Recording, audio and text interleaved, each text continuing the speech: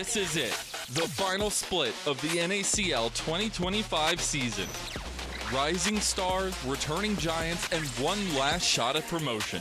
The Skies will fight to hold their spot, but the challengers are hungry. With new teams from open qualifiers and a revamped format, anything can happen. This isn't just another split. It's the last stop before the LTA, before the big stage. NACL Split 2 starts July 17th. Let's finish the fight. Welcome back, y'all. We got another day of NACL, the final split, as Mazel called it in the video. My name's Rafa. I'm joined once again by Cubby, and we've got some bangers headed your way in just a few, Matt. But before we do, we want to remind everyone at home to make sure that you are keeping up with conversations on social medias using hashtag NACL, as well as following us on all of our platforms at NACL, pretty much all of them, and then at Watch NACL. Cubby, we've got some heaters coming your way soon. I know that we don't have a lot of time to talk about every single one. We'll get to them soon, but just big match of the day. What is jumping at you? I mean, it's kicking off right off the bat here, Rafa. We got a good one between Luminosity Gaming and Dark Zero. Luminosity Gaming, the fan favorites at the start of the split, have stumbled a couple times against CCG and Supernova. Dark Zero, another competitor looking for that LTA North promotion spot. Going up against them, a chance to prove the LG, so the competitors that we're used to are defending champs, or a chance for Dark Zero to really set some space between them and Luminosity Gaming in the standings, who would be holding 3 losses with the Dark Zero win. Very true, and we'll get a chance to look at some of those rises as well as some of those stumbles in our yesterday's recap before week 2, day 1. It did kick off with Citadel taking on Dorado Gaming, where this was kind of a big wash from the side of Citadel. Pretty clean map play from the guys in, what is it, Cyan? Teal? It's definitely not turquoise. Or would you say it's turquoise? What color is this map? I'd say a mix of turquoise and the green. We'll go with somewhere in that. Definitely not, the teal that Luminosity Gaming is rocking. As Luminosity Gaming, I mean, a close one against Supernova, but it was the team fighting at the end of the day that really held true for Supernova with this comp that needed to find the bunching up together. And another good look from Trundle, who has been a hot pick early on in our season, Rafa. Yeah, and another good look from Porter, who is continuing to have a standout rookie season. As we move on to Game 3, which was Conviction Esports versus Vancouver Impact. Another pretty heavily sided, one-sided matchup from the Conviction side, as they are able to easily do away with Vancouver Impact. Game 4, Dark Zero CCG. I was expecting this one to be a heavy heater, back and forth, but this one was also a big wash on the side of Dark Zero. I think Dark Zero just played the map better in this one, and K did face some pressure early on in this game, but actually responded to it quite well as he continues in his rookie split to adapt nicely to Dark Zero and just playing in 5s at a higher level. Has been good. And speaking of good, Winthrop University, I think pretty quietly, Rafa, they're sitting 2-1 in the standings, but you could argue that they are the most dominant team we have so far in NACL. They haven't faced the stiff competition yet. They've beaten teams that we are projecting to be lower in the standings, but the manner in which Winthrop has been winning games, they have a good chance to test themselves later today up against a Conviction squad that has been surprising some folks. Yeah, this team had over a 10,000 gold lead around the 18-minute mark, I want to say, maybe even earlier, which is just absolutely monstrous proportions for this collegiate squad, who is still, as you said, could have been rocking a 3-0 had their match against Citadel gone their way. But we take a look at the standings now, where we see Dark Zero and Supernova currently undefeated so far in week 2. We'll see if that continues after the games today, whereas Citadel, Conviction, and Winthrop all hot on their trails at 2-1. And a lot of those matches that we do have today are going to be between teams that are close in the standings to one another, which excites me. Looking at Conviction versus Winthrop, and also Citadel versus CCG to wrap up our day. But kicking things off, of course, with that big matchup early on, Rafa, between Dark Zero and Luminosity Gaming. That's right, and we take a look at that schedule for today, as this will close off week 2 for the standings. As you already mentioned, the big heater between Supernova or Dark Zero and Luminosity, I should say, for game 1. But even Dorado Gaming and Vancouver Impact is going to be a big, important matchup as we get later on to the schedule, because both 0-3 in the standings, it is going to be a must-win, because remember, folks, these are all best of ones. it's only 9 games for the regular season. Top 8 will get into playoffs with seeding, but if you're in the last 2, you're going straight to the promotion relegation tournament for 2026. Yeah, that's a great shout, Rafa. Both teams win this. I think that's a really big matchup for each of those teams. If they want to have any hopes of making playoffs, got to start with winning that game between our win this teams. So even with teams that are lower in the standings, still reason for excitement given the format and schedule that we have today. Yep, super competitive and not much room to breathe for all of our teams here. But before we get further for our first matchup of the day, we want to remind everyone at home that ProDiff.gg, big shout outs to them as they are one of our main sponsors for the show. If you want great one-on-one coaching from the pros, well, we have many of those pros around the America scene here in Tier 2 as well as Tier 1. Hit up one of them on ProDiff.gg and you'll get a chance to maybe level up your game. Shout out to Armeo, of course, an NACL alum, NACL Victor, that did start this company up with his family, or some family members and friends, I should say. And shout out to a couple of the pros that we have on the website that are competing in NACL, even in match 1 today. I believe Kizno's on there, coaching from him. You want to hear from Dark Zero's jungler. So definitely a way to make sure that you have that pro diff at home. Guarantee that you're working with a pro when you go to prodiff.gg, so check it out for your coaching. And we're gonna get into our first match of the day and see if there can be some major pro diff for some of our players here. I mean, there's just so much fun things to talk about for our first matchup here, because as you mentioned, it is Dark Zero taking on Luminosity. This is essentially the Split 1 Finals rematch, but different faces on the lineup for not just Dark Zero, but also for Luminosity, as, you know, you'll get a chance to see in the roster graphic we have for Luminosity. 5 minutes still in for Insanity. So for Dark Zero, Toasty Alex in the mid lane in particular, and maybe not different top side. Yeah, and you know, new top side as well for Dark Zero. I'm gonna come out and say it, Matt. I was expecting Dark Zero to be coming with a lot more stumbles with their new top side compared to no longer having Zamudo. Obviously, Yuji was gone for a while from Split 1, but even, you know, switching between Kryra and Shimmer, and then they settle with Kizno, I'm like, okay, well, is this roster going to be as clean? And so far, Matt, I have yet to have any major concerns with Dark Zero's roster. I think any stumbles they've had have really just been either the team getting used to working together, or K getting used to just playing at this level in the top lane. He has been camped a little bit, has dealt with it rather well as a player so far. Of course, we are looking at the Luminosity Gaming roster to kick things off. Insanity not in for this week. Fly Mini going to be the sub here. Definitely a name that I think a lot of us were impressed with his rookie split of AMI. I know that he got relegated from the league, but for me was the standout from that team. Was a mid laner I was hoping to see again, the split of NACL. Him and AO June, I thought actually had respectable rookie splits. Of course, didn't find the full-time slot, but subbing in for Insanity, getting access to Luminosity Gaming, Coach Deos, the scrims. Hopefully something that Fly Mini can use on his journey to become a pro. And while it was a loss yesterday, I thought it was a respectable victor game from Fly Mini. I concur, Matt, and we'll have to touch into what is going on with Luminosity and their play overall to see if they can clean things up against Dark Zero as we take a look at the roster now. As you may already know, Sajet and Zyko still the mainstays from Split 1, but Toasty, Kizno, and K, the new starting faces here for Dark Zero in Split 2. But Toasty, not a unfamiliar face to longtime Dark Zero fans, as Toasty was with the Dark Zero Light roster, which was essentially the sub roster playing in for Dark Zero whenever their main squad was playing some of those collegiate tournaments that were running concurrently alongside Split 1 during this spring season.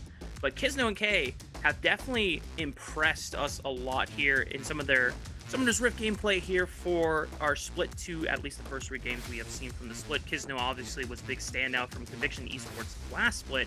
And then K, for those that are not familiar, is a Colombian superstar top laner from Zo5 Esports who played and ended in first place, I believe, in the LRN in the first Split. So, you know, Dark Zero, good scouting on them, and Zamudo was looking at this guy and said, hey, I think he's the one to get for the tryouts. And then, well, lo and behold, here we are, and, you know, K has been definitely settling in and making quite the impression here with Dark Zero. Has looked good so far. I think that we've seen 2 Rumble games and a Jax game from him, and overall it's been solid from K. And Dark Zero as a squad it looks like they're picking up where they left off, even with this different top side, Rafa. I do think that Kisno Toasty, I mean, these are names we talked about equating combines together, have been getting tryouts for teams at the next level behind the scenes. So I'm not too surprised that even with Toasty being on the bench for last split, that he's been impressive. Kisno being in a new seat, also going to Maryville now, has been impressive. K has been a little bit of a surprise for me, but it was a fun one. Definitely know from talking with Darkster a little bit about their offseason. That's a seat. Of course, that's Niles' old seat with this squad in the top lane. Definitely something that he feels slightly personally attached to, the fact that he has a rookie, a talented young player in that one, trying to help him out. I think top lane, when you're on this team with Niles as a coach, you're going to get a little bit of extra expertise and feedback. He's been making good use of that by helping a talented rookie that he thinks has a lot of potential. It has been a good look for K and Dark Zero. Yeah, and I did have a slight mistake. Here's a correction. Zeus 5 did end third place in the LRN last split. My mistake there. But moving forward into our upcoming draft for pick and ban, Luminosity is opting in for blue side. Kelsey made a astute observation when we were watching the games yesterday, Cubby. A lot of red side victories in yesterday's match. I'm not sure if that is a reflection of our current best of one format, or if that's just how, you know, the things fell for a majority of our games here, but still, teams opting in for blue side for that first pick power. Yeah, I think it was just kind of how the dominoes fell yesterday. I will say, I do think that Trundle has been given away to a couple of red side teams, and Trundle does seem to be the dominant pick right now in NACL. He's sitting at 6-1 in the jungle, has been one of the highest presence champions that we've had. Do think that with the style of play that we've been seeing a lot of, you know, just tanks blinded top lane, seeing a lot of Scion. You pick Trundle, really incentivizing for yourself to have a tank top, and for the other team to not have one. I think that really warps how compositions are being built for the Trundle and against it. And it does seem like just a power pick, like a straight-up powerful pick. It doesn't matter you're down 20 CS in the jungle matchup.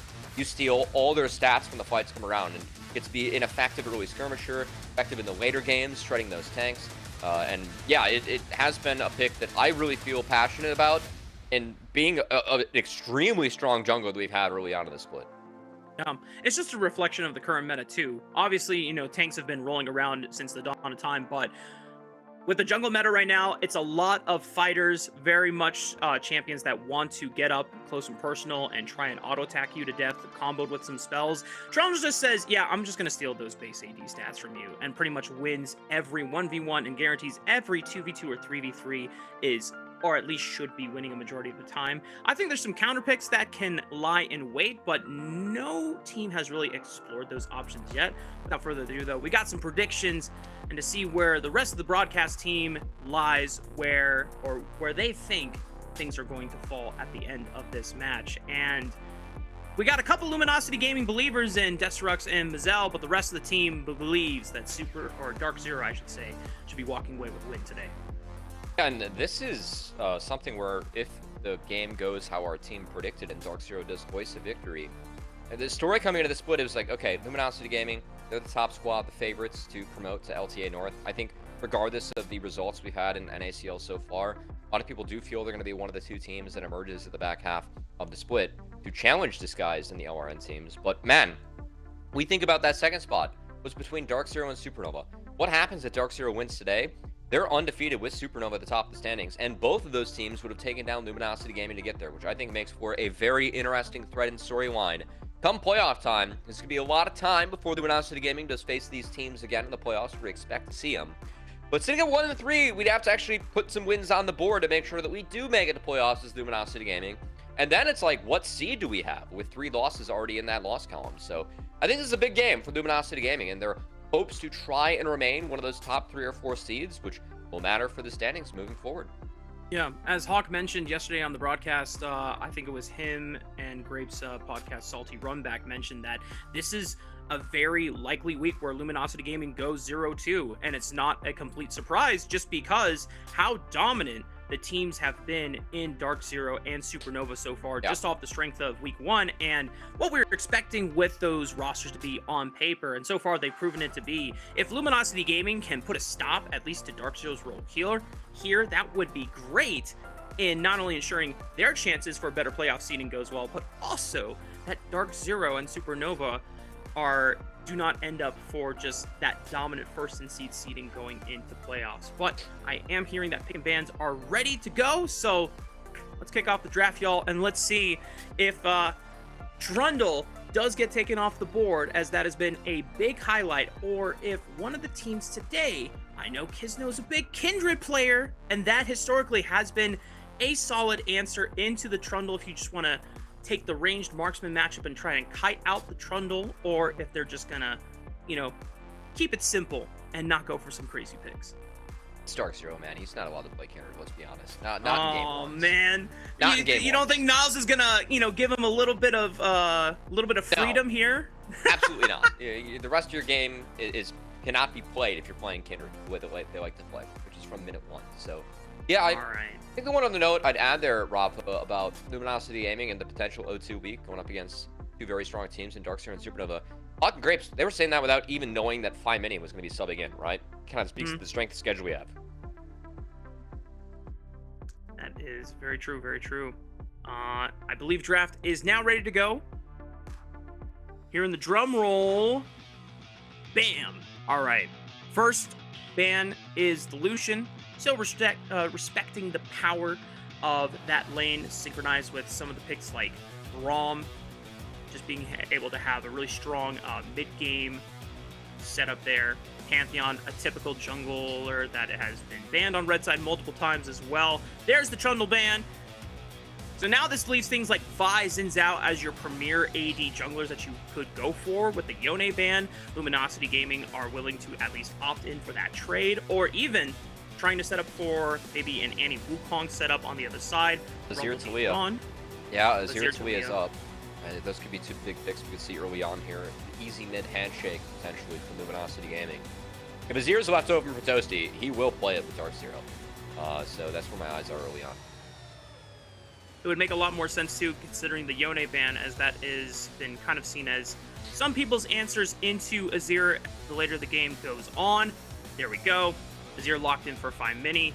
And now, if you really want to try and hard counter the Azir, there you have to go down the rabbit hole. But more than likely, as you called out, it would just be a Talia trade for Toasty. I do like the Varus early on. You can play poke Varus into Azir quite nicely. It does give you a way to play out games even later on. Also, of course, the power of poke Varus early, very real, and will help Dark Zero play quickly. So yeah, not surprised to see those two potential Vi that you could threaten coming through, and Luminosity Gaming definitely do not want to take Vi for themselves, in my humble opinion. As Poppy value into Azir plus Vi already very high. That wants to be a pick for Dark Zero and Kisno. Yeah. Xin, Vi, Poppy, probably all the next 3 best junglers that you could want to take for at least the Talia side to help combo with her full spell rotation. Luminosity can decide now that, though, that there's no Trundle. There it is. Yeah. Go for the blind tank top lane for Fake God. And now Tomio can lock in his jungler of choice, since we have typically been seeing when the Varus is banned. You could Ezreal here if you want to drop jungle. I think that's a real choice as well.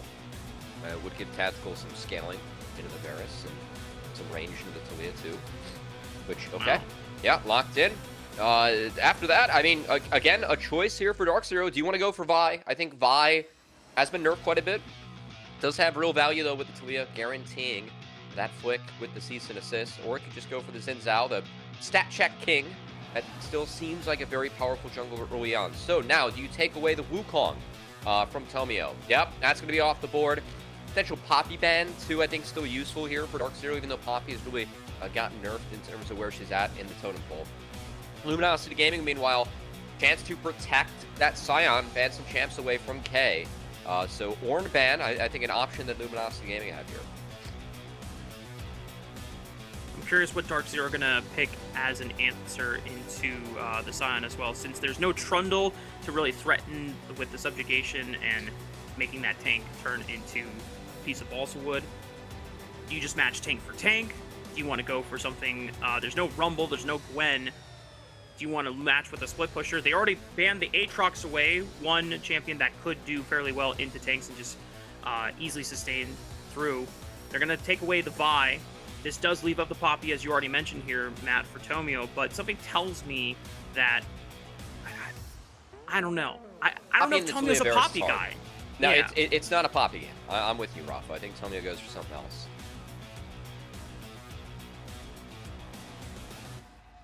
The top lane ban? Okay. Rakan. All right, so they're fine with the Ornn. I mean, Ornn would make for a low damage composition. I think taking the Aatrox away, you definitely protect the Poke Ferris.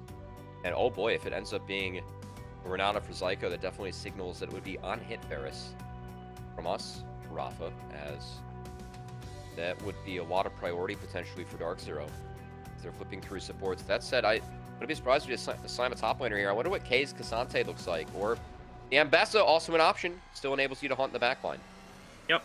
And at least it gives Dark Zero another source of damage, since as you already noted, between Talia and Varus, depending on if this is, poke Varus or on-hit Varus, could shift it into a more low damage profile composition from the side of Dark Zero.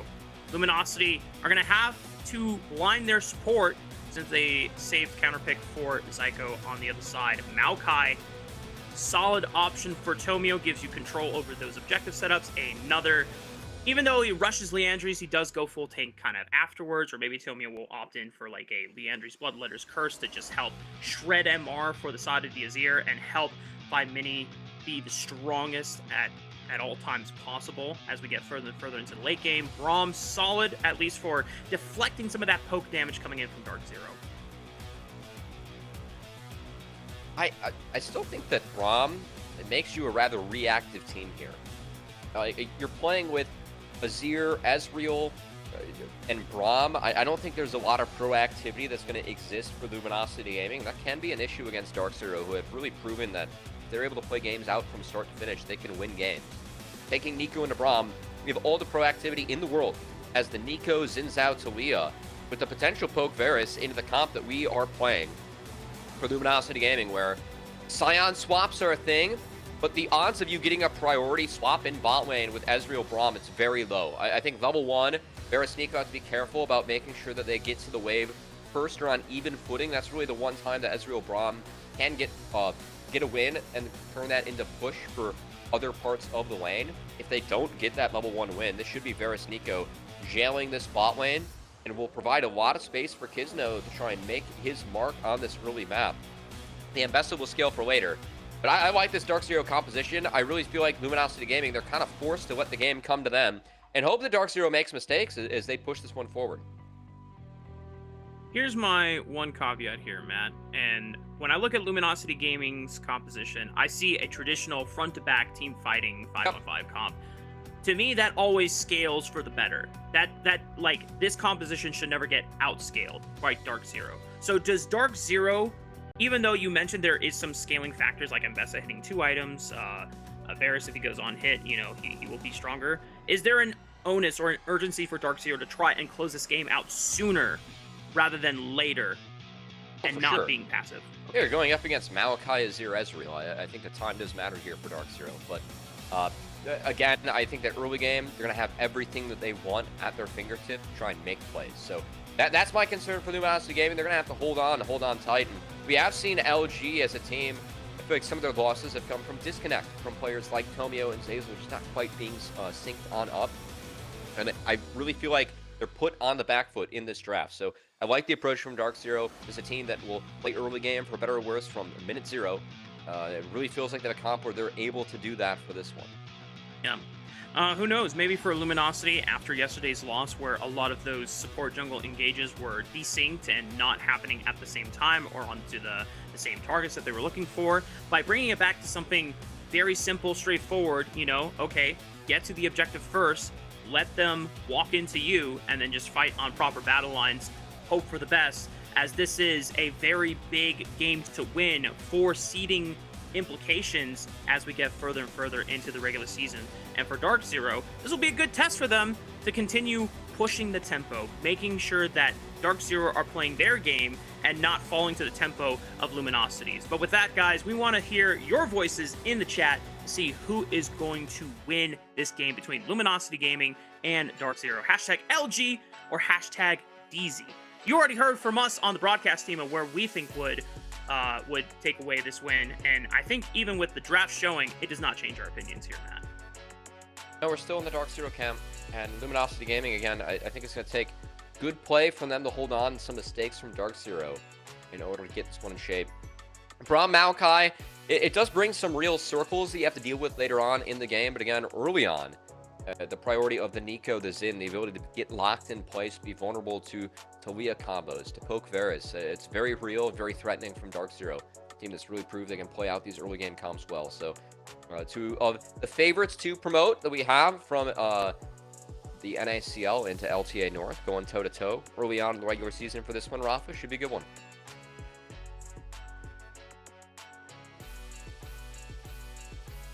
Big implications on the line here if DZ can continue this victory roll that they are on, currently 3-0 in the standings, whereas LG 1-2.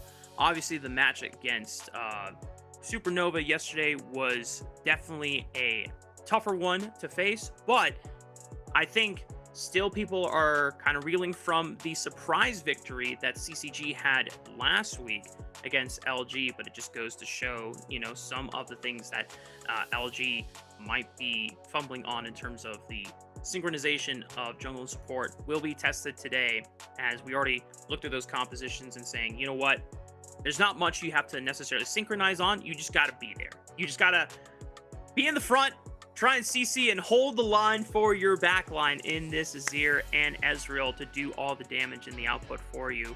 And looking forward for DZ, if they can continue this win streak for them, they will move to 4-0 in the standings. And really, it would be an exciting look for a roster that had quite the major changes to their top side. Toasty, Kisno, and K, all new faces for the starting squad, but still yet to really drop any major concerns here for us on the broadcast.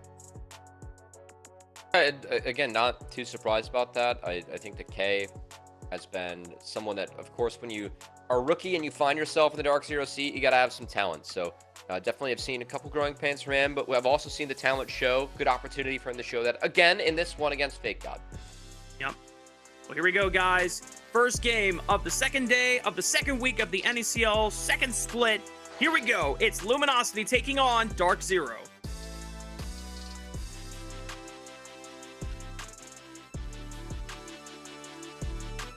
All right, Rafa, I'm excited to get into this one.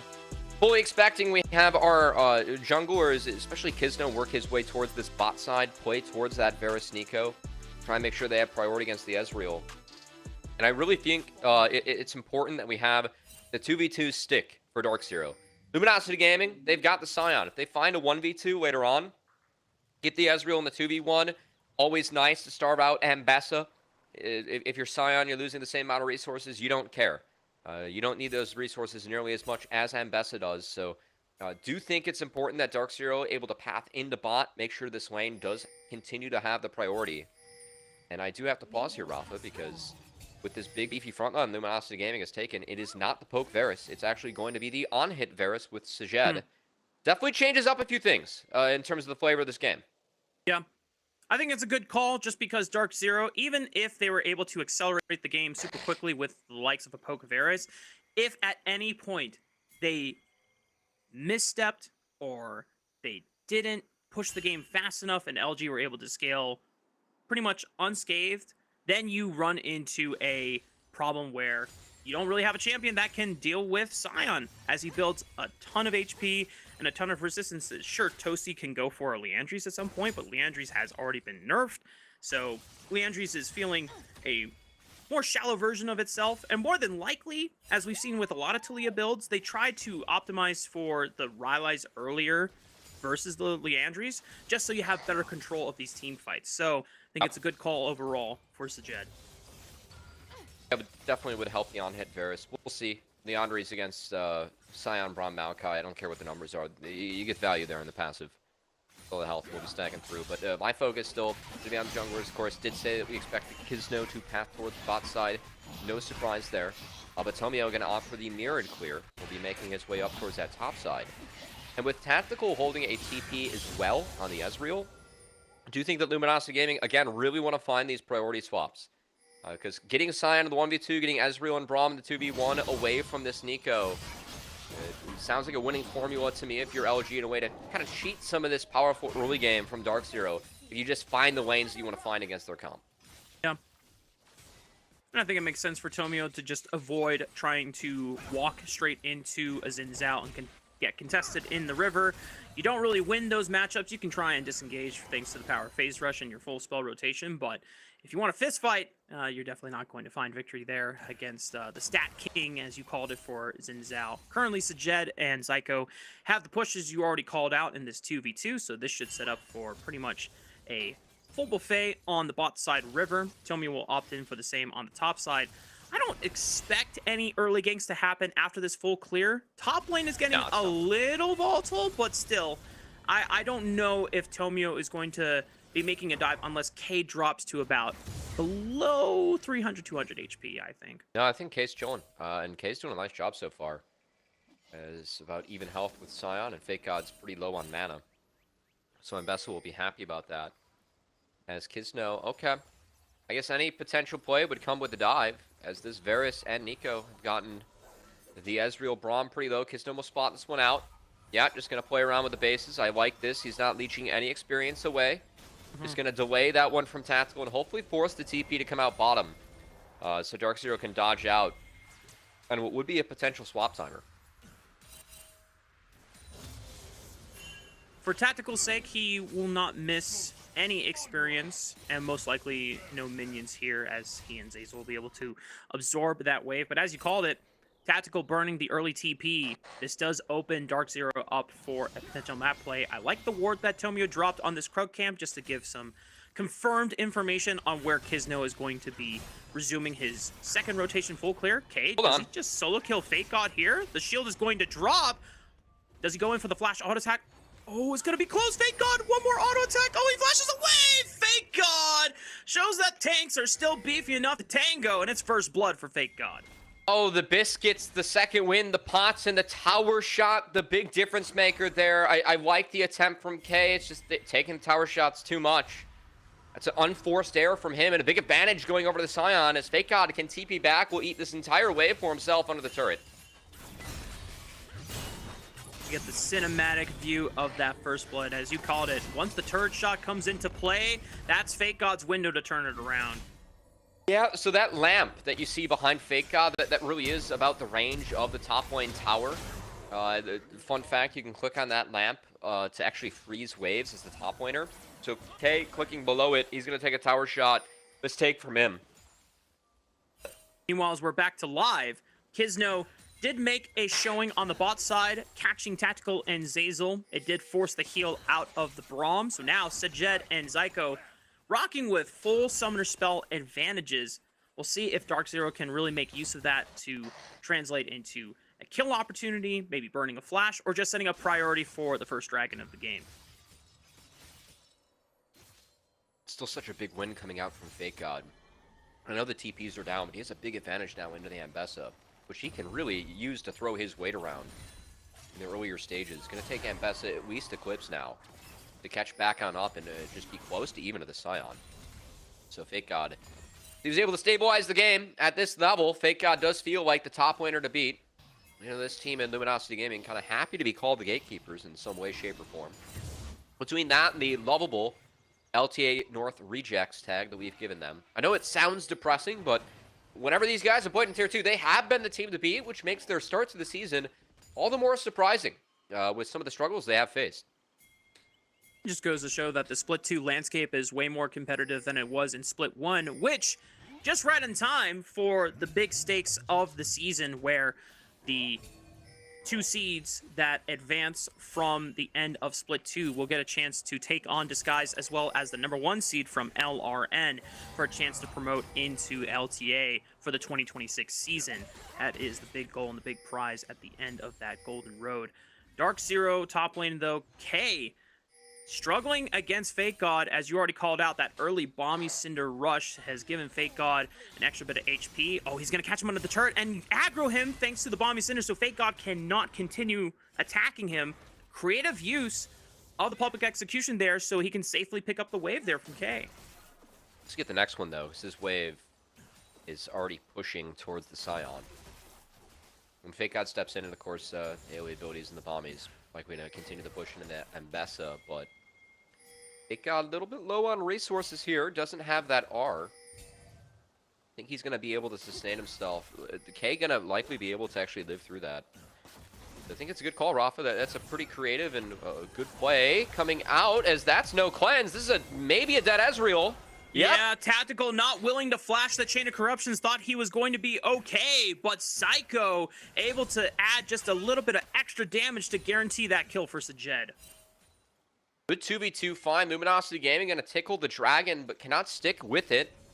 I think they're just trying to delay any potential take from Kizno and Dark Zero. Grubs have spawned. Tomio going to sprint his way up there to where his lane is winning it in Fake God, but I think a much needed turn for the Dark Zero bot lane as Sajed, Psycho, members that are the constants of Dark Zero, finding a 2v2 win in the Tactical and Zeyzal. Definitely a matchup that, for me, was a big part of the reason that Dark Zero did get 3-0'd in those finals. Tactical and Zeyzal had proved to be one of our better, if not best, bot lane in that split one, especially towards the end of the regular season and in the playoffs run. Even though Tomio was not able to stick onto that first dragon of the game, as Maokai, you do get to clear these grubs very easily, and by denying it away from Dark Zero, that will be a nice win condition that they can help at least stymie, since as we revisit back to our draft discussion, Matt, Dark Zero is a composition that wants to try to keep the pace of the game relatively fast. They don't want to let Luminosity just scale for free into the late game. Oh, and for me, that's why Sion getting ahead a little bit early was so important for them. Just being able to have a lane of strength where they can buy some time. And I think this is the first time where we're going to see the potential swap come in. You can see Fake God making his way bot. Does have the ult if he wants to catch the wave. And this TP top, yeah, it's from Tactical, so TP is being used on the Dragon Timer to guarantee they find the swap. You can see K has already shoved that wave in and is trying to get out of this one. Do want to see if Sajed follows, but yep, channeling his own recall there in the bot side. So even that attempted swap from Luminosity Gaming, this should be answered to in kind and answered well by Dark Zero. Yeah. And I think for Luminosity's sake, for Luminosity's sake, even though Tactical does drop that solo kill to Sajed and Zyko respectively, as you mentioned, Fake God getting ahead, now the first one on the map to have a fully completed item with that Sunfire Cape. Toasty next with the Archangel Staff. This Scion is immovable. It is. Yeah. I like what they're doing so far, though, because you can see the swaps, the mini-maps blown up right now. Dark Zero just responding to the lanes, but Scion and Ezreal can have priority, especially when you're burning TPs to get there first. As each were first to the lane, yeah, they're going to find the 1v2s, which is big. I think, again, 1v2, 2v1 scenario, much better for Luminosity Gaming, whereas Dark Zero really want to keep these lanes stable and in the 2v2 and 1v1 respectively. I know Ambessa, the matchup didn't go the way they wanted to, but at least somewhat closed the gap into Fake God. There's no Eclipse, so the punishment will continue until morale improves, / Eclipse comes in, but still... At least they're able to find the right lines. Honestly, Matt, I feel that so heavily. You know, my morale doesn't improve either until I get my first item. You know, if things went south for me, and then I'm like, all right, guys, I'm farming. Don't talk to me. Once I get my Sunder Sky or Eclipse, like, yeah, you know, that things are feeling a lot better. And unfortunately for K, that time is not now. He's just trying to withstand the storm until he can at least feel like he can start participating and playing in the game off of that first item spike. They were kind of looking there for a sec. You can see Toasty was actually making his way on up. It did walk over a ward. Meanwhile, Zyko, you can see both ults burned by Dark Zero. Woo! Zyko able to escape the True Shot barrage, but those double ults being used did not lead to any health bar advantage, as Tactical and Zeyzal got the best of that skirmish. Will force the Dark Zero bot lane to reset. Now Toasty. Oh boy. Well, here comes the choo-choo train. Toasty just flashing that one immediately and trying to minimize the damage. Fake God forced to flash because he was taking too much shots from the tower. As now, no one dies in the exchange, but a lot of summoner spells now have to be tracked for that upcoming fight around the dragon in the next couple of minutes. I'm surprised that flick hit. I did not have that one connecting onto the Scion, but that model is quite large. And thick. Yeah, and a Fake God might have to burn that TP to get his conditions back to a better spot in the top side. And that's big, because him losing all that health, again, this is still a part of the game. There's Sunfire Cape versus no first item. Scion should win, but being down half health, half mana going into that will enable K to pick up these waves, get to his Eclipse safely. And Cyan not able to push and pressure. We'll put a little bit more pressure on Toasty on how he positions for this upcoming Dragon fight if LG want to challenge them on it, since this Talia does have a lot of control in these fights with her Unraveled Earth. However, pretty much a sitting duck outside the flash. Now, there's not many ways for LG to reliably dive into the backline. There's no Vi, there's no Wukong, but if you are flanking with the Azir, or you can find a way to pincer with the Maokai using the ultimate, then things get a little bit more interesting. And as we know, with great Maokai compositions, they usually are trying to move to the dragon first and set up those saplings, now empowered with Liandry's Torment to give you that extra bit of objective control. I still don't think this is going to be Luminosity Gaming's objective. I would give this one over. For me, this is still a point of the game where Dark Zero's comp is pretty strong. There's no Triforce yet on Tactical. Might be able to secure it with a base here. We're a minute away from Dragon, so we're going to have to keep our eyes on if that item comes through or not, as that could be a difference maker about whether Luminosity Gaming wants to think about a fight or not. I just don't think it's worth it yet. They should be happy with the fact that they delayed the Dragon timer enough where the first one was not taken until nearly the 10-minute mark.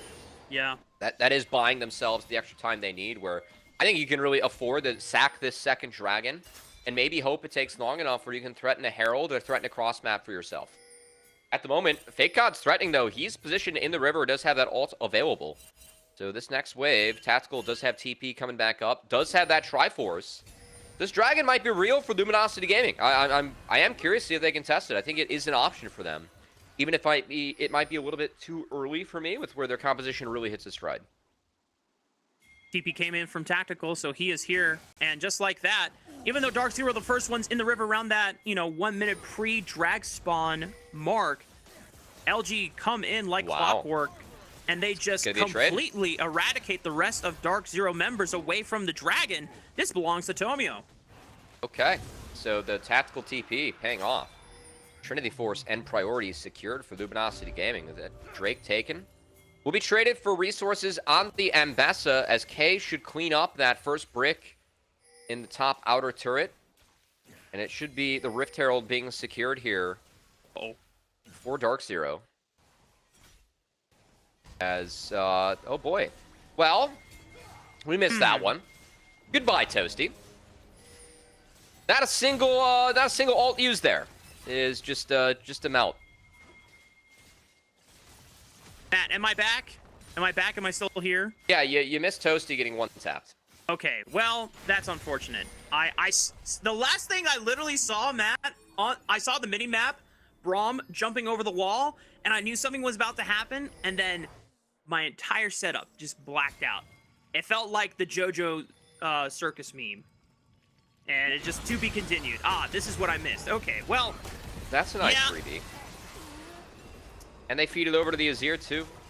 Tough base there from Toast. He was trying to avoid the pressure, but Tomio just peeking his head around the corner, does find that lonely Talia and picks up a freebie for himself. So that trade, it feels good for Luminosity Gaming, who I know that we said at times being aggressive, haven't been cohesive in the fights they've been taking, but this is a very smart team. I've always been able to play scaling well. To be doing so here again as a TP going top from K to help play defense on this top outer turret. Will be traded for the mid outer, but maybe a fight coming in as Tomio. Oh, really good flank angle from the Maokai. Tomio Bramble smashing Kisno away off of that audacious charge. He pops the Crescent Guard, but he's surrounded by 4 members. That's the Fate of Warfare secured for LG. Another TP. I didn't get a chance to see who got first brick as K continues to chase on to 5 mini, but he's forced to just dash and hop away as the teleport was coming in. Luminosity Gaming playing a very strong map game right now, reacting to every move that Dark Zero is trying to make. They catch Toasty, still yet without a flash as he's trying to look for the wall. He finally has it. Zyko using the Pop Blossom just to stall the fight, but Tomio and Fake God fall over with their own flashes as they get the decimating smash, and K and Zyko still trying to run for their lives, but Tomio is persistent as he continues to stick on to K, but finally the damage seems to run out for LG, and K and Zyko walk away. The True Shot Barrage just a few pixels to the right, and K survives. It's Dark Zero, the team that looks disconnected here, trying to contest Luminosity Gaming, utilize that Rift Herald. It's LG that are quicker to the plays, using the TPs and some of the long-range engage tools they have, from the Nature's Grass to that unstoppable Onslaught. And Dark Zero Gonna be on the back foot now, down 2k gold. They haven't really been able to use this Talia to impact the map. And this is a point of the game where Dark Zero, their DPS in these fights, I mean, once Azir gets to 2 items with the Rywise of his own, Rafa, it's going to get tricky in here before Ambessa really gets to that 2-3 item mark. We talked about at the draft that Dark Zero was a composition that was supposed to spike earlier, try to play the map faster, as you called out. The Talia, yet to have really used that Weaver's Wall proactively for those strong macro plays. It's been LG that have run the tempo of the game past the 10-minute mark, and now the fact that they're ahead about 2,000 gold, LG don't have the urgency necessarily to continue pushing the pace of the game because they were favored for the late game anyway. And props to Mini for kind of being stable, subbing in for this squad. I think he bought a lot of time at the top side there on the Azir, was fed the kill on the Toasty earlier on, being at the right place at the right time. And he's set up for real success, being close to that Rywise Crystal Scepter here, Rafa. Yeah. And Fake God, the first champion on the map with 2 items. Sunfire Cape and the Unending Despair. Double burn items for a tank this accelerated. And because the way Sion's kit works, he's just passively getting a lot of HP thanks to that Soul Furnace. This is a Sion that not only has a ton of HP, decent resistances to combat with, but because he's got double burn items, you just can't 1v1 this guy. I don't even know if you can beat him with 2 champions unless you're bringing Sajed to the party. So it feels like Dark Zero are at a real big wall of an obstacle that they have to deal with and figure out fast. I don't know how they're able to remove Azir, as Wit's End coming in for Varus will help. Does bring some needed tenacity and MR, as you kind of have to survive the Azir now when you're playing the on-hit Varus. I think it's a difficult game for Sajed to auto-attack as Kisno. Well, they're forcing. Toasty's coming with Weaver's That's Wall, a positive separated ult. Tomio from the rest of Fake God's onslaught here. Zyko with the Pop Blossom on the 2 members. Do they have enough damage to burn through them? That's the real question. Zyko's the first one to fall. Finally, they managed to trade on the Zazel and Tomio, but now they have to get through Fake God, and 5 Minute Tactical are shredding through Sajed and Toasty. But wait a minute, Tactical at least finds TK. Big shuffle from 5 Minute will scoop up Sajed as he now flashes forward looking for Toasty. Summons another Sand Soldier, sets up nearly a quadra, just the triple for Tactical, and LG win big in the river. It's a triple for Tactical, but that fight was made possible by Mini. The sub stepping up here for Luminosity Gaming. I like the play on the Tomio. This is a good quick and a good start, getting Sion's ult out. You can see, I mean, it's a one-shot onto the Nico. Tactical and Mini were able to play back, and this choke cannot be walked through by Dark Zero. Tactical did have a beautiful fight as well, but love how Mini played this one. This is a great find on the back half. Good sidestep from Toasty was the only thing that prevented him from finding 2 with that flick. The flash over to make sure Toasty gets cleaned up, takes the kill for himself. A triple to Tactical, more gold over to the Azir. Well played by Mini to help make that one happen. The youngest member on the Rift playing in both of these teams here, Matt, and he steps up showing some boldness and real class on the Azir, being able to find that big scoop onto Sajed, getting the first death of this Varus in the game. And this should pretty much cement that LG are favored to win from this state onwards. Fake God doesn't find the knockup with the unstoppable onslaught on the Toasty here. Kisno trying to fight back. Zazel quite tanky on the Braum, should be able to shake it off. No problem whatsoever. As K was splitting on the bottom side of the map, gets another turret for Dark Zero's sake in terms of extra gold. But Luminosity still trying to threaten with the take of this Otacon. They want to do Otacon, they want to pull K's TP. Dark Zero doing a nice job of poking and prodding around to take some of these health bars away. And Zazel is at half, doesn't have access to the TP right now. Gets flicked over the wall, he's dead. Okay, well now it's a 4-on-4 on the top side until K wants to teleport to the top and join and make that a 5-on-4. Luminosity Gaming going to respect that as K, not even burning teleport, just making the long walk over to help catch mid-wave, maybe pincer for a 5-on-4. But it's enough to force Luminosity off the objective. I do like the TP hold there. They still crash a wave into that bot tower. Will reset, will bounce back to the Ambessa, and some time bought to get some more items in for Dark Zero. It's not like they don't have scaling aspects themselves, even if we like Luminosity Gaming's comp as things go late. Another item on Varus.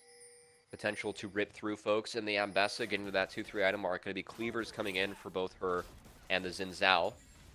Not a giant fan of stacking up those cleavers, but once the Shojin comes in third, which will not be the case, as it's more MR for K.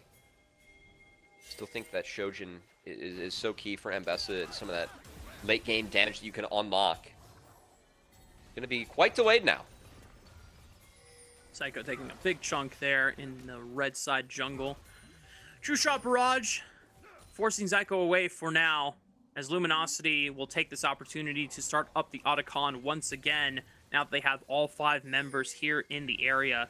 Dark Zero should suspect that it is going down, but do they have a chance to contest fast enough? Kizno slowed by that sapling, empowered by the Lianji's Torment. Good use of the ultimate by Tomio. They're going to try to jump on the tactical, knowing that he does not have flash. He is below 50% HP. Big shutdown into K's pockets here. Sajed just autoing away onto Fakeout. Yeah, it's a big meatball, but no damage to really help him get bailed out. And Dark Zero will at least take the consolation prize of 2 kills. And the mid-outer conditions were not great for Luminosity Gaming in the back half of that fight. And a great find on the tactical. Again, you called it out, recognizing that he was down flash. Good execute by Kizno and K. 2 new members of Dark Zero being able to sync up. And Luminosity Gaming just not having the setup with the Scion, the Azir, to hold a choke or hold a line, as the lines were controlled by Dark Zero. And given that tactical was found first, very favorable for them. And for Dark Zero's credit, they've shored up the gold deficit. It's still not great that Luminosity are ahead of the curve with a late game scaling composition, one that fights really well in front-to-back situations, but it is a small silver lining that Dark Zero have been able to claw their way back and starting to even up in some of the item and the gold disparity that they have been suffering from. So now, Sajed still yet to buy tier 2 boots because he is prioritizing these 3 item power spikes as fast as possible. Baron has spawned. That could be the next target, but still, a dragon will be spawning in the next minute. I think that's a good shout in Sajed, because for me, on hit Varus, you can pump out so much damage you're allowed to auto attack. I think it's going to be really tough for him to auto attack in this game as we do push forward. Chain of Corruption is tagging Zazel. Not the ideal target and doesn't spread for further roots there. Fake God at least holding the line. Lost about 1,000 HP, but that shield from the Soul Furnace makes up for it momentarily.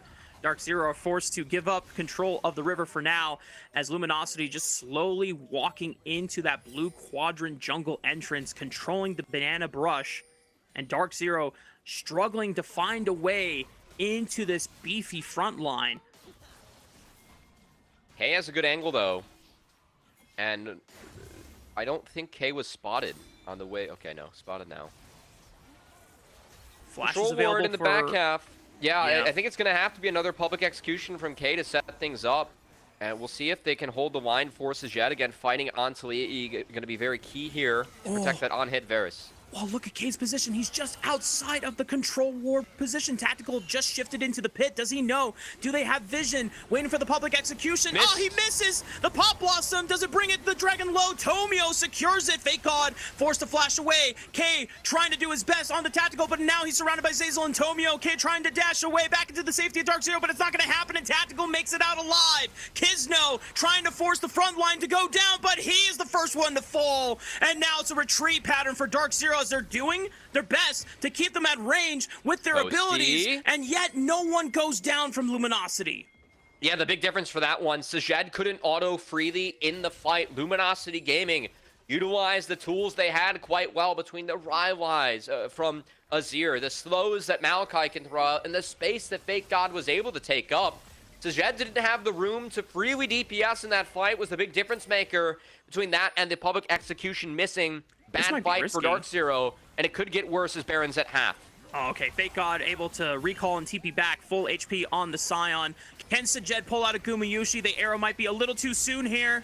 He's not going to find the mark. That should be an easy secure for Baron. Zyko critically low. Teleport is coming in for K. They want to chase. Toasty throws out the Weaver's Wall, trying to cut off their escape route. Tomio and Fake God somewhat isolated, but they're able to reconvene with Luminosity as Fake God takes up a lot of damage, but they still burn down K, and Fake God still survives, walking out thanks to the strength of his team.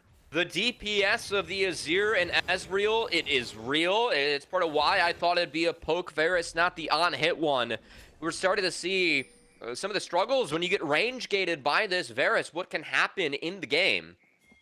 As it has been for Dark Zero, just getting a little bit more difficult. And props to Luminosity Gaming, a team where we felt like the 2 losses that we've seen from them so far this split, it has been from a disconnect. Well, playing with a sub in this one, seems connected on all fronts with 5 mini here, Rafa. It's been a really solid front-to-back game from Luminosity Gaming.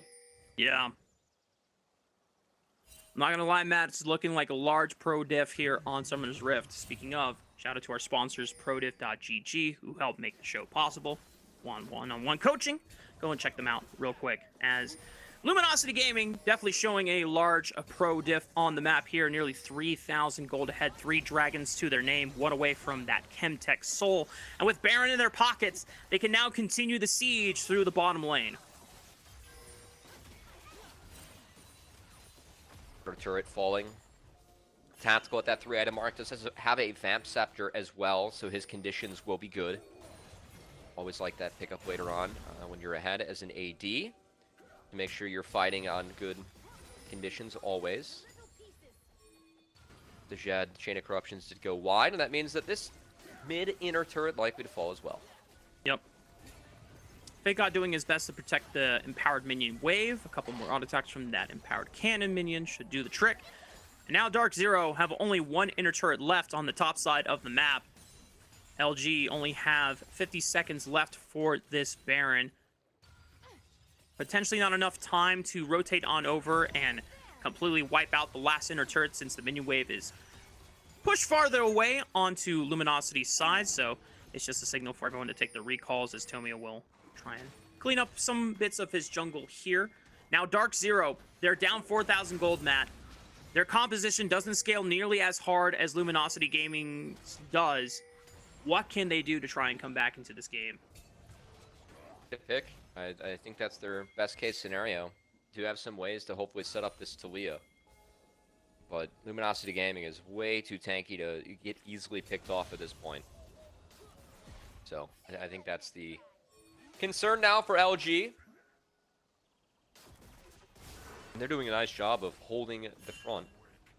Making sure that they have full control over that dragon that is spawning in less than a minute now. About a minute's time on the dragon spawn, and would be a Chemtech Soul for Luminosity Gaming.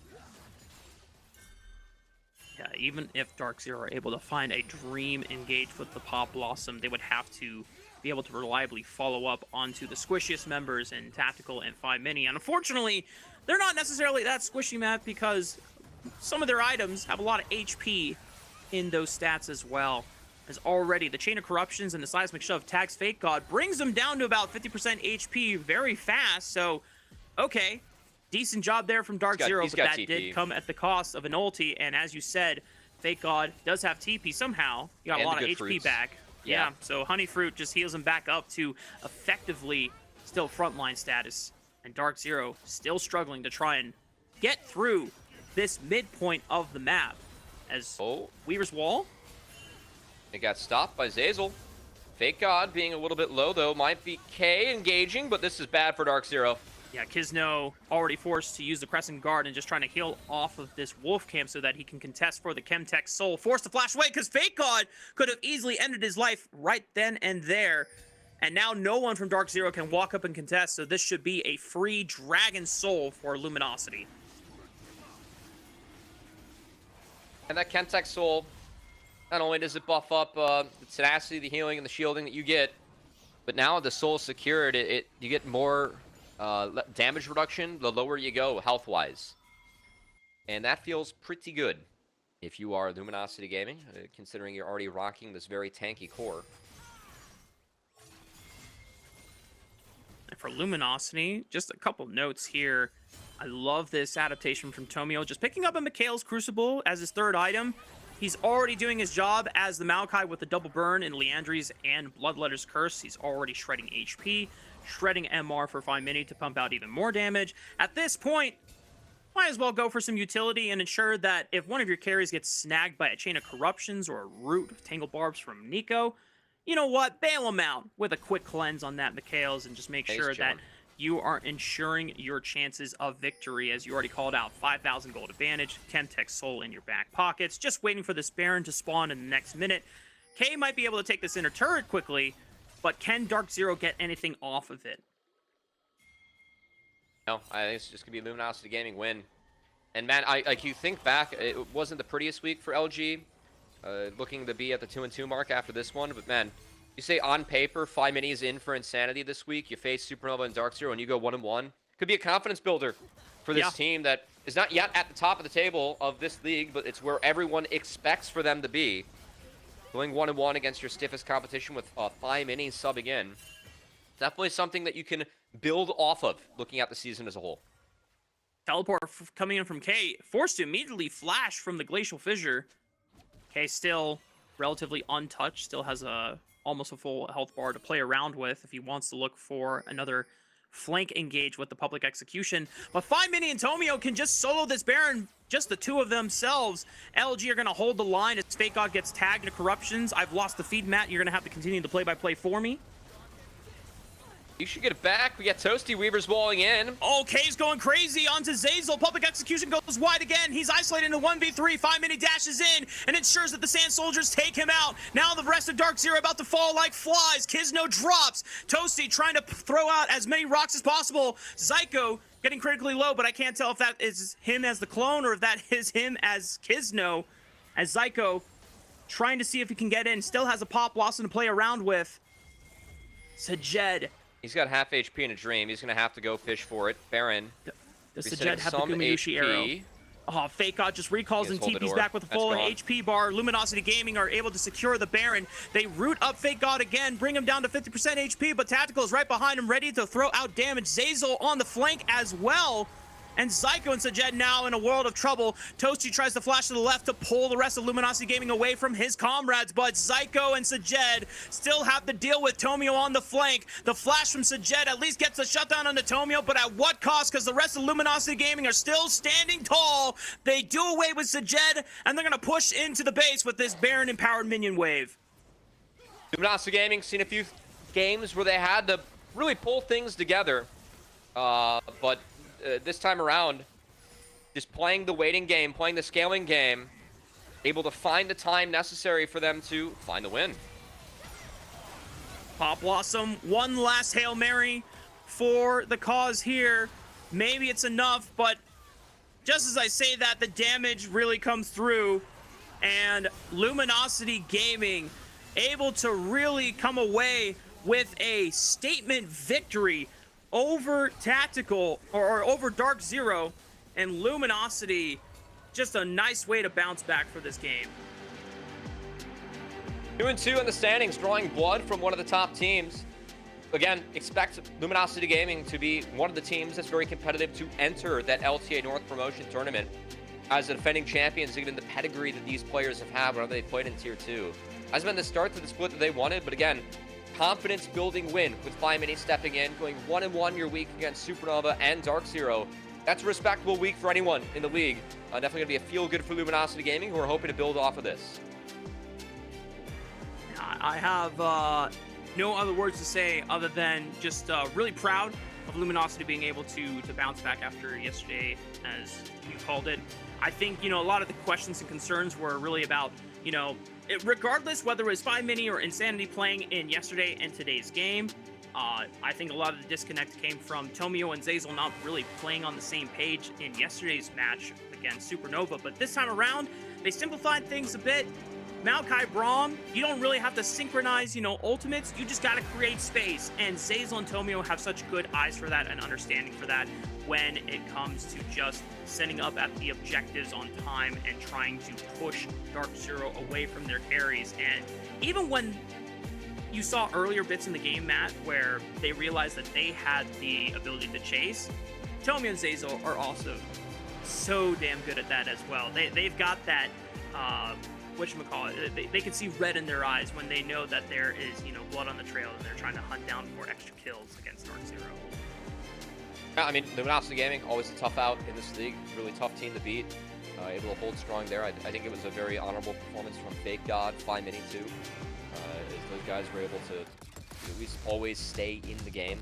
Fake God did find the big solo kill, which I think really helped open things up for Luminosity Gaming early on. And really liked how they played with some of the rotations. I feel like Supernova, the team, they're our top team in the league right now. We're going to see them go up against Blue Otter next. I think what's made them the best is how they're playing the map and rotating around it. The triple TP with Sion Ezreal, it took a little bit to get the favorable swaps going for Luminosity Gaming, but once Fake God found a lead, able to find good lanes in the mid game to buy themselves some time to get that scaling under their belts and find the win. So it was a good look for them. And back home, folks, we got MVP votes. Want to have your voice heard for who you thought was the MVP of the last game. Let us know, as the carries are the ones that ended up making it into the voting for Luminosity Gaming. So if you guys think that one of the carries was better than the rest, please throw out their names in the chat, and we'll have you help decide our MVP, as we're going to go to a break and get words from Luminosity Gaming coming right up here, Rafa. You heard it, folks. See you on the other side.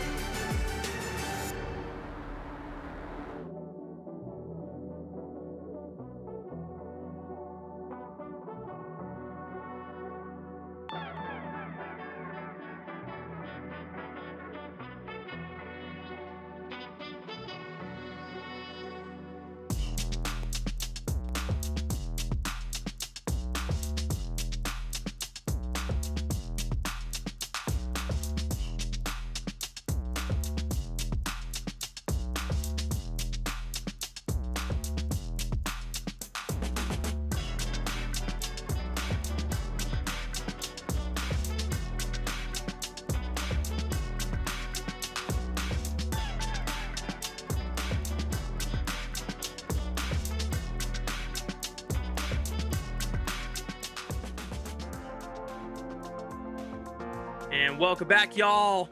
We just finished our big heater to open up our day's slate of games between Luminosity and Dark Zero. And even though a lot of us on the broadcast predicted that Dark Zero was going to be taking the win, it is Luminosity that end up prevailing in the end with quite a few standout performances, not only from Tactical and Fake Out, but also Find Mini, the sub for Luminosity. Yeah, I don't know if we're going to see Find Mini again this split in NACL. Again, a player that I felt like, even being relegated from AMI, for me, he was the standout from that team. Heard a lot of good things about him behind the scenes. His coaches really like working with him. And man, I mean, a opportunity, you never know in what, way, shape, or form it's going to come. Fine Mini getting an opportunity to sub in today and yesterday for Luminosity Gaming. Again, going 1-1 against Dark Zero and Supernova. I know we were talking about how this is something that Luminosity Gaming as a team can hopefully use the launch pad off of for their split 2.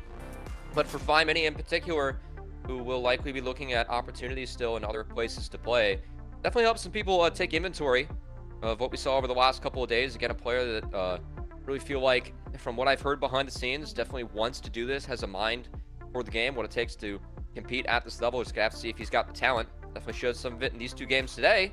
It was a good look for him as he helped Luminosity Gaming take a 1-1 week against Supernova and Dark Zero. No shame in that. And the coolest thing is like how young Fine Mini is. So he still has plenty of time to explore this as an option, as a potential viable career for him. He's already showing a lot of, strong potential, being able to help Luminosity take this victory over Dark Zero and, go up against Toasty, who has long been heralded as one of our, top prospects that, has been looked at by tier 1 teams in, the past couple of years, yet to have made his official stint or debut in LTA or LCS. But, the fact that that is the caliber of player he goes up against and he's able to beat him and, effectively make a larger impact. It's very, very, very promising looks. And speaking of which, lo and behold, guess who we have on the interview desk, Matt? It is none other than the Wonder Kid himself. It is Fine Mini, victorious with Luminosity Gaming. First of all, good to see you again. Nice shuffle onto Sajed in that river fight. Yeah. What was kind of going through your mind when you got the call from Luminosity, and what were the talks like this week going into both Supernova yesterday and Dark Zero today? Yeah, I mean, Deus just kind of hit me up. He's like, need a sub, and I sent him some VODs, and then he's like, yeah, we'd love to have you help out for the week. And so I kind of helped them sub in for the week, and it's been great. We went to prep, and I'm confident as ever. The team's been great. It was good to see, man. As we were saying, a 1-1 week for you guys against Supernova and Dark Zero. That's not too shabby. Those are 2 really respectable teams in the league. Obviously, I was a bit bummed to not have you in the league again this split, Fine Mini. Last split getting relegated by AMI into finding this seat here. What are your hopes moving forward for fans that might want to follow you outside of NACL? Are you competing in Aegis at all? Or what are you taking this time as a player to really help progress when it comes to your own career? Yeah, I'm gonna play an ACL and a no Qs probably. Not too sure on no Qs part, but yeah. And I'm just gonna, recently I've been just trying to focus on my competitive side. I've been doing a lot of scrims, talking to coaches, so I've been just focusing on that and trying to show people that I can perform. Out of curiosity, what's the team roster that you're playing on in ACL? I'm playing with Manui top, Draxter Oh, that's right. You got the fun team. And then Cryogen and Levitate bot. So wait, what is your team name called? it's called like Milk Esports, I think. Yeah. Yes, it's not an I think. That's a yes. It's Milk Esports. So. I think we're anyway. Whole Milk Awesome. though. We're Whole Milk because there's 2 teams. That's fine. Oat milk costs more. We need to make sure that it's whole milk. It's the natural stuff. Oh, whole milk. Fine Mini, best of luck to you in that adventure. It was really good to see you step in and step up, especially today against Toasty and Dark Zero. Just any closing words from you, any thank yous or shout outs you'd like to give, and where else can people find you? Shout out to LG. It's a great opportunity. They've been super nice about it. All the teams, like, they're always trying to help me be better as well. It's nice. So I think that's like the biggest shout I got. And then like Jackson and them have been helping me out a lot, so that's also helped out. Oh yeah, Fine Mini. Always a pleasure to have you on. We hope to see you again soon, and best of luck to you and Whole Milk in ACL. And if Insanity's out again, well, we definitely know who they're gonna call up again, and hope to see you make more big plays here in the NACL. Sounds good. Thank you. Whole Milk. Right. Well, I hope the other teams... Oat milk costs more, We need the real stuff. Oat milk does cost more, but with whole milk, they have the advantage that if they play against any players that are lactose intolerant, that's a natural advantage and buff there. That said, not only did Fine Mini land our interview, also landed the MVP from that last game before we say goodbye to him. We expect to see Insanity next week. I think this is just a 1 weekend stint for Fine Mini, but hey, going 1-1, again, can't say it enough times. 1-1 versus Supernova and Dark Zero, very respectable. And speaking of Supernova, they are our top dogs in the league after Dark Zero just dropped that past game. Gonna look to find another win against Blue Otter here, Rafa. Yeah, Blue Otter definitely don't have the easiest competition going up in this match. Supernova, now the reigning undefeated team in the regular season so far, still 3-0. Blue Otter trying to find a second win for themselves here in the regular season. Hopefully can do it, but it's going to be David versus Goliath epic proportions here, Matt. Yeah, a little bit. Again, Blue Otter, a team that historically has been able to punch above their weight class, but Supernova seems to be in a new weight class for them compared to last split. Where again, think about last split Supernova, a team that was struggling just to make it back into the league. They barely avoided that promotion relegation tournament. Fielding the Ole Miss roster feels like the approach of the different fives has been good for them. Meanwhile, Blue Otter, of course, that 5-stack, we saw them repeat from last summer into spring for NACL. A long time to stay together, behind the scenes especially. Did not run it back this split, and have already seen some changes from them as, of course, Aaron/Chrome did step down, and Array stepping in. We'll see if him and Low Jazz can bring the firepower the Blue Otter needs to take down our top dogs. Meanwhile, on the flip side, it is the Supernova roster, and for those that are still tuning in to NACL for the first time since Split 1, it is complete a roster rebuild from top to bottom. Porter, probably the only member that has yet to have any, high pro experience here, but Dardoch and ABO, no strangers to the Tier 1 scene. Scary Jerry just coming off of a stint with Disguise in Splits 1 and 2, and then Breezy, while he has yet to have a debut in Tier 1, at least you and I, Matt, have long talked about Breezy has been in the talks of being one of the next supports that could make a push into Tier 1. It really feels like, Breezy historically always been overshadowed by other supports, but this is a great opportunity for him to say that he is a standout support in this league with his team. It's been looking great with Dardoch and Jerry so far. So we got Blue Otter snagging the blue side. Let's see what our casters think about who's going to hoist this one. No Blue Otter on the caster desk for this. So, not an inspiring performance yesterday. I do think that yesterday's game went south rather quickly. So chance for Blue Otter to see if they find a different draft, a different look, and hopefully have a better showing against Supernova today. Yeah.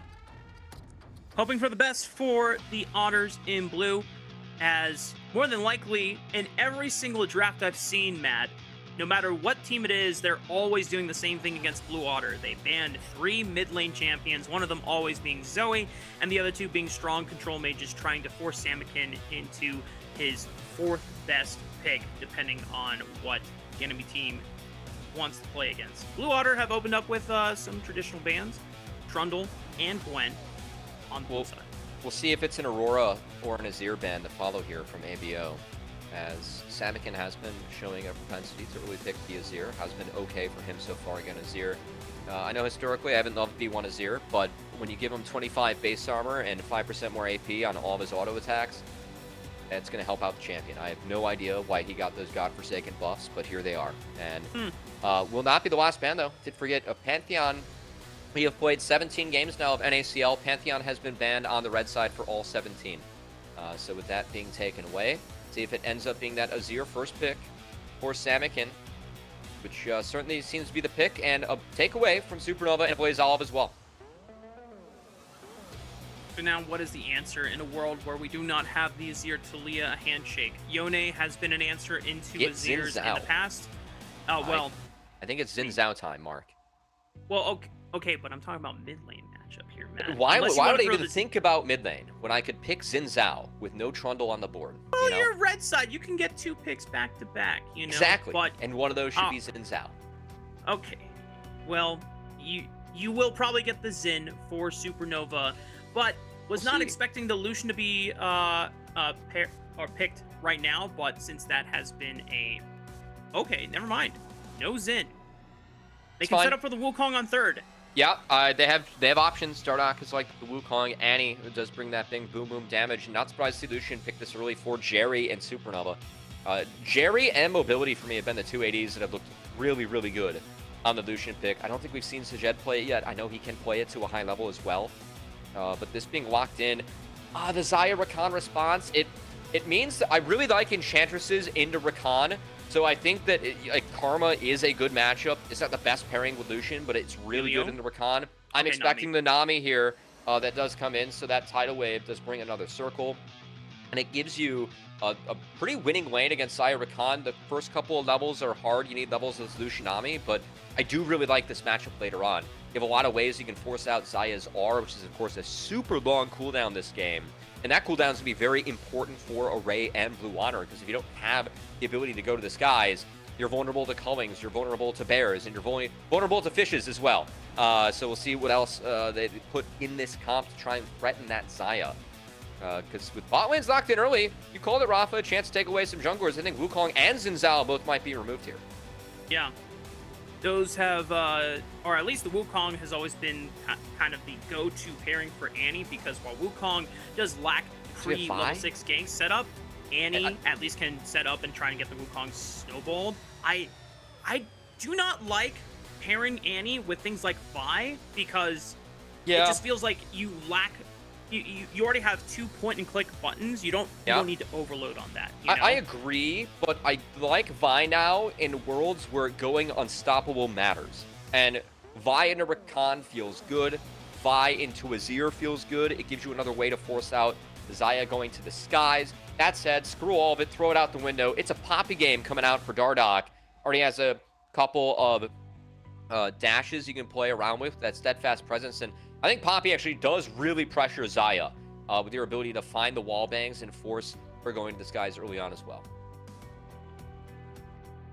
I don't know, Matt. I'm not sold. I was waiting for a big jungle carry to be paired with the Annie, and with the Poppy, I feel like it's not enough. Blue Water gonna go for the Rumble. I guess there is a chance to go for Galio, but if you go for Galio as Supernova, I feel like you are just really lacking damage. You know, you're really putting a lot of pressure on this Lucian to 1v9. I agree with the buy sentiment now, just so that you can lock down the Lucian guaranteed. I mean, you can get stopped by Steadfast Presence from Poppy, but this can give you point-and-click guaranteed lockdown on Lucian that is unstoppable. There's no...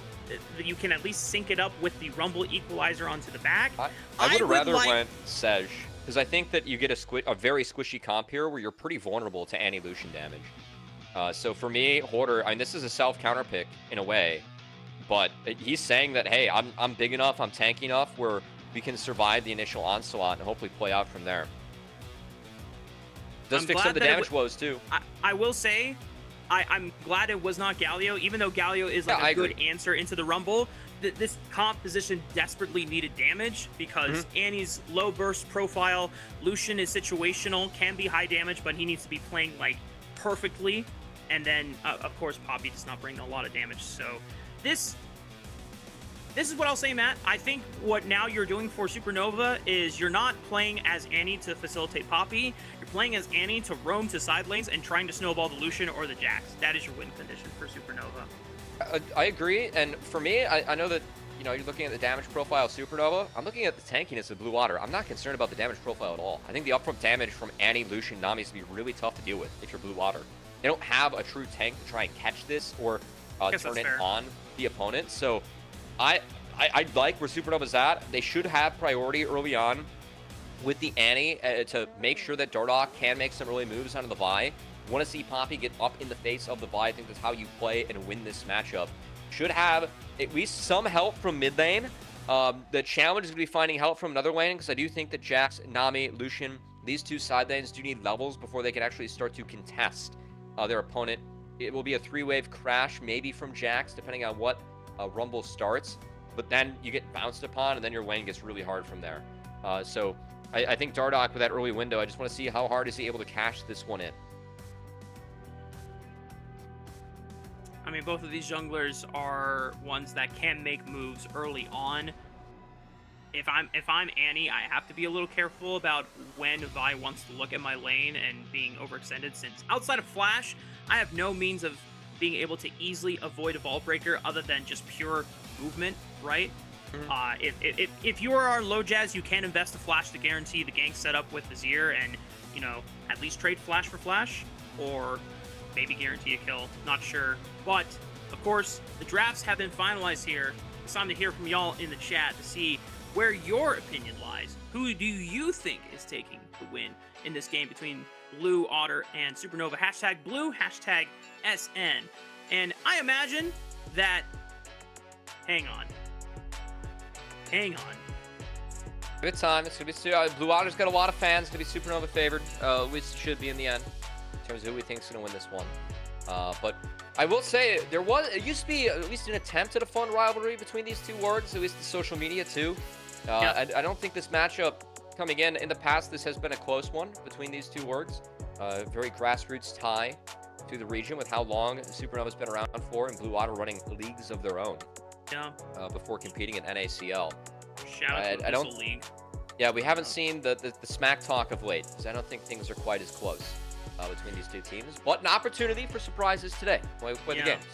The smack talk and the banter feels more fair and justified when both the teams are kind of down in the dumps. It's like, hey, well, at least we're bantering with each other, but or if they're both at the top. But when the contrast is quite stark, then it can feel like one is beaten down on the other. So Supernova just holding their heads high and saying, just acknowledging the fact that they have a really stacked roster going into this split and, taking the wins as graciously as possible. Blue Otter's cope is that their roster's cheaper, That's they're trying to outkick their coverage for this one. I was about to make a sports reference joke, but I'm not, well versed in it. It's like you take a cheaper roster, you get to... Isn't there something where you get more money if you get a cheaper roster 1 year and then you have more money to spend for next year? I don't know if that's how it works. Depends on the league and how salary caps work. In theory, though, if you're the owner, you spend less, you just have more for next year. So you're not wrong, Rafa. Okay. Well, I don't know if it's that the Tampa Bay here. Double Rays going up against the Yankees. We're going to leave it at that. It's what it is. I understand that.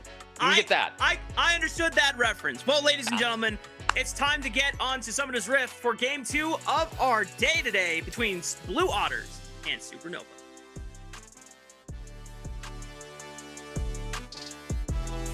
No eyes for me on this early game, Rafa.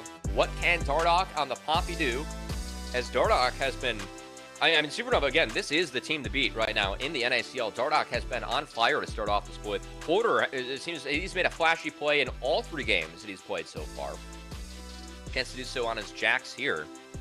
And Blue Otter, we've seen them not get off to quite as fast a starts as we're used to. This was a team that when they were playing well in the league, always felt like they could play early game and they had disciplined map rotations. Just feels like they've lost that identity a bit without music in the lineup. Yeah. Lojaz coming in from the AMI roster. We just had 5 Mini on Luminosity Gaming. His former teammate, now being the starting jungler for Blue Otter, has yet to really make the most convincing impression and standout performance here for Blue Otter yet so far in the season.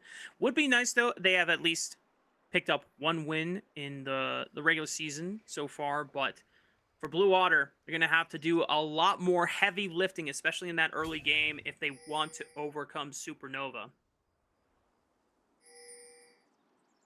You think the Zaya Rakan lane is going to matter quite a bit? Ray going for that Conqueror attack. Meanwhile, Scary Jerry with the PTA and Ignite.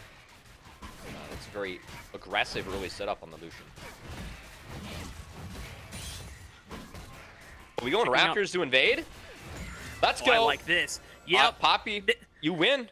This is shout out to the T1 owner, where we saw him in Worlds 2023 doing this is some... Peanut Tech. This is Peanut Tech for sure. Okay, well... If you're playing Poppy, again, level 2, Vi, you're very weak. I love what Dardoch's doing here. Yeah. Understanding that he can get in the face and win this matchup. And Lojaz just going to be relegated to his bot side jungle. Is not even going to try and contest again. Poppy, level 2, you have the E, you have the Q, and Vi, you don't have much. So Dardoch using his early power to push this Vi around. Yeah, you can see Lojaz taking that walk of shames. The other side of the jungle, losing out on his camps.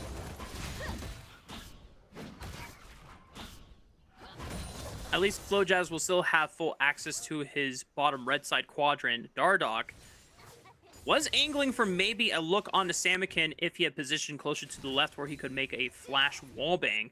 He's But just going to go is invade just going Vi to again. aggressively cross. Yeah, he's going to at the try red and ward. challenge Lojaz at everything. They Yeah, had the ward on the Raptors. Yep. Lojaz was still level 2, so he has to go Krugs because taking red buff would be way too much of a risk. They already dropped a ward on the red buff so that they can keep tabs on it.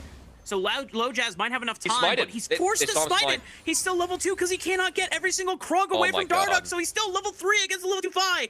Lojaz finally hits level 3, so he has access to the Vault Breaker, but does he want to go in and contest Dardoch when he doesn't have push in either lane? He's no smite. All he has to do is fight.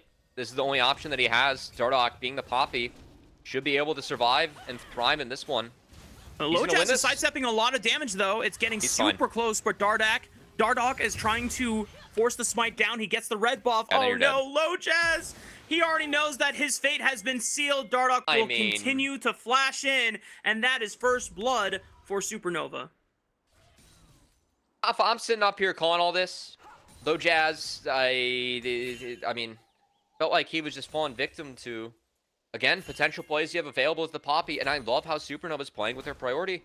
Again, talk about this Jax Rumble matchup. What happened first 3 waves? Jax gets shoved, then he gets bounced back. Shoved the first 3 in the Quacker, got bounced back. What happens during the first 3? Poppy walks into the top side of the jungle.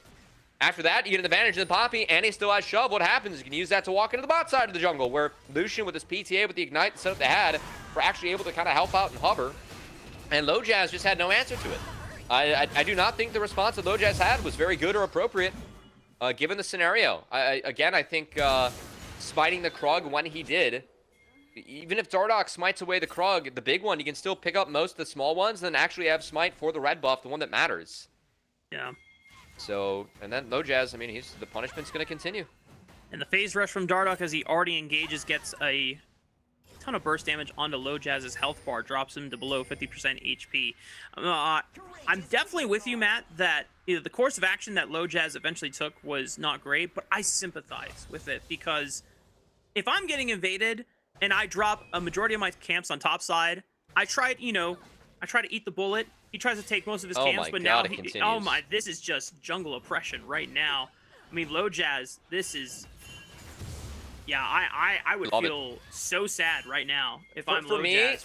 For me, straight up, Lojaz just started on the wrong side of the map. Again, Jax, Annie, Lucian, Nami. What are the lanes that have prio in the first 3 waves? It is the Jax and Annie for sure.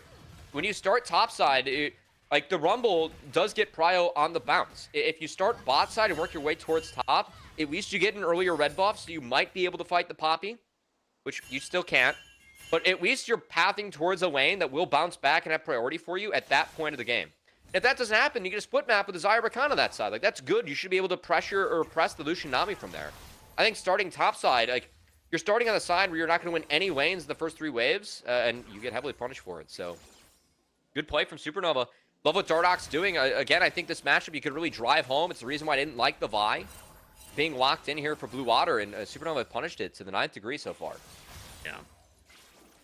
I'm not even sure if that was just in kind of like a thought for Blue Water to think about it, like, oh, is Dardoch actually going to like play for an invade here? And as a Peanut enjoyer, Rafa, watching Peanut play into Vi's, level 2, you go punish that champ. You play Wukong, you play Poppy, you go find the champ and punish it. Exactly what happened here from Dardoch. Well played. And Lojaz still has a flash to play with, trying to see if he can support Quacker on the all-in level 6. Flame Spitter burns Hoarder down. Dardoch at least escorts Hoarder away to safety. Quacker's still trying to press forward. Does have the flash, but Hoarder also has his own some dispels almost as at well 6 to play with. Look at the XP bar. Dardoch at 6 and 1 creep. They might be able to bait the Keeper's Verdict here and still make a play onto the Rumble. I think that's what they're thinking about. Not going to be the case. He was 1 creep away from level 6. Could have been a big one. But gonna retreat. A breezy, and instead, scary Jerry dive on the mid lane? Oh it my is. Goodness. I love it. Supernova, I think, is what has made them the beat so far is how well they've played with priority. You've seen that in this game, and about to see it more here. Samikin, we goodbye. talked about the Annie stun setting up for Scary Jerry, and yet it's Scary Jerry and Breezy that make the map rotation over and say, yo, ABO, can you supply us a stun real quick? It's like, yeah, bro, I got you. Early dive onto Samikin. Supernova starting to run away with the game again. Dragon's secured too. Off the dive mid, shifting that bot lane into the mid lane. No hopes for Blue Water to even look at this objective. Dardoch gonna secure it for himself. What a hot start for Supernova. Again, I just want to say, Rafa, like textbook league.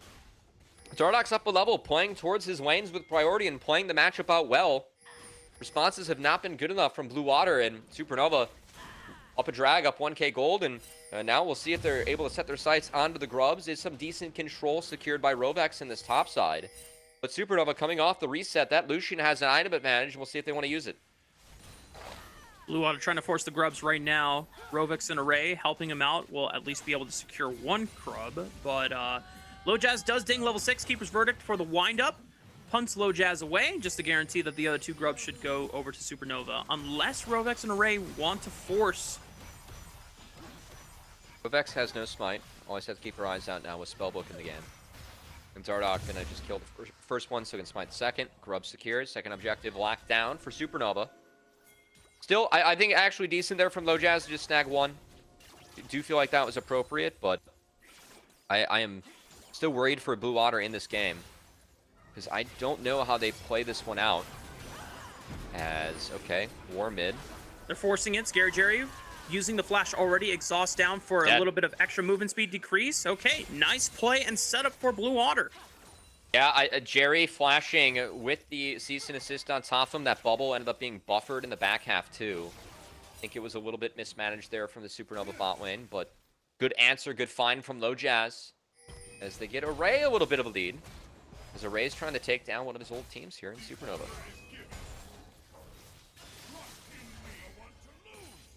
Oh? Order below 50% HP is just going to have to concede the wave against Samkins this year for now.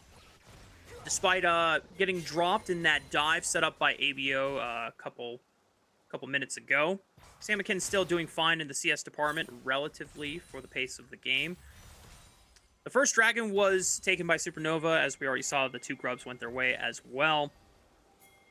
For Supernova's comp here, Matt, is this a composition that really favors, like, do they need to dragon stack earlier, or are they just taking dragons early just to force the pace of the game? Because this, I mean, we've already talked about how much we favor Supernova going into this matchup, and based on the way the early game has gone, it's been I think it's one of those games, Rafa, where they drafted in a way where they win the lanes early and they also outscale. Yeah, I just don't think that playing no true tank into Annie is a winning formula, because you always have the opportunity now with Supernova to just drop Tibbers and have a really positive play. It's going to take insane luxury items later on to be able to survive that, and even then, Jax is a menace. Lucian Nami with a Poppy holding the front line. I think Poppy is really valuable in this game. I do think it's going to be a really tough one here for Blue Water, so I'm not exactly sure how they play their way out of this one. I think any in all hopes have to really come off the back of Samikin, hopefully, on his play on the Azir, trying to stack up some of this early gold. But yeah, I don't see a way out. You can play around Vyars and hope that Vyrakan pays off from there. But man, like, Annie's really tough to attack in this game, and Annie gets to attack everyone as it's a team full of squishies. So that's why I wasn't thrilled with Blue Water's later responses of Rumble and Vi. I just think they needed some sort of front line to be able to actually threaten the Annie and make sure that someone can catch a Tibbers. Makes sense to me. Hextech Dragon being the second one of the game, spawning in just a couple minutes time here. Supernova, because they've done such a good job of maintaining priority in a majority of these lanes, should be able to get first crack at it again. That being said, because of the setup onto Scary Jerry's Lucian, it does guarantee that Array has first item with that Essence Reverse. Scary Jerry matching with his own Essence Reaver of sorts, so we'll see if the rest of Supernova carries are starting to get their item spikes online. And just like that, Sunder Sky completed. Malignance completed for Dardoch and ABO respectively, so this should be a favorable fight upcoming around the objective.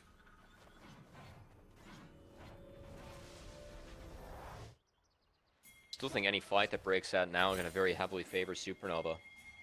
No first item completed yet for Rumble. It's only a Sundered Sky and an Essence Reaver, and Jerry is ahead, and Jerry's making good use of it as Array gets chunked out.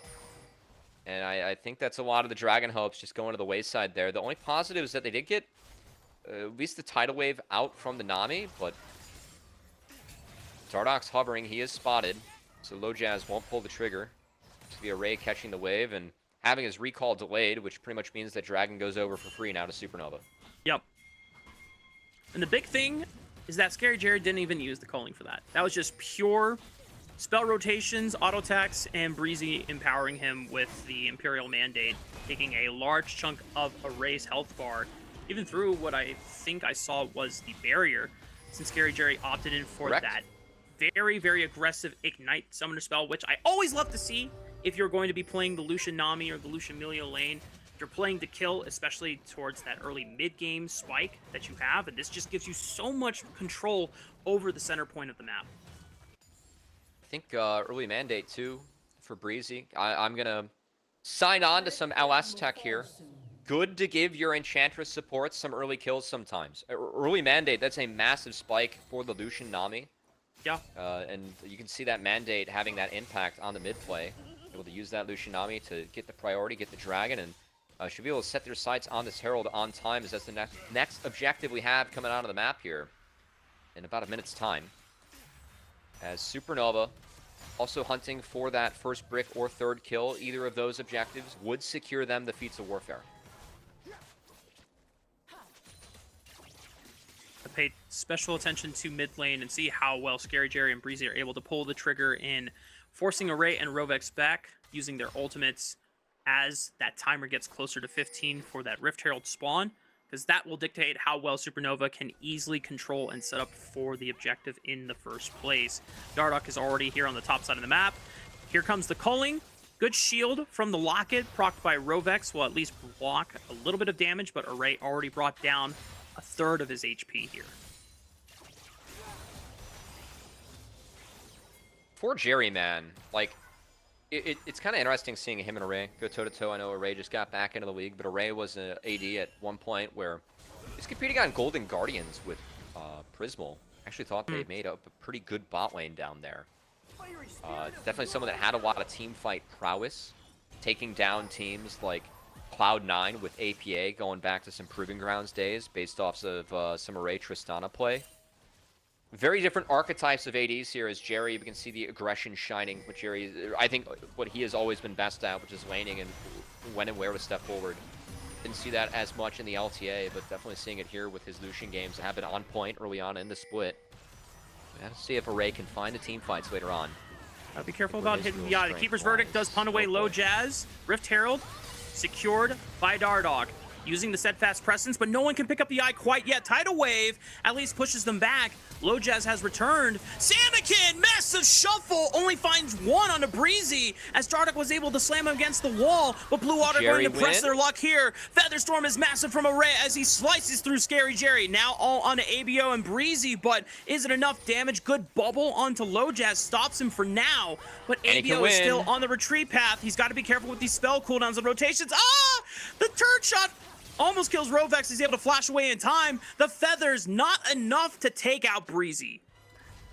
Rovex able to weave in between the spells of Annie to make sure that he stays alive. I thought ABO could have actually won that. The W he threw out did trap him in the grand entrance. So I think if he doesn't throw the W out there and is able to sidestep that, actually would have been very healthy and capable with the Tibbers of turning that one around. But Blue Water at least finds some kills, a decent force for them. They do lose out on the feats of warfare that was likely going over to Supernova, but did trade up in that play.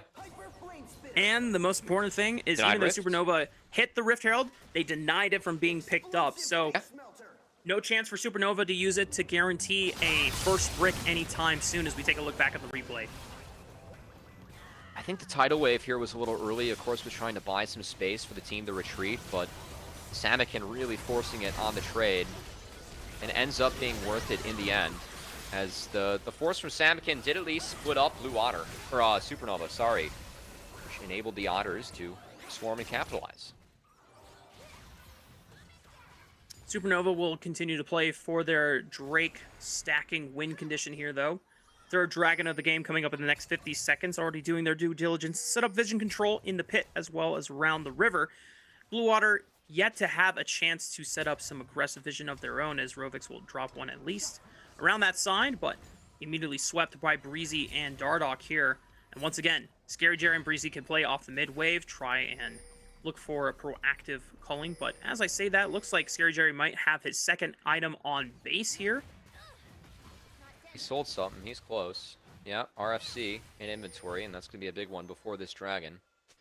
That Poke Lucian pretty much fully online, and again, I don't really see a world where Blue Water can contest this one. I think they really need a second item on this Azir, which, whether it's Rywise, I think it's a Rywise this game, just going to give you some bonus health to hopefully survive the early onslaught from Supernova. Blue Water have taken some control early, but Blazal went for a later base, has that Haunting Guys in his inventory, and this Annie is going to be very scary for the upcoming fight. I do not think this is a winning angle for Blue Water. They have to find a pick with Vi or find something fast before the poke comes on down, and that's some good damage into the back of Array there. Force the barrier out of the Xayah too.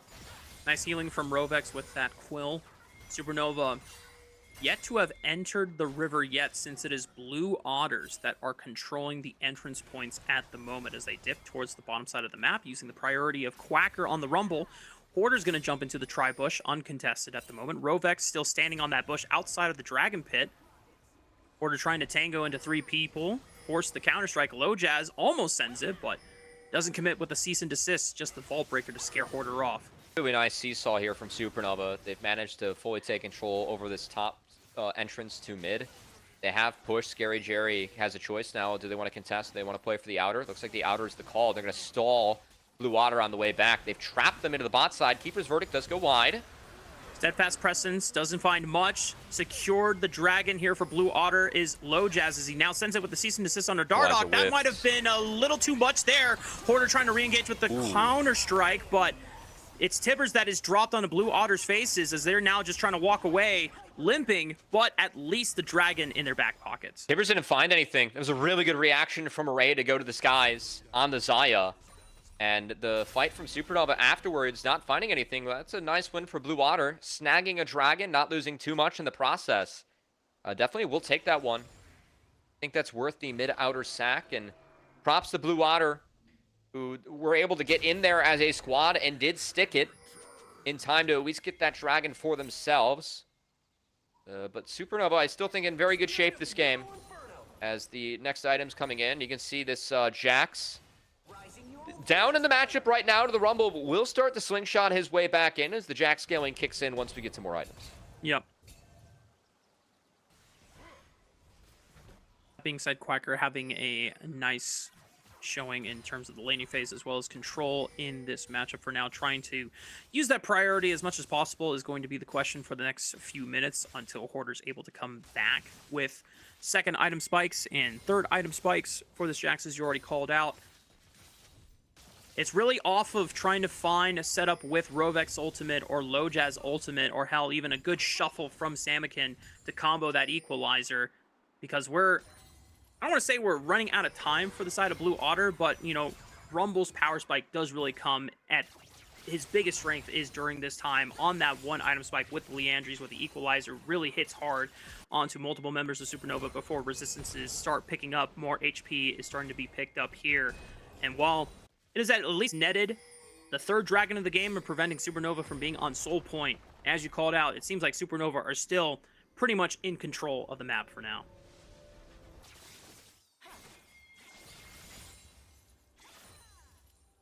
Nothing to do here. Supernova, I think, happy to wait for this Otacon to give themselves an opportunity. Is trading Hoarder, trading into the overheat. Does have the sustain advantage now with the D-Shield second win, but the members advantage is in the hands of Blue Water. Dardoch.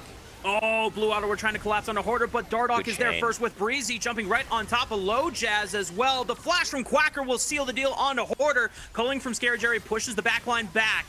Array trying to play with feathers as Dardoch tries to get very feisty with Samikin there. ABO sends the Tibbers trailing after Blue Water now as ABO is forcing Lojaz away and trying to cut off the escape path of Rovek. Samikin with the shuffle. Dardoch doesn't care. He's still trailing right after Blue Water's tails. Array is in trouble, forced to flash away from Dardoch as that passive for the buckle almost takes him out. Tries to flash through the wall, or not a flash, just trying to slide through using the power of the E, but just a little too far forward. The fast presses for the movement speed. It's so close. Lojaz sends it for the vault breaker, but it's not able to heal with the Thunder Sky. The bubble holds him in place, and Samikin was cut off from the rest of the members, so it's just an easy pickup for Scary Jerry. A game of inches and nails here, Matt. Oh, he got out with 9 HP, according to our producers, as Dardoch playing to the 9th degree. It was Samikin zoned out early on, and Blue Water, while they found the early kill in that fight, that skirmish round, but they were put on the wrong side of the map early by a Blaze Olive's TP in on the Annie. And if it wasn't for Scary Jerry really dashing in to the point where he got ripped by Array, that got him low and out of the fight. I think if he holds that and plays a little bit more patiently, Supernova completely wiped Blue Water there. Whew, okay, hang on. I need a... I felt like all of my muscles just like tightened watching that play unfold. So we call it clencher in the industry, Rafa. Yep, totally. So while we're stretching and taking a quick breather here, Matt, next Dragon, 4th one of the game, coming up in 45 seconds. Supernova doing their due diligence to set a priority for it. Again, I don't know how Blue Water is able to play in now. Like, that last fight was close, but look at all the flashes that were burned in that fight. If Summoner spells are down, I'm very much going to favor Supernova, who have the Tibbers to execute, and plays all the flashes to be up sooner than later. This is a great chain to start things off the replay, as Breezy and Dardoch nearly find Lojaz, but keep your eyes on Scary Jerry here, because Array hits this rip after Jerry dashes in with the flash too. I think that was the mistake. Really clutch from Dardoch to push Samikin back, prevented the combo from going on to the Lucian as Samikin was looking for the Emperor's Divide. But I think if Jerry just plays that fight a little bit more cautiously, a little bit slower, Lucian has better conditions. I don't see a world where Blue Water get out, even as much as they did, like even losing the fight in the back half, where Dardoch, with the help of Breezy, was able to use some Sundered Sky and Poppy heroics here to create a very good scenario for himself. Oh. He was trying. He didn't have a TP. He was trying to do that and escape, and yeah, that's unlucky. That's a bummer. Well, as we said, Supernova set up the priority in both mid and bot waves so that they are the first ones into this Dragon Pit. Blue Otter gonna face check into ABO, cleansing this Tibber stun, and they just jump right on top of ABO. Equalizer dealing a decent amount of damage. It does end up burning a Blaze Olive, as now Supernova trying to decide whether they want to continue to the fight, and because they've already lost their mid laner, they're gonna decide not to continue the play. And Spellbook Cleanse was nice there from Rovex. Actually led to a trade up for Blue Water, but is still the objective going over to Supernova. No real significant blood to give Blue Water an advantage back in this game. So ABO, biggest bummer of that, did lose his flash. Just take away a potential big power play from the Annie, as Flash Tibber is always a dire one to go up against. We are at a point where at least Samikin, especially if he's able to pick out this outer turret, sure as hell looks like he's going to. We'll start the swing shot back in gold value, and Azir might be a problem later on. So something to look out for as the hopes for Blue Water in this game. Speaking of Blue Water, Rafa, got to mention Quacker, I believe a member of prodiff.gg, as we have a lot of players here in the NACL that are coaches on the website. Guys, if you go to prodiff.gg, you are guaranteed to be working with a pro player, a professional. That is the prodiff you get. One-on-one coaching from the pros over there on prodiff.gg, featuring many of our NACL playing community. Appreciate you mentioning Quacker there too, because one of the big stories coming into this week and just this day in general is how many standout performances Hoarder has had across all 3 games on the Supernova lineup, and just an overall rookie season standout performance it has been, even in Split 1.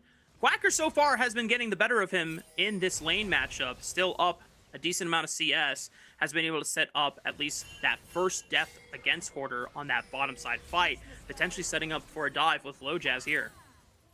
So I lied. Quacker's down on the website. But you know who is? Array and Breezy, who are both in this game. So we got there. We got there. Former bot lane themselves. As Array, I mean, I will say Array's done a really nice job of absorbing resources. Again, Array, I think a team fight specialist. looking at him and his history as a player. 290 CS at the 27-minute mark on Xayah at 3 items. I know that we are setting up that we very much favor Supernova in this game, given the composition they have drafted, given the strength of the team that we've seen so far. But Samikin and the Ray are getting big. They're starting to get to a scary point here in this game. Yeah, Ray's already 3 items. Samikin could be close to that 3-item spike as well, despite being brought down 3 times. Whoa. Lojaz and Array, using the power of this very accelerated Xayah, is just trying to force this Baron as fast as possible. Order's going to be the first one who can check that the Baron is being ripped right now, but there's no response or answer anytime soon. Blue Otter does secure the Baron. Rest of Supernova going to try to force the fight here. Culling getting a lot of damage on the Array, forces the Featherstorm out. Lojaz is disconnected, flashing away, but Hoarder follows up. The Counter-Strike will at least guarantee one Baron buff is gone. Array forced to flash away. Rovex turning the tides of the fight with a great grand entrance and quickness stall, but he's caught by the Timber's stun into the bubble. This should be Rovex falling, as he's already made his way out alive. Quacker was the one that fell. Samikin will fall next, and despite an audacious attempt for the Baron, Matt, it ends up in Blue Otter just getting routed completely by Supernova. Array falls next, and Rovex might just be the last one to die. Supernova pick up the ace at 20 minutes. I'd like the flip on the Baron. I think the call was decent. This game is not great, but the out was very split on the side of Blue Otter, and Array doesn't have access to a Vamp Scepter, doesn't have access to something that keeps his condition strong, Rafa. And it ends up being a team fight that is very one-sided, as Hoarder gets Lojaz out quickly. But, man, I will say Jerry's been playing a couple of these fights a little bit quickly. It's a really nice route onto Array. But, again, Rovak's just not in position yet to really help heal for the Xayah. And even that chunk where Jerry went down, the chunk was big enough to get Xayah out of the fight and enable Supernova to run the rest of it. So even Jerry showing a little bit of aggression there, might have been a little bit overly aggressive, did create conditions for his team to clean up with later on. I can appreciate the boldness from Blue Otter. Unfortunately, the best that it achieves, Matt, is just preventing Supernova from having the Baron for themselves for the next 5 minutes. But now Supernova get a larger gold lead off of it, and they have full control of the Otacon. Blue Otter, no desire nor even good looks to try and contest it. So now Supernova move into an even more commanding position for this game. And this is going to be Otacon secured and a likely Soul secured in the back half as well, given that the majority of Supernova do still have priority. And Summoner Spells up. It's leads across the board. And Supernova, again, with a win here, will secure out of week 2 the #1 spot in the league, sitting at 4-0. 4 wins definitely getting you into that playoff picture, as of course no one wants to go down before you get a chance to play in the playoffs, as Jerry. Lojaz forcing the cease and desist on the Scary Jerry, but now it's just an isolated 1v1 as Lojaz tries to rejoin. They pick off ABO. Now 5-on-4 in favor of Blue Otter, but can they fight through Hoarder? Not quite. Quacker gets picked off, and now it's a 4-on-4. Supernova still have... Never mind, they don't have any more ultimates. Samikin has the Emperor's Divide. That is the only ultimate left to play with. If Blue Otter can find a massive shuffle, maybe it could be the turning point. Hoarder's trying to threaten with a flank right behind Samikin as he's trying to do his best to push that off. Scary Jerry secures the Ocean Soul. Lojaz is in trouble, gets cooked. Dardoch now setting up for another wall slam. They pick off Array. Hoarder comes in with the Counter-Strike. And Samikin is just forced to retreat, knowing that his team has already lost the Dragon, throws out the Emperor's Divide, but Scary Jerry flashes over it, gonna dash in and put an end to the Emperor's reign. Supernova pick up another ace. This feels like any moment of grit, any signs of Blue Otter actually showing a contest here, just instantly answered by Supernova. Even ABO being removed from that fight quickly. It's Jerry that stops up in the back half with the help of the Nami, the Ocean Soul. Supernova, no chance of them being removed on the map now. And still think that overall, I do not like the composition that was put together by Blue Otter, Rafa. Again, we kind of highlighted it early on in the game. Didn't exactly know the way they were going to play this one out. I just think that when you pick Azir, Xayah, Rakan as a core early, you need to find a front line in the top side. And Rumble Vi is a pseudo front line that's just not good enough, especially picking it into a Poppy that's already showing. Yeah. So I think Supernova, or Blue Otter, they've struggled at times. I think early on in the split to find an identity with a couple of the new members they have with No Jazz in this lineup. And this one for me, no matter, regardless of who was in the lineup, just wasn't going to work out. Yeah, I think even without looking at the individuals on the roster, I was maybe a little hopeful that Vi comboed with long range follow up on the Rumble would be potentially something to play around with, but the way that the early game panned out for Supernova, the way that Dardoch pretty much dismantled Low Jazz's early game, put Blue Otter behind and in a kind of a state of urgency and desperation to try and make plays back to back. And no matter what, as Abios tries to force the issue with the Flash Tibbers, is going to continue pushing Blue Otter back into defense mode. Hoarder, at least trying to hold the line here on the right side, getting chunked to about a quarter of his HP. Tidal Wave will break up the fight over on that right side. Hoarder still has a TP, so that if Supernova wanted to continue the siege, he could rejoin with just using the power of the teleport there, but I think Supernova got everything that they wanted in that top siege. Supernova getting everything they wanted in the first 2 weeks here of NACL. Again, looking to be the only undefeated team left with a win here after the 2-week mark. And I think the manner in which they've done it in, I mean, the return for ABO has been a good look. This Jerry Breezy lane showed some promise early on. I know that we've seen Jerry at times be a little bit over-aggressive. I'll take that, man. Sometimes it's tough as a player going from the LTA back into NACL to find that confidence. Yeah. It is good to see Jerry, like the mistakes that he's making, it is overconfidence, overplaying his hand. That's a positive for me. I'd rather have that than have him really sitting back and not being proactive in the game. That would be a bigger sign of a confidence hit. We have seen Jerry play with too much confidence, if anything. I think that's a quirk you can live with, especially given the route that he's taken the last couple of splits. Blue Otter trying to set up for control in the mid wave. ABO steps up, decent stun on the Low Jazz. Culling opens up, forces Samakin to shift backwards. The Tidal Wave will follow up for a knockup, only hitting onto Quacker and Array. Decent damage from the Supernova lineup as they continue to push through Blue Otter's defenses, but the Azir turret at least gives them a point of temporary safety. Teleport is going to be expended by Quacker to rejoin the fray. As now Supernova step up once again, trying to look for another engage. Hoarder, Counter-Strike, winding up here.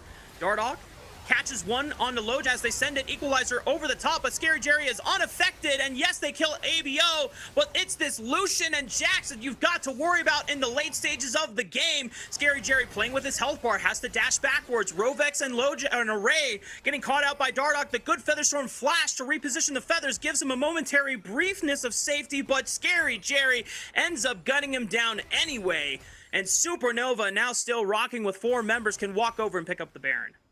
And Dardoch has just been a menace on this Yordle. So much pressure coming out from the Poppy. Scary Jerry, flash forward, guns him down. That just might wrap up the game. They're hitting the Baron. I don't think they need to. A mid inhibitor going to fall. Baron to follow. It's all Supernova.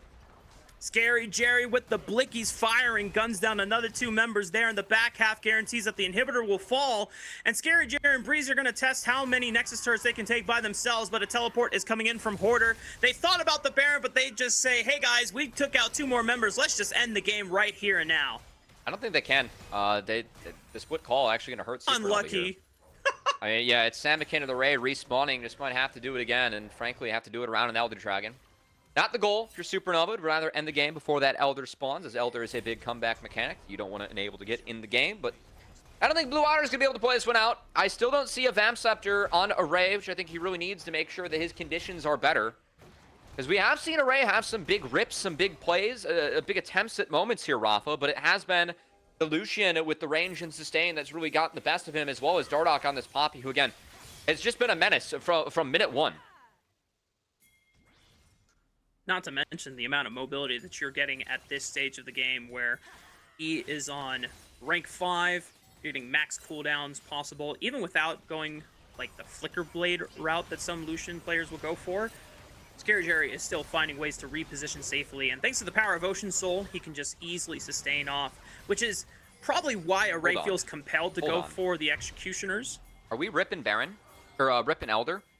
Can we get here in time as Supernova? I think they can. As ABO going to base TP back, and Supernova going to quickly overtake this Elder has not been started by Blue Water. They are stuck in the pit. And this is not the scenario that you want to be in if you're Blue Water, but I think it's a flip to win. No. Rovax is spotted. Keeper's Dardoch verdict. is winding up the Keeper's verdict here. Doesn't punt that's a big anyone miss. back. Everyone from Blue Otter bails like from the that. pit.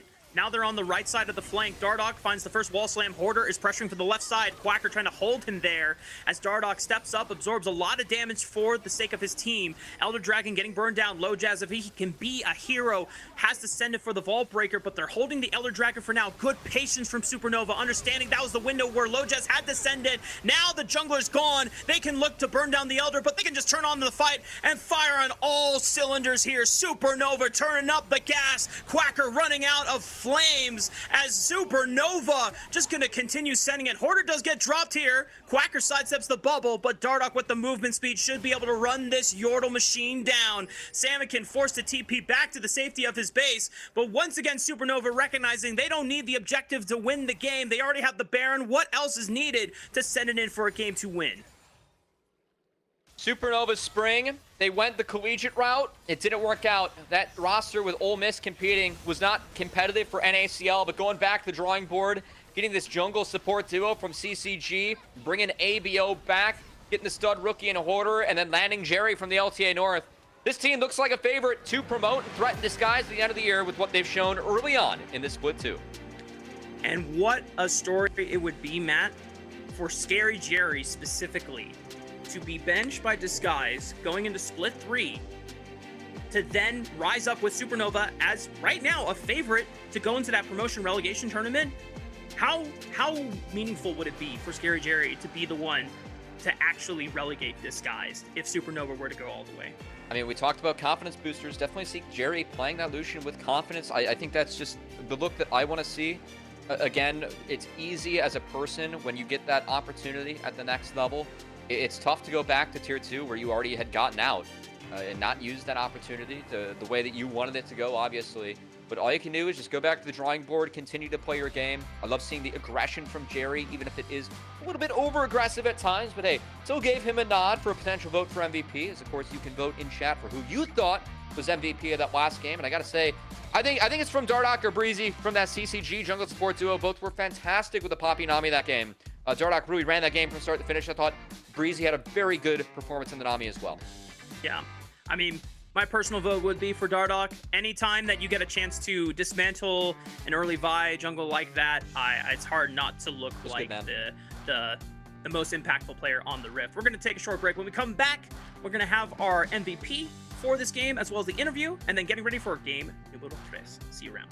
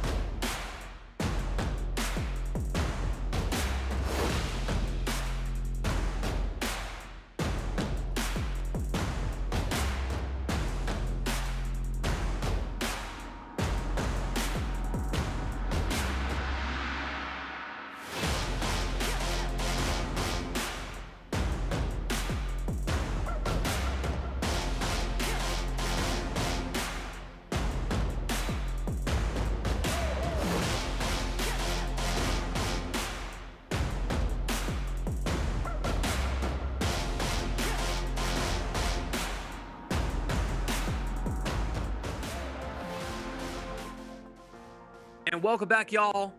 Recap on game number 2 here between Supernova and Blue Otter.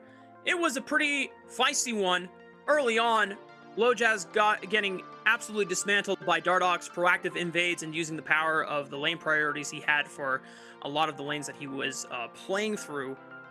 I have to say, Blue Otter was playing with a lot of boldness and still finding some decent plays early on, but just eventually, Matt, they got overwhelmed in the end. I just didn't love their draft. I think that this is a game where Supernova had ways to play this one out early and also had ways to outscale Blue Otter. I think it's really tough to play Azir Zaya into Annie. And again, we talked early on about how in their draft, they really had no tank that could survive the early onslaught or catch stuff like a Culling, catch stuff like a Tibbers.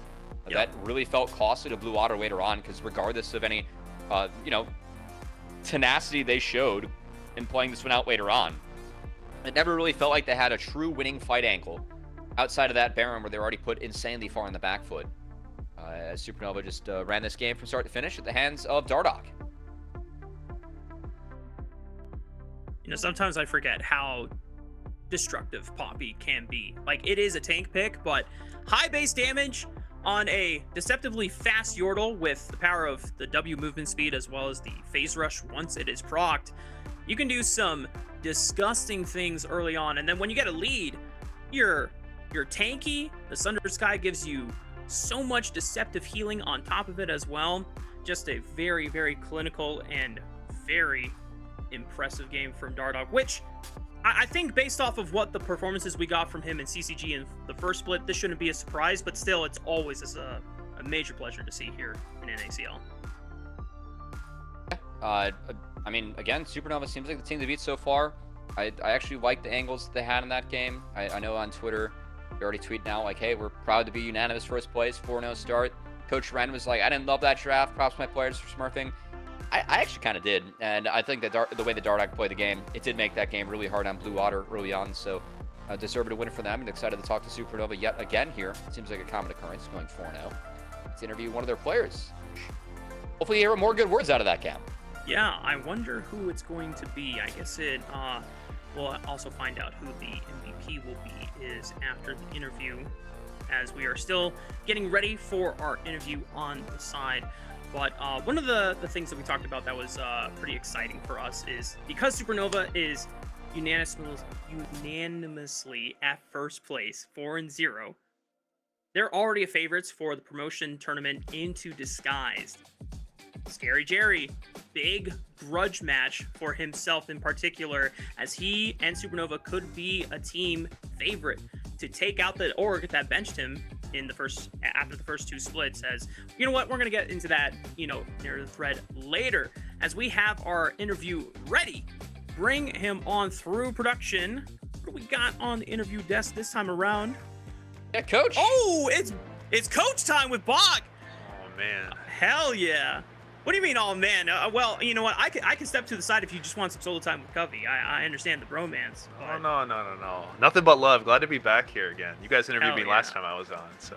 It was fun, and it's good to see you again, Bach. Of course, a different role, but a bit of a reunion with you and Supernova helping out Ren. What's it like been working with this team and staff so far behind the scenes? Well, I mean, I'm sure you know, because you were involved with that Dark Matter roster, that Ren is always a pleasure to work with, and Supernova has never done me wrong, so it's been an absolute treat this split so far. It's good to hear, man.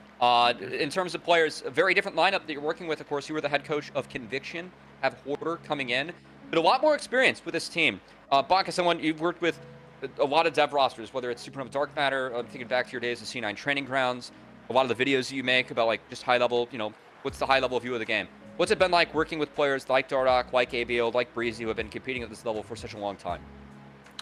It's been a helpful reality check, but also like good to reaffirm that I'm heading in the right direction. And I took this split as a chance to learn from people who I respect a lot. And, it's been nothing but growth for me and I think the whole team. So it's been great. And Bach, something that me and Cubby have already been kind of teasing and highlighting for Supernova's chances is the fact that you guys are 4-0.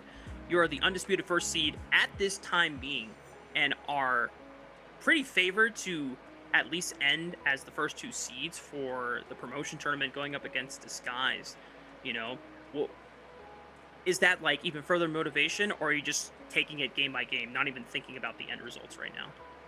I think I echo like every player on the team's sentiment when I say like we are not thinking for a second that the split's already done and over with. We are going to take it one game at a time. Every opponent that we face, we're like, let's meet them with our best. Let's crush them. Like, we're not here to compete. We are here to win, but like, let's treat it like we haven't done anything yet, because we're still in week 2, guys. Like, we got the rest of the split to go, and then playoffs, and then we can get to the promotion tournament. So don't sleep on us, though. I'm with you, Bach. They got a lot of time to go. We are on the clock for the next match. Winthrop versus Conviction, a match that you might be watching with keen interest. But Bach, before we say goodbye to you, any shout-outs, thank yous you'd like to give? Yes. Here, I'll go real quick here. Big shout-outs to Supernova, Ryan, and the manager Shirley. Always underappreciated managers. Nick, Josh, and Jerry. Your leadership and experience are a gift to the team, and you're living proof that Unks still got it. So, Brendan and Chris, I appreciate your hunger to learn as well as your accountability, and working with you has been a pleasure. Last of all, I want to thank Rend for letting me be a part of this project. You've been gracious, letting me do my thing, but also supporting me. So I'm excited for this split, and I'll see you guys in the promotion tournament. Thanks, Cubby. Thanks, Rafa. Good to see you, Bach. Thanks for the kind words, man. Yeah. All right. Well, Rafa, on to another good match we have today. I think our slate of games, a lot of good ones. Hang on. Okay. Hang on. That was just really well spoken, and he had that prepared. That was beautiful. Really, really nice from Bach. Now, Cubby, now that I've fully emotionally processed that beautiful outro from Bach, I'm ready for the game 3. Let's let this go, Cubby. What's going down? Winthrop University taking on Conviction Esports, baby. Should be a good one. Both these teams sitting at 2-1 in the standings, and I think in their own right have been somewhat surprising others. Winthrop, a team for me, proved they're very competitive in the league last split, but for me, higher competition, better competition in the league this split. They proved yet again they can be at the top of the tables in Conviction. Think of a team that a lot of people counted out as, hey, this is a 5-stack. We know these guys are talented in solo queue, but how good are they going to be as 5? So far, it's been looking pretty good for Conviction, who, at the hands of Viper at the AD role, he has been creating chaos down there that the rest of the team has actually really benefited off. Very true. And Winthrop, you already mentioned one of the exciting things about this roster is just how well mobility has risen to be really a very, very strong AD carry prospect. I remember still when he came in as a sub for EG Academy, I want to say 2023, if I'm not mistaken. There's a lot of questions and there's a lot of growing pains, but he has grown so much confidence, so much, strong playmaking ability. I would love to see if he can get himself a Lucian game today to further demonstrate it, but if not, I'm still confident that he can still pull out some fantastic performances. As now, Conviction Esports, that is going to be the big challenge so far. On paper, this roster has a lot of stacked individual talent. I mean, solo queue-wise, these guys have always been really good. Stunt is the biggest support streamer, always has multiple accounts and challengers. Viper, a top laner that, of course, related to Sniper and both Crimson, who are in this league. Viper, I know in an interview way back when I was doing the Proving Grounds pod with Summer, Rafa, we interviewed Viper. He said that he wanted to at least play one split or have one stint where he's playing AD. He really believes in himself in this role. And it's funny coming in because the bot lanes where I look to be so different. And I checked the stats for this, but I didn't even need to. Just like on paper, I'm like, oh, this is for sure the way it is. We're gonna have predictions from us, but Viper is leading the league in average deaths at AD, whereas Mobility is he's only died once in 3 games. Both players have been playing well. Viper has been creating a lot of chaos that he's trading out kills. He's playing AD like he's a top laner, going for 1v1s, 1v2s, and actually trading out positively, creating a bit of chaos for his team to really benefit off of, whereas Mobility has been the huge benefactor for Winthrop. He's been playing really well in his first few games, only died once in the Lost. I think that he's been an AD that is advocated by his teammates as a leader for this squad, as someone that's really improved, taken more accountability for his own play and what the team is doing, and he's shining on the Rift. Now it's time to put those skills to the test here, Can Mobility continue to put up strong performances while maintaining a clean death record?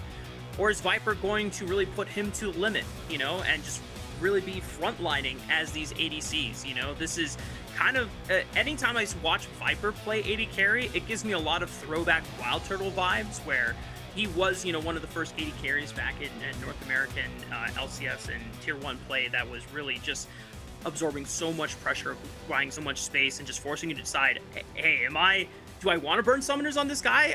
Am I going to continue taking damage from this guy? I guess we'll see. And one of those big standout marksmen that has already taken off the board from Viper is that Varus. You know what pick has not been taken off the board? That is rumored that Viper's still been playing bot lane is the Riven. This is the first time that Riven has not been banned away from Conviction. True. I don't think we're expecting to see that one, but we've heard rumors that he's willing to play at bot. So who knows what Conviction ends up doing here. As Winthrop, I do know that they've really been prioritizing Talia for Sword. I think he's looked damn good at it, as well as that Lucian from Mobility, which is rightfully taken away from him. See if it's a first pick Talia here for Sword. Could just opt into the Talia Azir trade, as you already highlighted here. Winthrop is going to sit on it for a bit, maybe setting up also their conditional picks for the rest of the draft. B1 Vi. Trundle has already been banned. You can go for Xin. You can go for Annie Wukong if you want to put a lot more carry resources into parry instead. I'm not a fan of the Vi. I think that Vi is... The days of B1 Vi have been over. But still, that champion, you get a lot of guarantees. You're very malleable. Your Q being able to cheat terrain, the R being able to guarantee and engage, it still makes for a strong champ, even the numbers have been really taken down a peg or two. As it looks like Conviction okay to give over that Vi Talia combo, as they're going to pick the Azir for themselves, a pick that has been good for Evolved early on in this season. Now we'll see what jungler Perry wants to grab. We could easily, I mean, this is early enough. You could just slam a Poppy, slam a Sejuani and be okay with it, given what's showing so far. But Perry has been playing a lot of junglers in solo queue. Definitely is wide in this pool, has a couple unique builds here. We haven't seen the Volibear yet, but definitely expecting to see that one from him in the split. Will be that Xin Zhao to start off. Nothing too surprising out of the woodworks for either teams yet so far. Although maybe for your sake, not the most pleasant surprise with the B1 or the B1-5 pick. But they eventually do get to Renekton and Talia, which at least the first two champions do synergize really nicely with being able to set up Sword for those full Talia spell rotations. Conviction can easily just go for the top laner answer into Renekton at this stage of the pick and ban phase, and just wait for the second phase before locking in their respective bot lanes. Yeah, we see a Blade Gragas here, as he has liked the Gragas quite a bit. Also the Scion, a champ that he's picked up and looked damn good on. I think TF Blade definitely deserves a lot of props. Again, a player, I mean, we're talking about these guys' accomplishments in solo queue. I don't think any player more accomplished in the league than TF Blade when it comes to his solo queue achievements. Been done as a streamer, but as, of course, competing in fives. First time we've seen him do so on camera outside of the Title 1 Championship Series, Rafa. Has been good for Blade. He really picked up the tanks. Was a huge help to the airport, just being able to play the Gragas, play the Scion for those guys last season, and make sure that Pobelter and Doubledift had the space to, you know, do the teamfight damage they were known for throughout their careers. Was definitely a good evolution of TF Blade, who definitely had to sack for his team and showed he could do so successfully, which was a really good look. If I'm not mistaken, oh, okay. I guess Conviction Esports missed a ban Potentially. for the second phase. Yeah, potentially. We'll not get sure what words. that's about. See if that was a missed ban or just a ban that we aren't aware of here on the broadcast desk. But definitely a decent catch and a good note there, Rafa, as it looks like the support pool being targeted so far. Wondering if we get an Alistar ban now aimed, or if we leave the Alistar Rel handshake up. I think that's the real option that Winthrop's looking at.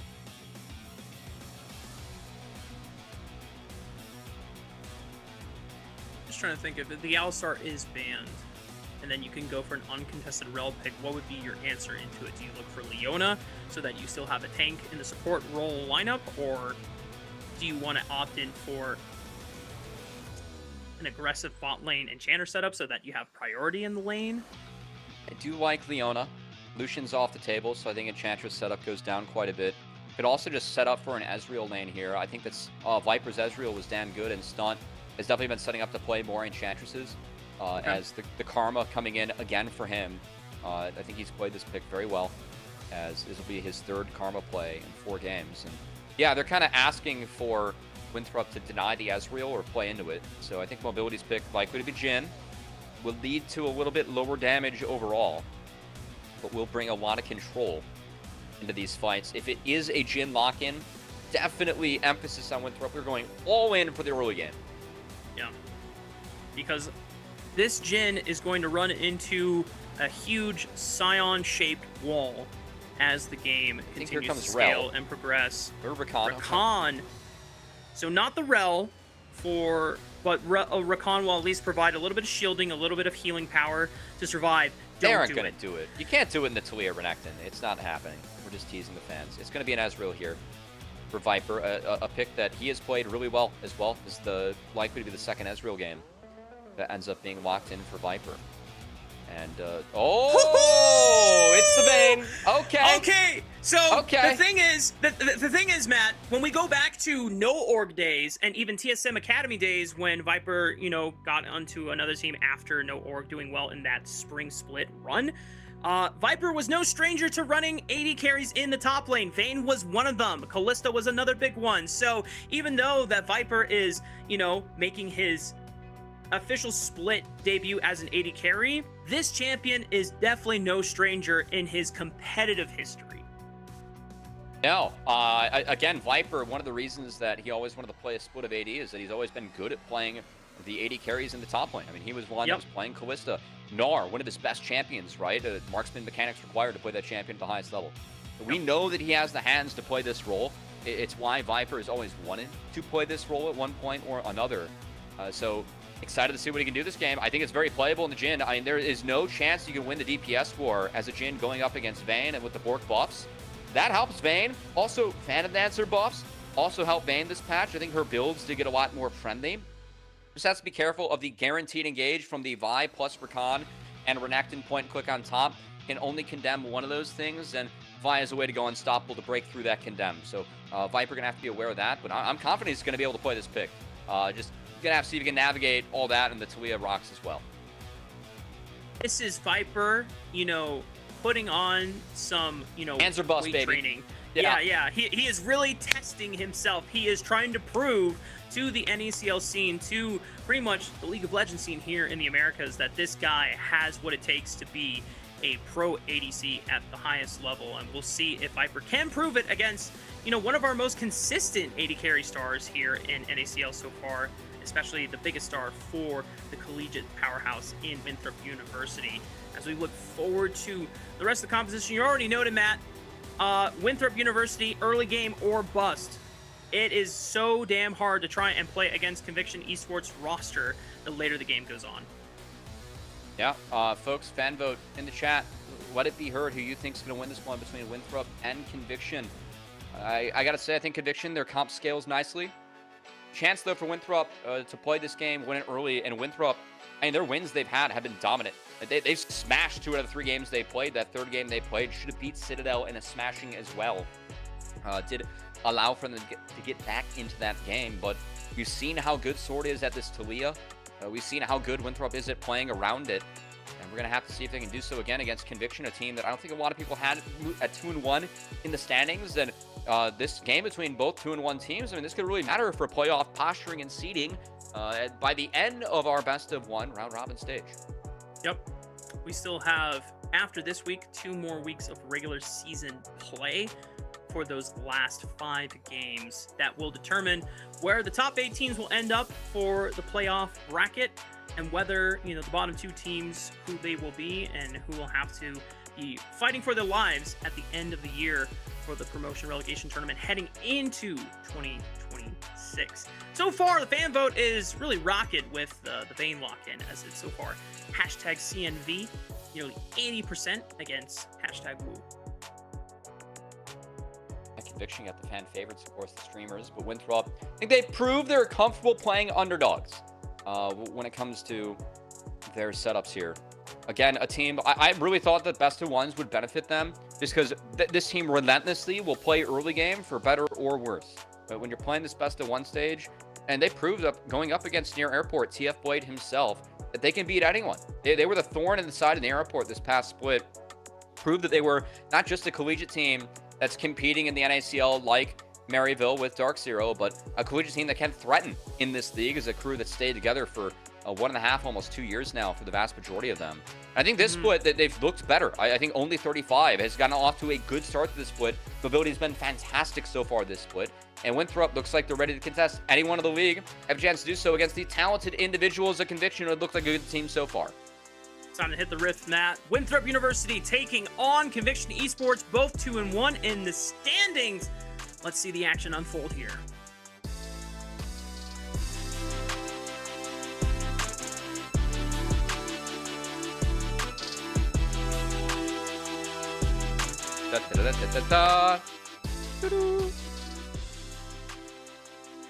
We should bring some fan chants. That's my spirit. contribution. Yeah. Oh, nice. Winthrop drops out. Winthrop drops out. Winthrop drops out. I don't know what to do for Conviction. Convicted. No. That's Convicts. I don't know. No, that's probably. No, that's probably not good, Rafa. We'll have to work on that one. Perry, though. Yeah. You know, trying. At least with Pro Diff, you can get coaching from the pros. Maybe you don't want Caster Diff. Coaching from the casters is not looking as good right now. It's okay. Perry was trying to see if he could be a thief by at least posturing for an early invade, but just puts down a ward, which Winthrop University are able to at least spot out on top of that red buff. Perry, though, is going to be walking over a ward that Winthrop placed of their own on that Raptor camp. So we're going to be getting mirrored clears, or opposite clears, I should say, from the junglers. Mirrored opposite are correct.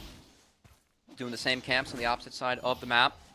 Meanwhile, Perry, of course, working his way towards the bot lane. Pretty easy choice when you have the Scion. I like the setup for Vayne. I actually think this is a decent Vayne game. I'm a little bit worried about Talia Rocks. Besides that, I think it's playable. You have Karma. I think a lot of people have been sleeping on the scaling of Moonstone Renewer. This is a very, very powerful item when it goes late. I think Stunt, Conviction have used this champion really well in the early games that Conviction has been able to play.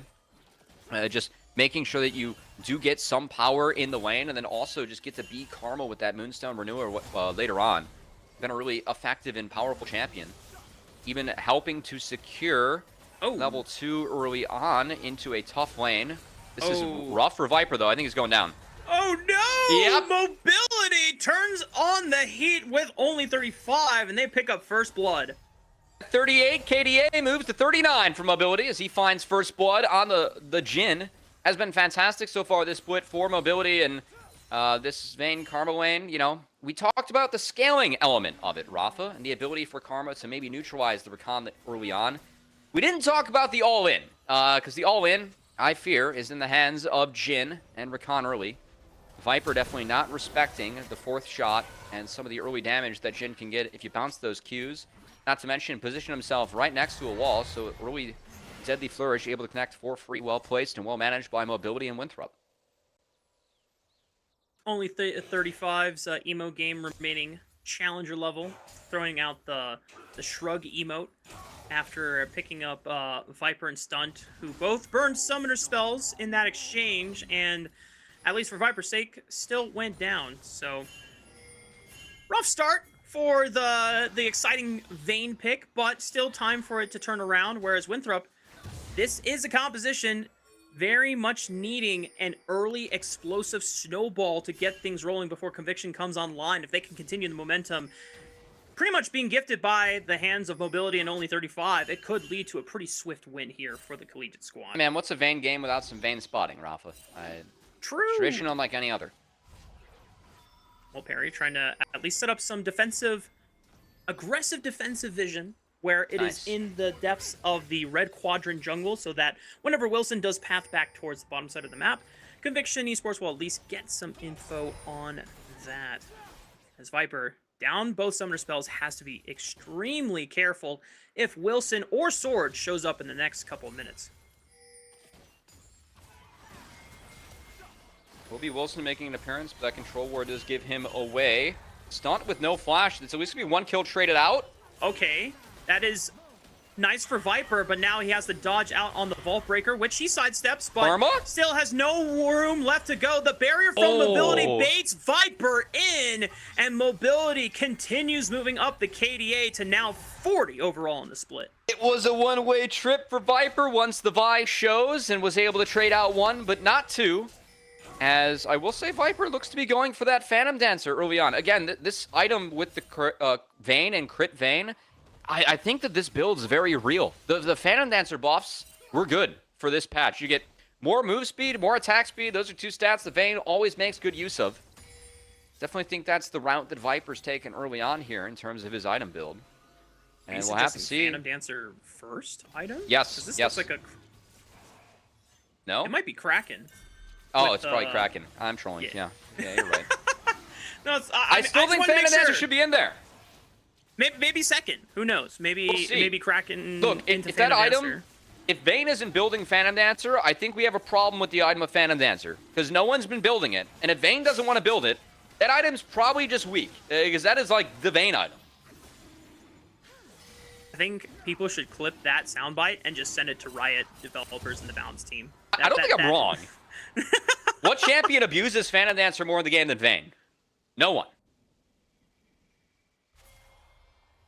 Yeah, I'm not contesting you there. No, yeah. What you know what was also not contested? The Dragon.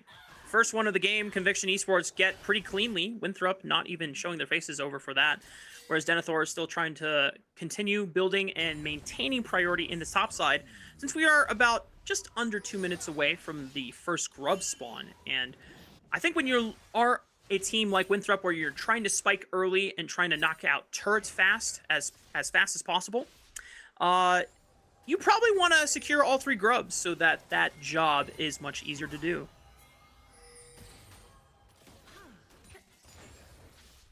See, that ends up being the focus right now. I see a level 6 on Talia and a level 6 on Vi and an Azir that's in the sights of Winthrop. Oh, Evolved was looking nice for the bait. one-on-one on a sword, forces the flash out. Wilson is level 6, but cannot get in range to threaten Evolved.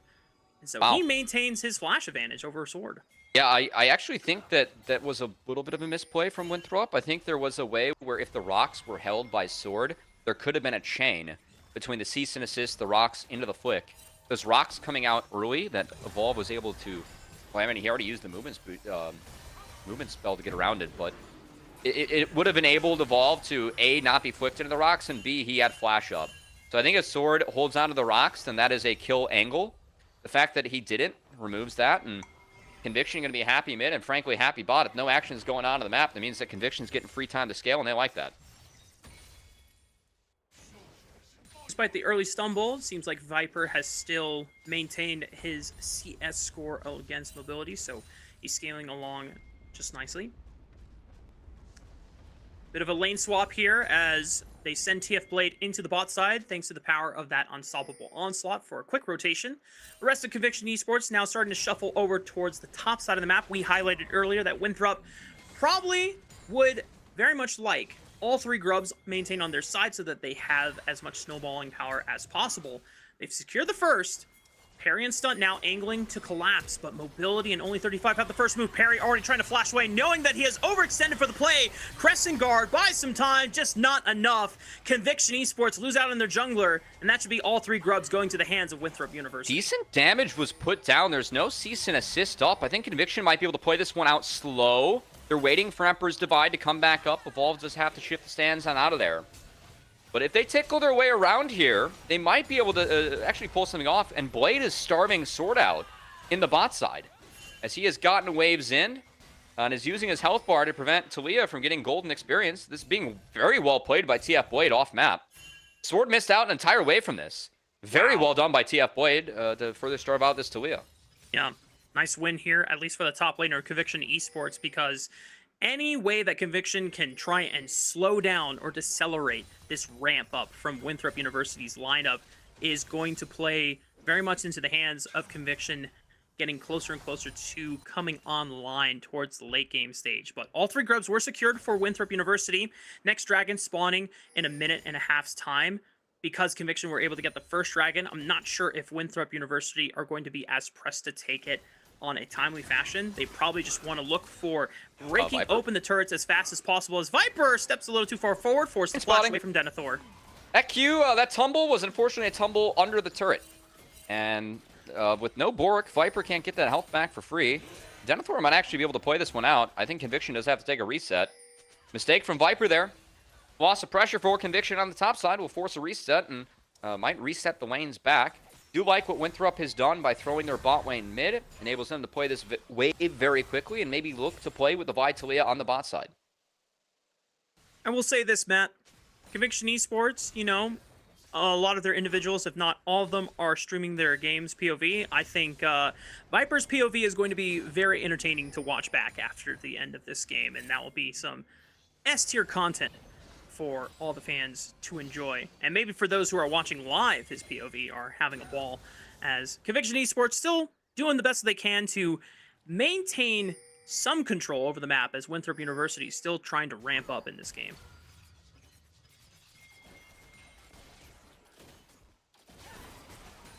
Bot tower might be under the sights here of Conviction. They do have their dual lane down here, and I like what Winthrop's doing by trying to pressure. Keep in mind, the Jhin can play quickly to a bot side fight with the range of the curtain call. And I think the focus of the Vayne that is flashless right now is the right play for Winthrop. So I think their focus is sound. Just going to be about, can they connect with this play? As Conviction, wow, actually going to drop the priority on this bot wave. We'll start this Dragon under vision. Ward back at the pit. Winthrop has info. Dragon's at half. Wilson can get in for a cheeky steal. Perry just jumps in, tries to stop him. They secure the Dragon. Curtain call from mobility, trying to put some damage and pressure onto Conviction members. Just a little bit of damage, not enough to really force anything out of Conviction Esports. Ghost was used. Evolved looking for mobility, and Evolved will at least force the flash out of the Jhin. And that target will be a lot easier to jump on for Conviction in the next fight. There's one wave that will be lost in the bot side, but taking the flash away from Jhin, you called it out, they can punish it. That's a big one. 2 points going over to Sword. Meanwhile, TF Blade, pretty nice item advantage for him in the top side. Denethor does need a base, is waiting for that TP to come back. Sion will win that matchup until Cleaver is picked up by Renekton. And frankly, at this breakpoint, Sion starts to reach critical mass and cannot be moved by Renekton later on in this matchup. So I still think Conviction in a pretty happy spot. Again, their team scales hard. They have 2 dragons. They're only down 500 gold. Perry going to be the focus, though. He's caught out. Yeah, they know that Perry didn't have flash from the prior fight around Grubs, and they waited for him to take that crab. Thunder Skies? As Perry does stall a lot of time, but not even the passive healing is enough to survive. And Stunt, forced to use his own summoner heal spell just for the movement speed to get out of harm's way. Only 35 is still pressuring. Maybe a supportal 1v1 combat, but Stunt pushes him out. Winnable. TF Blade, no TP to try and fix bot lane will have to be Evolved. As yeah, we're going to see Viper go mid. Evolve will be the one probably to fix bot. Could also hold the TP because that wave's already dead. And Denethor went for the first item, Eclipse. I will say, I'm not a fan. I've been very vocal. You know what I'm about to say, Rafa, because Renekton, yep. Black Cleaver and Shojin, you get much better passives later on into the game compared to the Eclipse from the Renekton, which is stronger now. And I know Renekton is viewed as an early game champion, but those items, they give better stats and better passives in the long haul. Important that Winthrop can hit this timer now. And important that you at home go to prodiff.gg, our sponsor for this stream, and the sponsor of NACL from the alum Armeo himself, a victor of NACL on multiple occasions. Building this website, guys, prodiff.gg, guarantee you get coaching from the pros. Pros only, available to coach with on prodiff.gg. Check it out for yourself, and definitely check out some of the members of NACL that are featured on that website.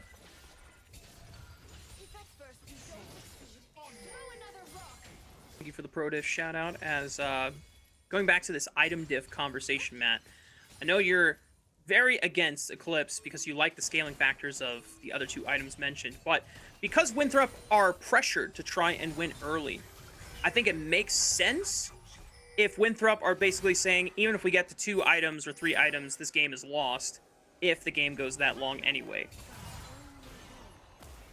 Yeah, I don't like it either way. I think I think Blippo would have a heart attack if we saw Eclipse being built over Black Cleaver. That's totally fair. But I do like this game, a little bit different. Parry, I said Sunder Skies, about if you can get the HP back or Oh, not. I lied. Titanic Hydra. As a Titanic Hydra. Good feature Very on cool. Xin Zhao for this one. Get the quick 3 Talon Strikes. Titanic Yep. Hydra, that active does provide you that free auto attack reset. So you can find that early knockup and a big burst of damage in these fights. Also, gotta say, some extra health stacking with this build on the Xin Zhao going to be valuable. As the damage profile from Winthrop is not very high as this game goes later. And Yep. I still think that Conviction are sitting very pretty with 2 dragons to their name and a 1.5k gold lead. Yeah, they've done a good job of at least stalling and preventing a early Winthrop University win condition with Drake stacking. That's not going to even be on the table anytime soon. So Winthrop are focusing their efforts on the top side. The Weaver's Wall will force TF Blade to flash over it. Dodges completely the Seismic Shove. Denethor popping the Dominus to sustain some turret pressure. And yeah, only 35 will ensure that they can get the dive guaranteed onto TF Blade. But the first brick still goes over to Conviction Esports because they were not able to burst out the turret fast enough, and Rift Herald was just secured now. So if you think about the trades that Winthrop took to try and get the first 3 grubs, and the fact that they lose first brick condition over to Conviction Esports, I think Conviction is still sitting fine with only a 2,000 gold deficit. They can still scale into the TP game coming relatively in. fast. Yeah. And now, Teleport is coming in for the side of Winthrop, trying to cut off the retreat paths of Viper and Stunt. They're just going to try to snowball as many turrets as possible. Rift Herald charge into the mid lane. Love the choice from Conviction. Made that choice with some conviction for themselves as well, sacking the Herald for 2 towers bot, and gold funneled into the Azir. Perry getting jumped on by only 35 with a quickness. Charms him up briefly. Vault Breaker connects from Wilson. TF Blade trying to hold the line. Wilson sends it into the back line, flashes away, but Perry dashes right on top, and Game's Viper over. finishes him off with the crossbow bolt. And Conviction Esports, if they're winning fights hard right now, just imagine Viper! what the game is going to look like You 20 lunatic! minutes from now. But Viper is still frontlining as an 80 carry, maybe a little too far forward. Mobility will stand his ground and at least hold on to the very stellar KDA he's got during the split, but Conviction Esports will take the 3rd dragon of the game as their reward. I really like what Conviction did to slow this game down. I think the early dragon focus, some of the rotations they had, the use of this Scion, they've now gotten to a point where with 3 dragons down 1k gold, I mean, the dragon value already eclipsing the gold value that we see on paper in favor of Winthrop, and that doesn't even go to mention the comp value. We very much favor the Azir Karma and Oh tools my later on, God! as Denethor is going to try and push now. Dragon Winthrop are dead. still pushing the tempo here, but a great Emperor's defied the flash, not in time. Evolved is still running for his life. Perry trying to buy space for It's his Leah? carries. Sword, and taken out in the trade, a 1-for-1, a valiant one from Perry on the Xin Zhao. As Conviction Esports will be able to at least get the retreat successfully off for Evolved. Can't say the same about Stunt, as Winthrop University are able to take out the support.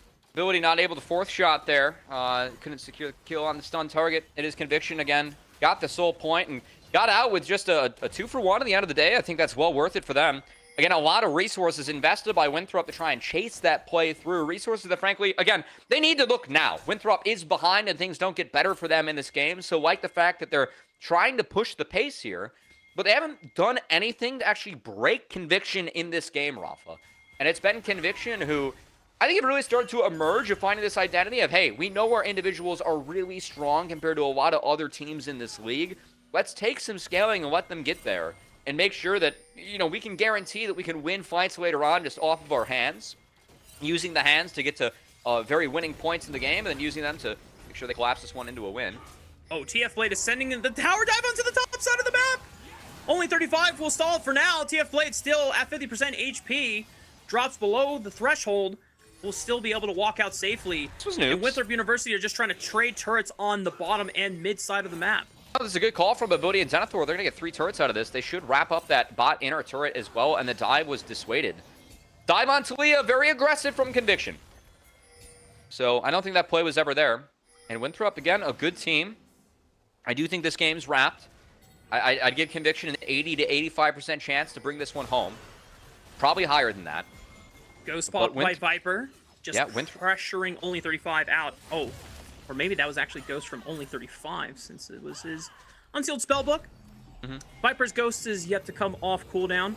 I will say, Matt, one of the things I really love about watching both of these teams compared to a lot of the other teams in NACL, whenever these teams, although Winthrop doesn't find themselves in losing positions that often, Conviction maps? in some of their, these two teams are very stellar when it comes to dropping ego around objectives they cannot contest 5-on-5 or 4-on-4, and they just say, hey, we're just going to opt in for as many turrets on the cross map as much as possible. Have been a couple of good cross maps we've seen. Thought Conviction's cross map against the Herald to take 2 turrets was good, and even Winthrop's response there to dissuade the dive on Talia and then find turrets for themselves.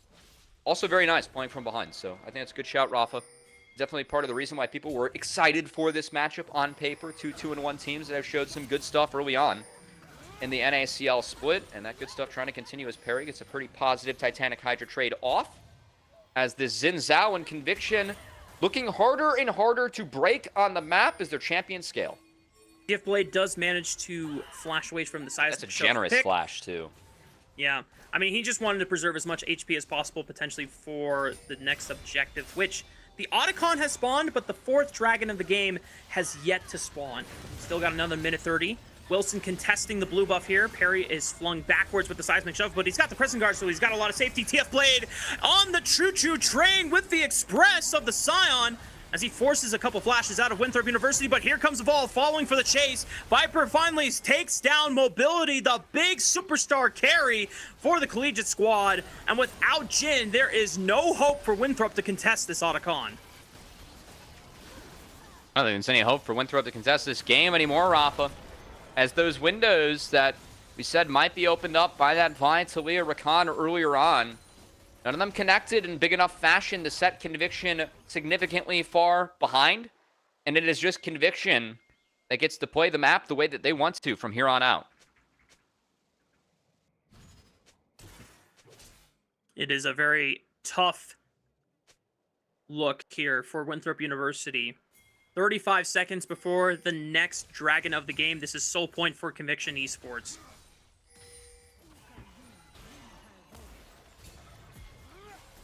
Inventory's tough. Seeker's arm guard secured by Evolve. That can get him out of a Vi Talia combo. Could be pretty clutch. And Perry, we've already seen how defensively he's able to play with this Titanic Hydra and the Crescent Guards. A lot of effective health as, Seeker's used. Yep. Sending it. Wilson with the engage. Denethor tries to follow up, but Evolve using the Seekers to stall some time. Well throws played. out the Emperor's Divide. The Emperor is taken out, but they trade Viper. for Denethor, and Viper is cooking. He's revved up Viper. with the lethal tempo. Quince's Rage Blade just firing crossbolts one after another. Picks up the Quadra, but Mobility is too far to be looked at for a Penta. As Mobility sends out Curtain Call Bullets, doesn't find the last one to finish off Viper for a trade. And if that doesn't spell the end of this game, then I don't know what will, Matt. I really like how Conviction has kind of found this little team identity. Putting the stunt on Enchantresses and empowering Viper to try and step up, use his hands. Seen some good looks from Viper with the champions that he's shown so far. I do want to give Winthrop credit. I like how they split their CDs around the Seeker's arm guard. Really, props to Sword on holding that quick. They found Evolve first and actually gave themselves a decent angle to play this fight out. But not enough. Viper able to sidestep the Grand Entrance beautifully there in the fight, and just fighting around the Scion, fighting around the Karma.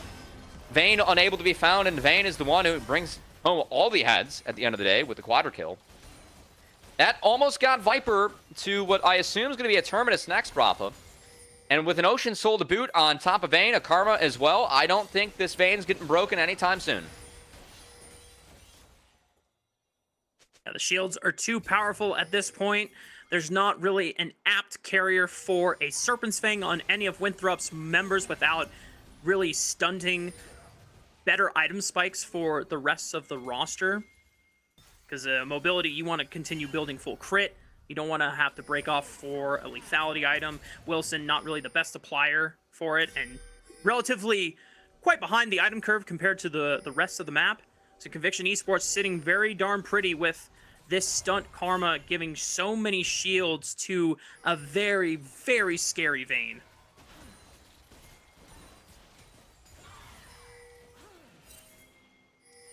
Yeah, I mean, you can see Winthrop having difficulties just getting into the Baron side of the map. And you look at the map, it doesn't look like a 1k gold lead. Obviously, Ocean Soul brings a lot of value, as well as the champions of Conviction. We've scaled nicely, and yeah, I see a ult being popped by the Croc. I see some skirmishing going on. Conviction health bars are not moving. And it's Winthrop again on the back foot.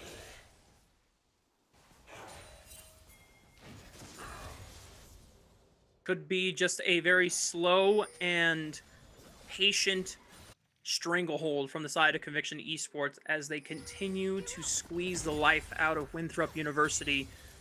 The Eagles are still trying to find a way to fly back into this game, but it does not seem very likely unless we see a series, not just a one-time, but a series of miracle throws from the side of Conviction Esports and picks capitalized by Winthrop University. You could try and stall time for Elder Dragon, which would be the ultimate reverse Uno card, but I think Conviction Esports strong enough and smart enough as a squad to not let that happen.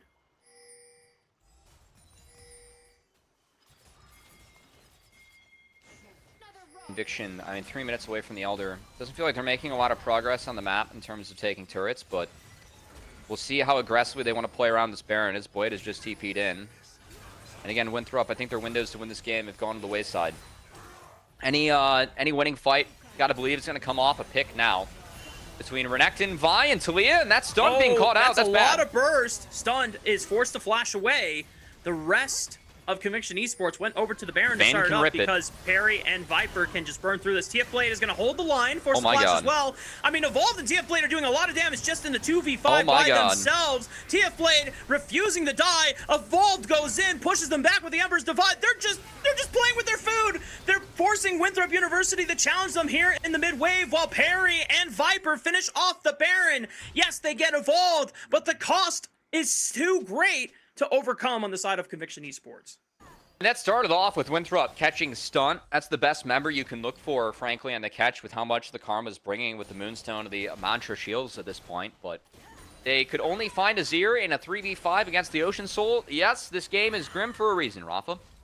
As Winthrop, a team that, again, will play better or worse for early game, garnered a lot of respect because of that across the league.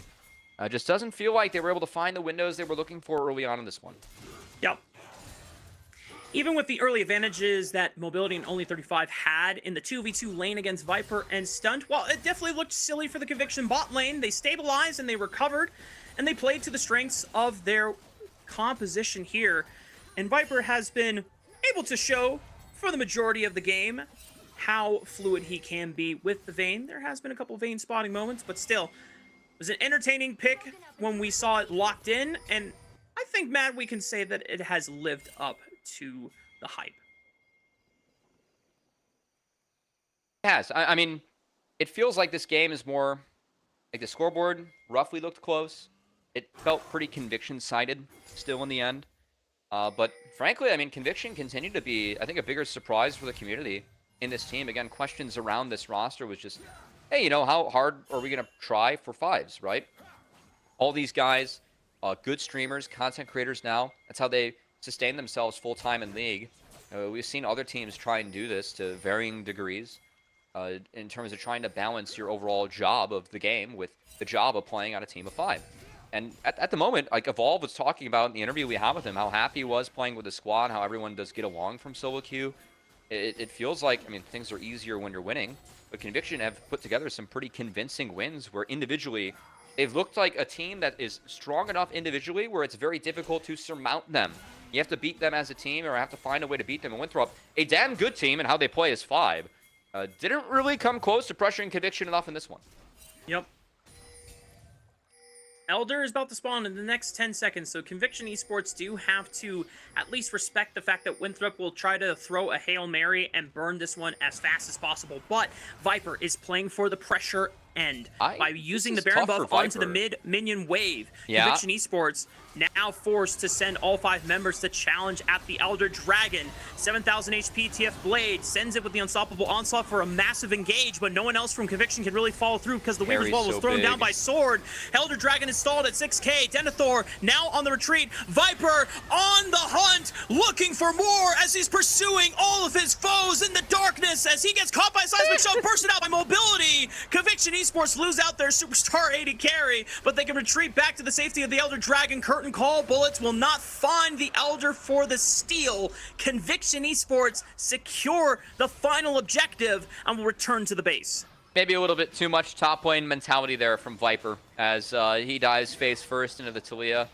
No flash, no ghost, but hey, no problem for Conviction.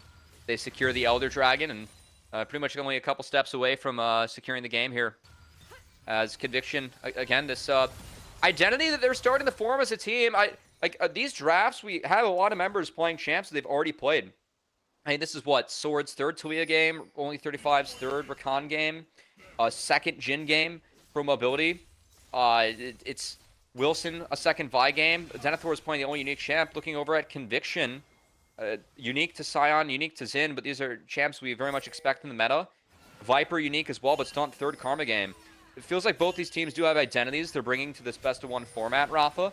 And this Conviction identity, I'm just going to challenge teams in our league to try and beat this. It feels like a lot of individuals, again, these guys are really good solo queue players. And this is why I had Conviction ranked a lot higher in my tier list than I think a lot of others, because I had faith in the fact that these guys, I mean, they play the game for a living. They're very good. Stunt is the #1 support streamer we have in America. TF Blade proved he can play 5s last, but Evolved was a 80 or a mid being considered by the LTA North teams. And Viper, again, is someone that's always been very talented mechanically. He won Proving Grounds as a top laner. These guys are good players. It's just about how good can they be as a team of 5. And so far, they've given us a lot of promise. As I've talked through TF Blade getting hunted down, and it's going to come at what cost here for Conviction, or for Winthrop, as Conviction is melting the base. Yep, the trade-off, as Conviction basically offered a juicy trade deal as, yeah, you take an eternity to kill our Scion, and we take a majority of your base. And that is a pretty nice trade for Conviction Esports in progressing the state of the game, as they will now have 2 open lanes that they can punch their way through off the next victorious fight against Winthrop University.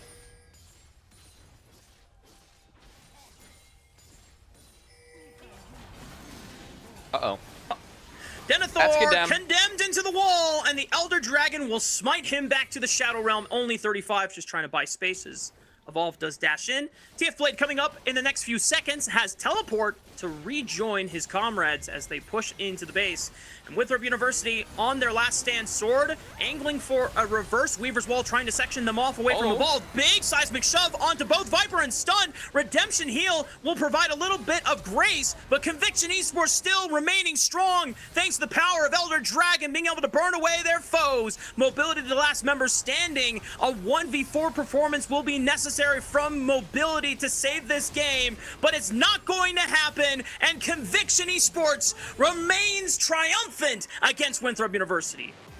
Even in their downfall, Winthrop still showing some creativity and a couple decent looks to try and bring that game back, but the story was Conviction not being broken in the early game, not being broken in the later game. And despite, Viper making things more interesting for both teams at a couple points in this one, the Bane ended up being very big in the end. It was definitely insurmountable in the comp of Winthrop. I'm very curious to see who our MVP is going to be for this game, Matt, because obviously the Viper Vayne was very flashy, did pick up a quadra kill, but I think there's definitely some deserved shoutouts to some. There's some deserved shoutouts to a couple other members here in the roster as well. I know you were in particular looking at Stunt because locking in the Karma, the shields were very necessary to be able to absorb a lot of the upfront burst from the composition that Winthrop University had. It proved to be very strong as it scaled further and further with the Moonstone. As you can see right there, vote for your MVP, Viper, Stunt, or Evolved, who also had a pretty impressive performance on the Azir as well. Yeah, I mean, again, Conviction, I think sitting at 3-1 in our standings after 2 weeks, not something that a lot of NACL fans had on the bingo card, but I know a lot of people internally at Conviction happy with how they're playing so far. This content team, definitely a team that looks like they're playing to compete at the highest level. That was the plan going into the split, and the plan's been going so far pretty good for Conviction, so excited to see more. Yep, very convincing win from the side of Conviction Esports. We're going to be taking a short break. When we come back, it will be an interview with one of the winning members of Conviction Esports, as well as the MVP, and then get ready for our 4th game of the day. See you then.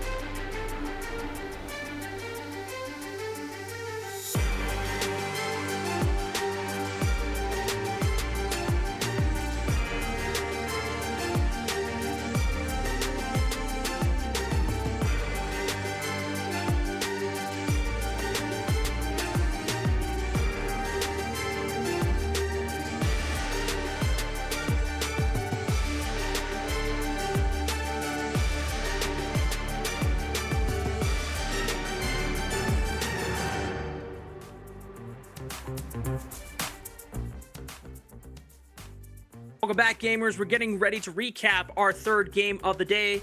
It was a victory for Conviction Esports against Winthrop University, and while Cubby may have not been a fan of certain drafts in this composition, I think it was fair to say that Winthrop were definitely on a timer, tried to do their best to contest Conviction early on, but in the end, it was too much for them to overcome. Like this identity we've seen kind of emerging from some of our teams in best of ones. Definitely feels like Conviction opting for a little bit more scaling, with Stunt being on the Enchantresses for the most part. Meanwhile, Winthrop opting for the full early game. Just couldn't find it in this one, couldn't put things together. Viper's Vein ended up taking over later on, and Conviction find themselves a nice little win to put themselves to 3-1 towards the top of the standings, tied for second. It's a really exciting position to be in for this roster, as there's definitely a lot of concerns, a lot of questions around a roster that was definitely very outspoken on being a team to stream all of their matches, their scrims, etc., trying to give as much content, as much performance as they can in the NACL season. But as you noted many times, Cubby, these are all very highly talented players. These are all individually have the hands and the skills to compete with some of the best here in NACL. And that's, as a fives, that was the big question we had going into the split. But so far, pretty impressive record to open up our second week of the split with. And I mean, honestly, for Conviction moving forward, Rafa, this is a team I'm kind of curious where people start to put them, because the conversation early on was very much, you know, Luminosity Gaming, Supernova, Dark Zero. These are the teams, the favorites that we have in order to compete for that LTA North spot. These players have talent, man, over at Conviction, and I really think if they go at it hard, they might be a team that can compete for those top spots and bring it to the best of the best that we have in the league so far. So just curious to see if those guys are going to be up to the challenge when that schedule does get harder later on for them. Yeah, I mean, I'm going to echo Bach's words in the interview we had with him post Supernova victory earlier. It's still very early in the season, guys. You know, don't get caught up on some of the victories now. There are other players that could be posturing for those two spots. And speaking of which, you know, one of those potential players in Stunt, we're going to welcome to the interview desk here post our victory for Conviction Esports. Welcome to the interview desk, Stunt. Hello. First of all, I want to come right at the 2v2 early on. Yes. What were the comms for that? What happened between you and Omran? Pretty much we were like, we're turning level 2 first, let's go in, and then, yeah, I kind of, like, lost my mind, killed myself, and then, yeah, that's pretty much what it was, and, yeah, I mean, props to, their support, only 35. I think it's pretty admirable to still play at 35 years old, and, you know, and, you know, respect for going back to school at that age. That takes a lot of motivation. Yeah. Knowing him, will probably be in one of these chats to see that, Stunt, so that's always fun. But hey, speaking of coming back, it's been good to see you back competing in fives. What was some of your own internal motivation for being a part of this project, Stunt? Well, it started off with Viper kind of reaching out to me that he was thinking about doing a streamer team and how they really needed support. And I think the support was like, pool was a bit pinched for NA, so they were kind of like, we really need to do it. I was like, okay, I'll play. That's kind of it. What have been the highlights of playing so far, whether it's match days or behind the scenes? What's been fun about playing with a squad? Yeah, everyone's honestly very individually talented, so it really feels like we want to like flex on them a little bit in terms of mechanics, and so I think we'll be like a very fun team to watch, and I kind of like that style of playing a bit faster and just taking fights and trying to hands check, because on some of my old teams we very much like always went for the guaranteed play, and I think nowadays League the mechanics matters a lot more, and you're just kind of 5v5, maybe even gold, seeing who plays it better, and you can't really like communicate everything. At the end of the day, the players still need to individually be able to pilot their character in any scenario, so I think our team is really good at doing that. Can definitely see it in the makings here for your team, especially in this victory against Winthrop University. This does put you guys at 3-1 in the standings and pretty high up compared to the rest of the league. I know we've mentioned a couple favorites here in maybe some opponents like Supernova. But before we let you go, Stunned, are there any last closing words or shout-outs you would like to give? Thank you to all of our supporters. I don't know how many we have, but thank you. And yeah, we hope to continue to be like an exciting team to watch. It's been fun seeing you be competitive, man. It's been a pleasure to watch you guys play. Best of luck as you guys continue throughout the split, and excited to see more Enchantresses from you. We'll Cheers, try. Stunt. We'll try. Always try. Good to see you, Stunt. Good playing, man. All right, Rafa. Well, from 2-2-1 teams to 2-0-3 teams coming up next. I do think we have one order of business, though, before we close out this match. Very true. And move on to a must-win for each of our teams. We have the MVP coming up. Fire away. I think that we just talked to him and Stunned. I thought the Karma was actually really solid that game. I kind of hope he brings this one home. See what the chat voted on. I fear it's going to be Vein Spotting. All right, we voted on Vein Spotting. It's fine. Protagonist main character energy, guys. It's there. As Stunt said, we like to play for hands checks, and the chat likes it too. Viper brings home the pod. You know what? Viper did bring it home in the end. Picking up a nice quadra kill definitely helps sell the MVP fan vote there. But I appreciate you shouting out Stunt as a fellow support main. You know, got to give love to your supports, guys, because without good supports, then how can we win these games?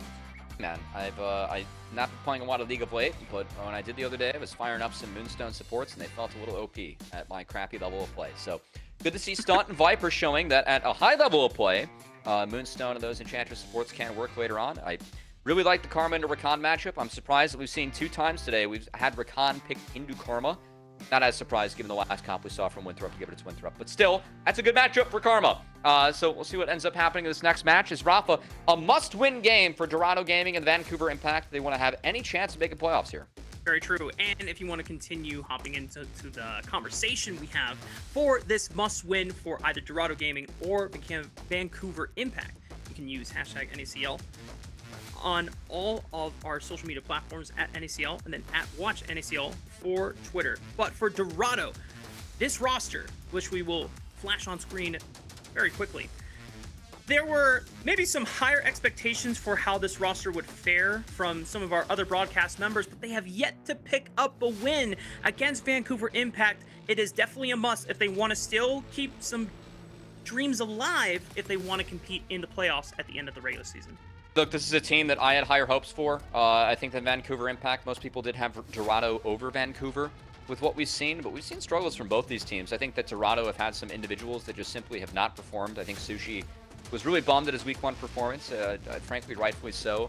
We'll see if he can play better. Didn't have a good game yesterday, but going to need to step up and be that big late game carry for Dorado today, going up against Vancouver Impact, who, again, have had their own struggles. It's interesting that the 2 rosters that do feature the most rookies that we have in NACL are sitting at the bottom of the standings. I know that a big influence in a lot of the roster decisions that were made by all of our teams this past offseason was the single round robin best of 1 format. And we have seen the 2 youngest teams have some struggles early on.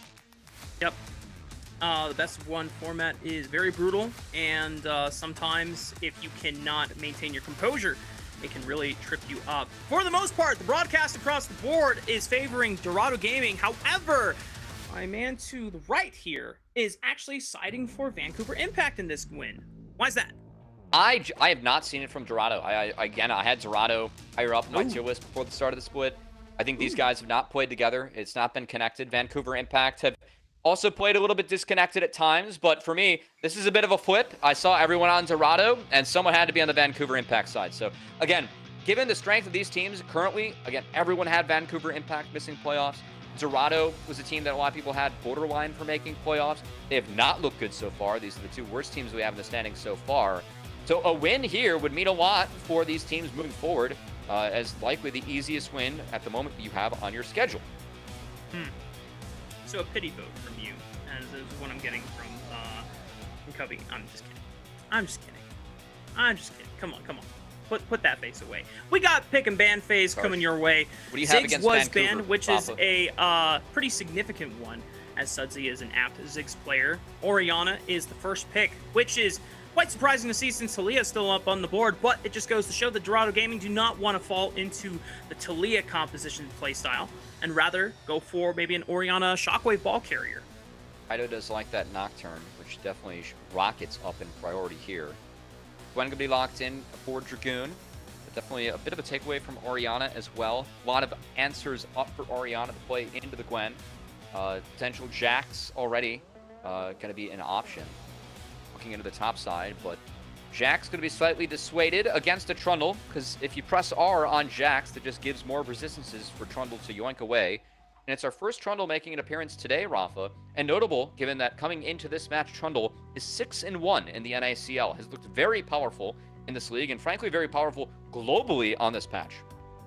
And I think my favorite thing about some of our best usages of Trundle have not just been, the raw beat down in stats when you see the Trundle skirmish, but it's been the pillar usages. And I'm hoping that Will can continue showing some stellar pillar placements in making or breaking some fights here. Dorado going with the Senna for Sushi, and thinking about maybe a Wukong to combat against the Trundle, and just setting up as a ball carrier as Shockwave Cyclone.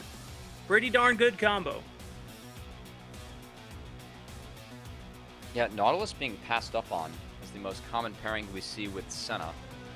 But also, I mean, with Braum, Nautilus, potential Burrell, another pairing on the board, not one that I like as much, but still doable, is the Akali locked in for Sudsies. So one of the champs actually playable into Gwen in that top lane. Definitely a bit of a takeaway from Orianna. Orianna has had some time spent subbing into mid lane in their past history, so this will enable more champs to be taken away from Gwen. I'm expecting we see the Ambessa ban. Would not be surprised to see a Jax ban as well, as they try and protect Dragoon in that top lane matchup.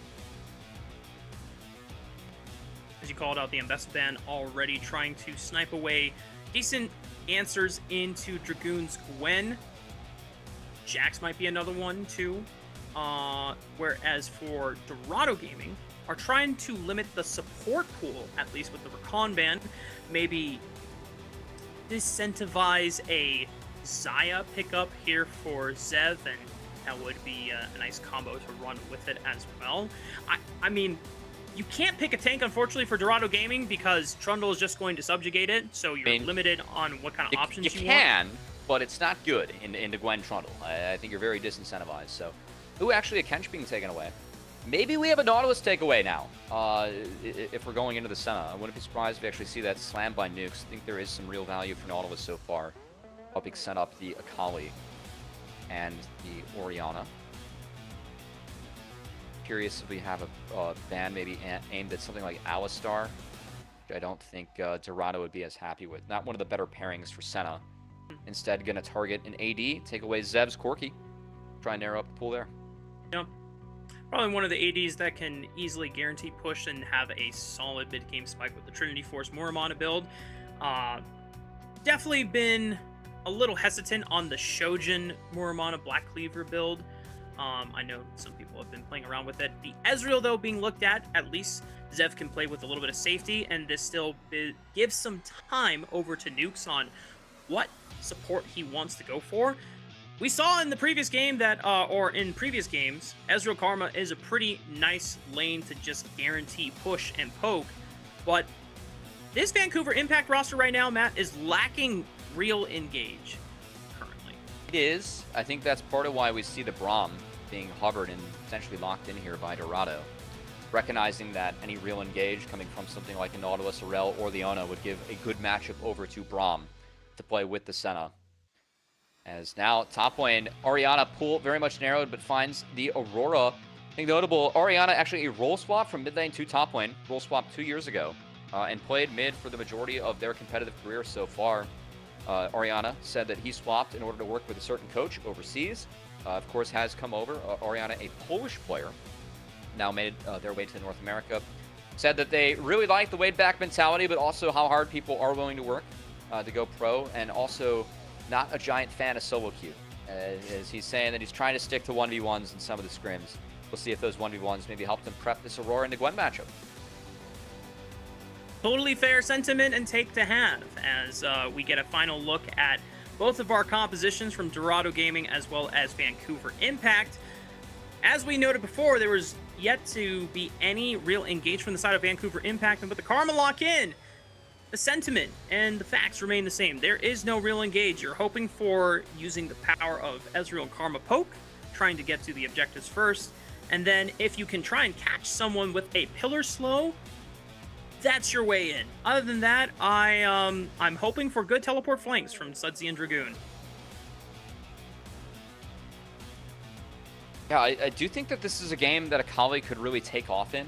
There's a lot of conditional CC that Akali can play well around, and in games where crowd control overall was lacking, I mean, those are the games where things like Akali, things like Ezreal Karma really benefit. So I do think there is real potential for Vancouver Impact to win out with this draft.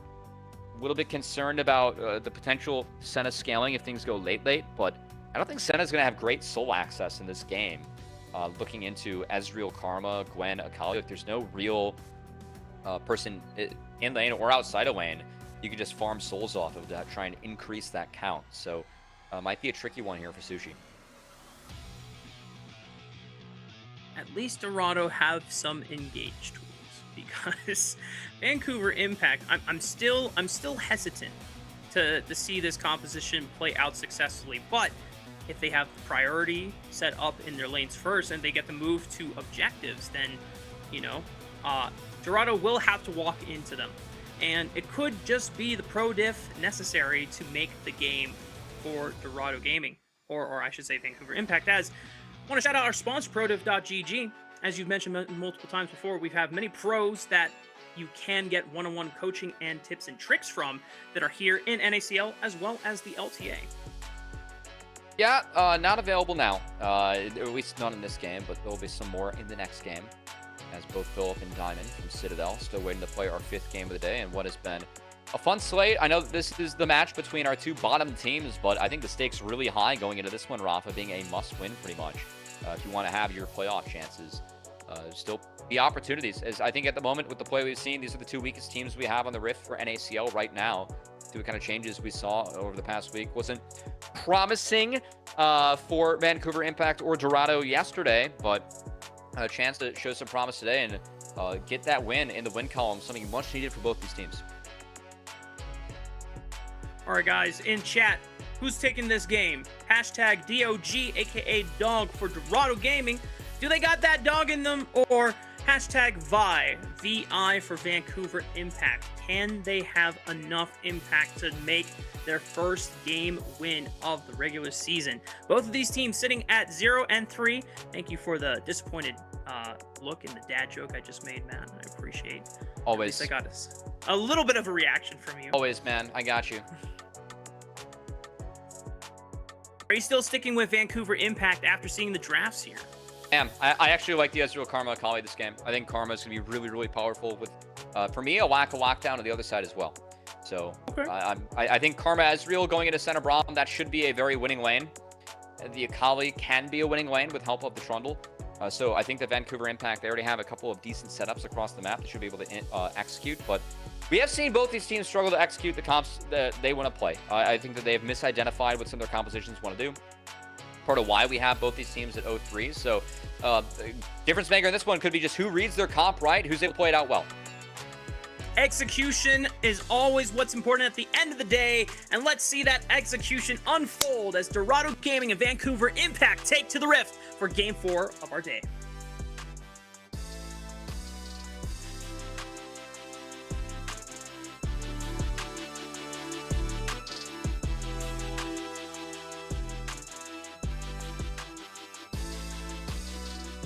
One and 3, a whole lot better than 0-4 coming out of this one, Rafa. Kind of where my head's at, and we will see if this Karma Ezreal can lead to some early priority. As I do see wards being dropped in the bot lane already. Karma sitting on a red trinket. Should be able to sweep those out when the lane does come along, and brush control big for an Ezreal Karma. Double ranged into center Braum. Braum should not be able to do much in this laning phase. You are double countered as Braum down here, Rafa. Was hoping to see if Dorado could look for a level 1 play using the strength of Braum just to try and tag someone with the concussive blows and see if he can burn some summoner spells, but not going to be the case here. Just a standard 5-man fan from both sides here. I didn't get a chance to see if there was any aggressive vision laid down. Looks like there was one ward dropped here on the Raptor camp by Sudsy, as he does take a little bit of damage on his way out. Shouldn't be too much, though, to affect his first wave here unless Shochi gonna try and really put the pressure down in level 1. And if there has been a bright spot for Dorado, it probably has been Shochi, who happy to have back in the league again for this split. Always does bring the Shochi, as we like to say. Nice. Playmaking for better or worse. I mean, we got to honor Deserex, who is co-streaming today. Fun fact, is our team Hell yeah. has some co-streaming rights. Shout out to any and all co-streamers helping out. Bring more eyeballs and more fans to NACL. Definitely appreciate everyone going hard. Shout out to Raz, too. As the official one, no Croissant as well. Joined him the other day. I definitely Some wore big this brains. Toronto. I definitely wore this Toronto Raptors cap just for Raz. Yeah, just to vote against Vancouver Impact and hate Canada. Understandable. No. That was not the intention. Hang on. Understandable. You've turned around my plight to appeal to Raz now and have made it negative. I don't like how this situation has evolved into. Meaning for mid lane. I want to shift over as Sudsy does take a pretty nasty trade from Shochi as he dings level 3 first. Sudsy's got to be a little bit careful about how he navigates this one. It's fine. He's got D-Shield, second wind, and fleet. It's about the second wind min-maxing here. Trading away your health bar early on to get Akali's mana, or Oriana's mana, and right. hopefully bounce back in. But at the moment, we have mirrored clears, Will making his way down towards the Ezreal Karma, and I just don't know what Senna Braum can do in this scenario. Not even going to send the Wukong down there to help him. Should just be early full clears from each of our junglers, which frankly benefits the Wukong, getting a little bit of scaling going, but Yep. that jungle matchup, we will see the Trundle fall behind later on to hopefully apply good pressure for the team. Oh, there's a ping. Will is going to look for an early flash burn onto Shochi. Depends on the pillar placement, but he's running straight into Kaido's Wukong, so has to be careful here. Oh, good Kaido ward. will at least guarantee that Shochi will not fall here. Now they're pressing forward, looking for one more auto attack. The flash from Will guarantees that he gets out alive. Kaido will not follow, just guarantees that he has the summoner spell advantage and can try and pressure Will away from the bottom Scotto Crab. Good flash from Will. Did have enough HP to get out of there. Meanwhile, top lane getting a little bit volatile as well. Dragoon did burn flash and is going to have to burn his TP on the way back, so Oriana should be able to TP back with a flash advantage in the top side. Definitely a favorable matchup for the Aurora early on, who has that range advantage. Even in the CS, but up a summoner spell. We'll see if that ends up being a punish later on for Oriana. While Will does lose his flash, the nice thing is that it did burn all of Shochi's mana, and Sudsy now has control of the wave. He went in for the, looks like for a little bit of an aggressive one under Shochi's tower, but just stopping his recall. Oh, really good pillar onto Oriana, slows him down, but not enough for Dragoon to finish him off. Goodbye. And he tries to flash away, but Kaido follows with his own flash, and that's first blood for the Wukong. I just do not think that you get access to the wave as Dragoon. When he TP'd back, just tried to fight and crashed that wave. Can't do so against Aurora. Way too much wave clear and pressure on the wave early on. And not to mention the passive definitely helps out in those 1v1s. Speaking of help, the jungler going to help get that wave in. Crashed into the Gwen. Get a good reset for Oriana, and that's a nice win to the top side for Dorado. As that play is not available for Vancouver Impact. I mean, the pillar against Aurora, we're going to see it here, but easy E to get out of that terrain, buy some time, buy some space, and then punish the Flashless Dragoon. Way too easy for Dorado. Kaido has done an exceptional job at just counter-ganking Will on both the mid and top lane looks here from the Trundle. And even though we know that Trundle has been exceptional as a stat raid boss in these early stages, being able to kind of 1v1 any AD bruiser, when it comes to counter-ganking, the fundamental still lies the same. Once the other jungler uses all their main spells, that opens the floor for the counter-ganking jungler to really heavily punish. And the fact that now it is first blood and an accelerated Wukong spells really good fortunes here for Dorado Gaming in the mid-game.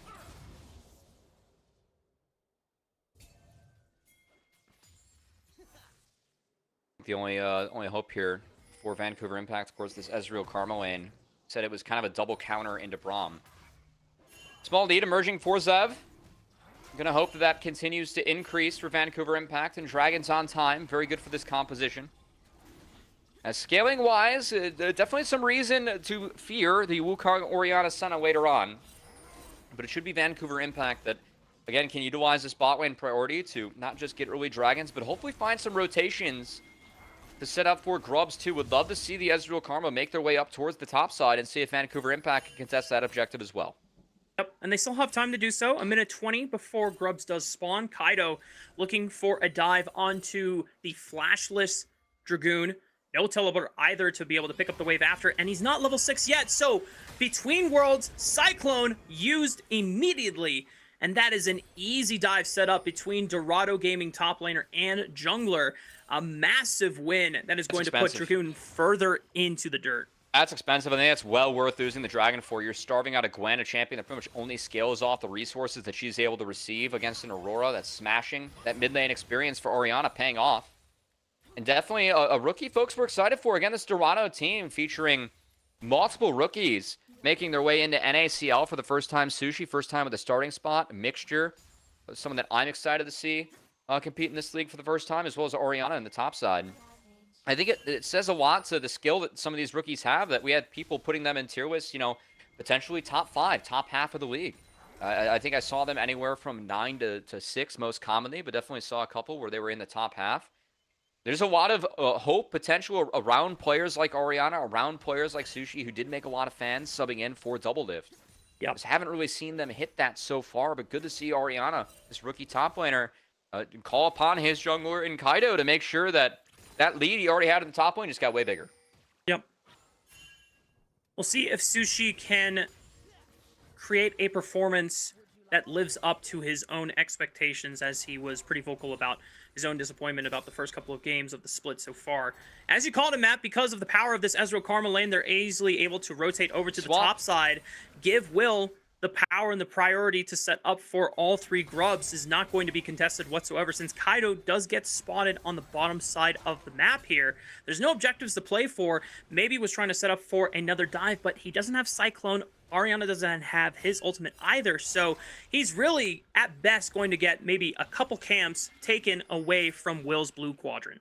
And Sudsy's aware, so Sudsy making his way in, did get shoved on that mid wave and going to try and force Wukong out. Has kill potential onto Kaido.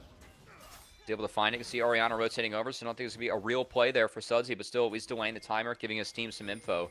And only 1 camp taken away.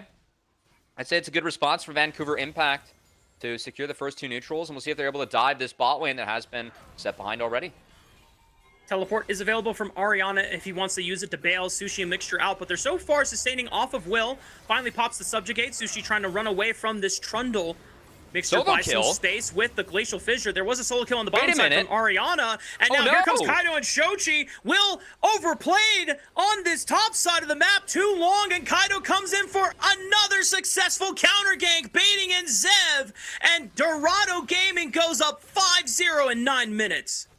It's a disaster for Vancouver Impact. Again, I think that some of the rotations they made early on to secure these first 2 neutral objectives, it's good play. It's good use of the double counter bot lane, but that has all been thrown away now, as we tried to force a dive that was not there, Rafa. And our Gwen is starving. Our winning bot lane has just been starved out with a play that was overforced. We missed out on the solo kill that Orianna found. Again, played mid lane for 2 years before he swapped over to top lane. Some of that experience on the Aurora may be paying off. Good bounce using the between worlds. Was able to somewhat stay in range. And was it a flash? Oh, it's an E-flash. A little bit of style there to find Dragoon at the end. Okay. See you, Ariana. Low-key, Matt, I don't think I've ever seen an E-flash before. I just didn't know if it was possible, but good to know. Sudsy, the only, or one of the 2 only members on Vancouver Impact yet to drop a death in this game.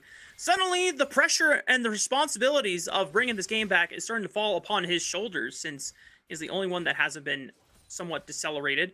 Off of this first item coming in with that Proto Belt, or if he goes for something more aggressive like a Storm Raiders, maybe it's that 1 item Spike Akali that can try and turn this game around, since Dorado are just starting to steamroll Vancouver Impact. Say the swap from Vancouver Impact again, decent. Gwen was not happy in this matchup, so might as well try and find the 2v1 and starve out Aurora if Gwen's gonna get starved out either way. Did give Sushi a little bit of free time, but again, I think worth overall for Vancouver Impact, who have had some decent rotations, but have not been able to put fights together in this one. Second Dragon is spawning soon. Nuke's being as low as he is, might be forced to recall, and So we'll give full priority over to Dorado, who has shifted their bot lane back towards the neutral objective that has spawned. With the health bars being very much in their favor, look to be posturing around that dragon. Dragoon forced to use the needlework just to pressure Ariana away as he is retreating on the other side of that turret. Ariana will pick up the wave. He used the teleport to pick it up as well. And because Dorado Gaming is so damn strong with a Trinity Force Spike Wukong on the map, there is no way the Vancouver Impact will even try and challenge them at the second dragon of the game. Rift Herald is not spawning for another 3 minutes, so there is some time for Vancouver Impact to get some of these Triforce carries online with that first item. But Dorado just feels so threatening at this stage of the game. Yeah, Sudsy lost his flash in mid to a decent walk from Mixture and the shockwave casted from Shochi. And the ways back in for Vancouver Impact, I mean, if it's not their bot lane being able to utilize their lead, it's hard. They're going to try and attack this Aurora. Between worlds, you just get Orianna out. As, yep, there it goes. It was a nice attempt from Will trying to catch him with the pillar on the side of the wall he was trying to bounce to, but eventually he got to it thanks to the power of the E. Now, Kaido, knowing that Will is on the top side of the map, can make a gank of his own onto Zev. Flash used by Zev's Ezreal, but the knockups from Cyclone and Glacial Fissure should provide the lockdown necessary as Kaido takes one more turret shot, not enough to take him out. Nukes is going to try to bait him on in, and he still has another Cyclone cast. Okay. Kaido knew that it was a one-way trip with Sudsy teleporting in and only gifts the shutdown over to the Karma instead, as Sudsy doesn't find the kill onto Sushi, at least burns the flash out, and it's Nukes that is gifted 2 kills. I like the TP from Sudsy, Rafa. You said that there's some onus going to be on him to make some plays, get the team back in the game. That was a good TP from Sudsy. Answers a very aggressive play from Dorado. I think you called it out. Kaido spotted Will top, said, okay, we have numbers bot. Sudsy able to even things out, though, with a TP and at least picking up 2 kills on the Karma, which not exactly ideal. The Moonstone, we have talked about the scaling of this item being very real, but it's not like we accelerated that one quicker with the 2 kills. It's still kind of matching where the Brahm's at, and frankly, we would like that Akali to be accelerated, because with not a lot of CC in the game, there is real potential for Akali to do significant damage over to Dorado, and well, some 600 gold on top of that would have been nice.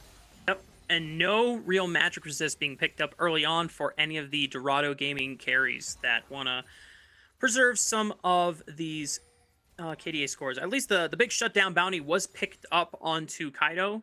Unfortunately, as you said, it went over to the Karma, which would have been nicer to have an accelerated Akali hitting a second item just that much sooner, but we'll see how Vancouver Impact are able to play out now a map that has been somewhat stabilized.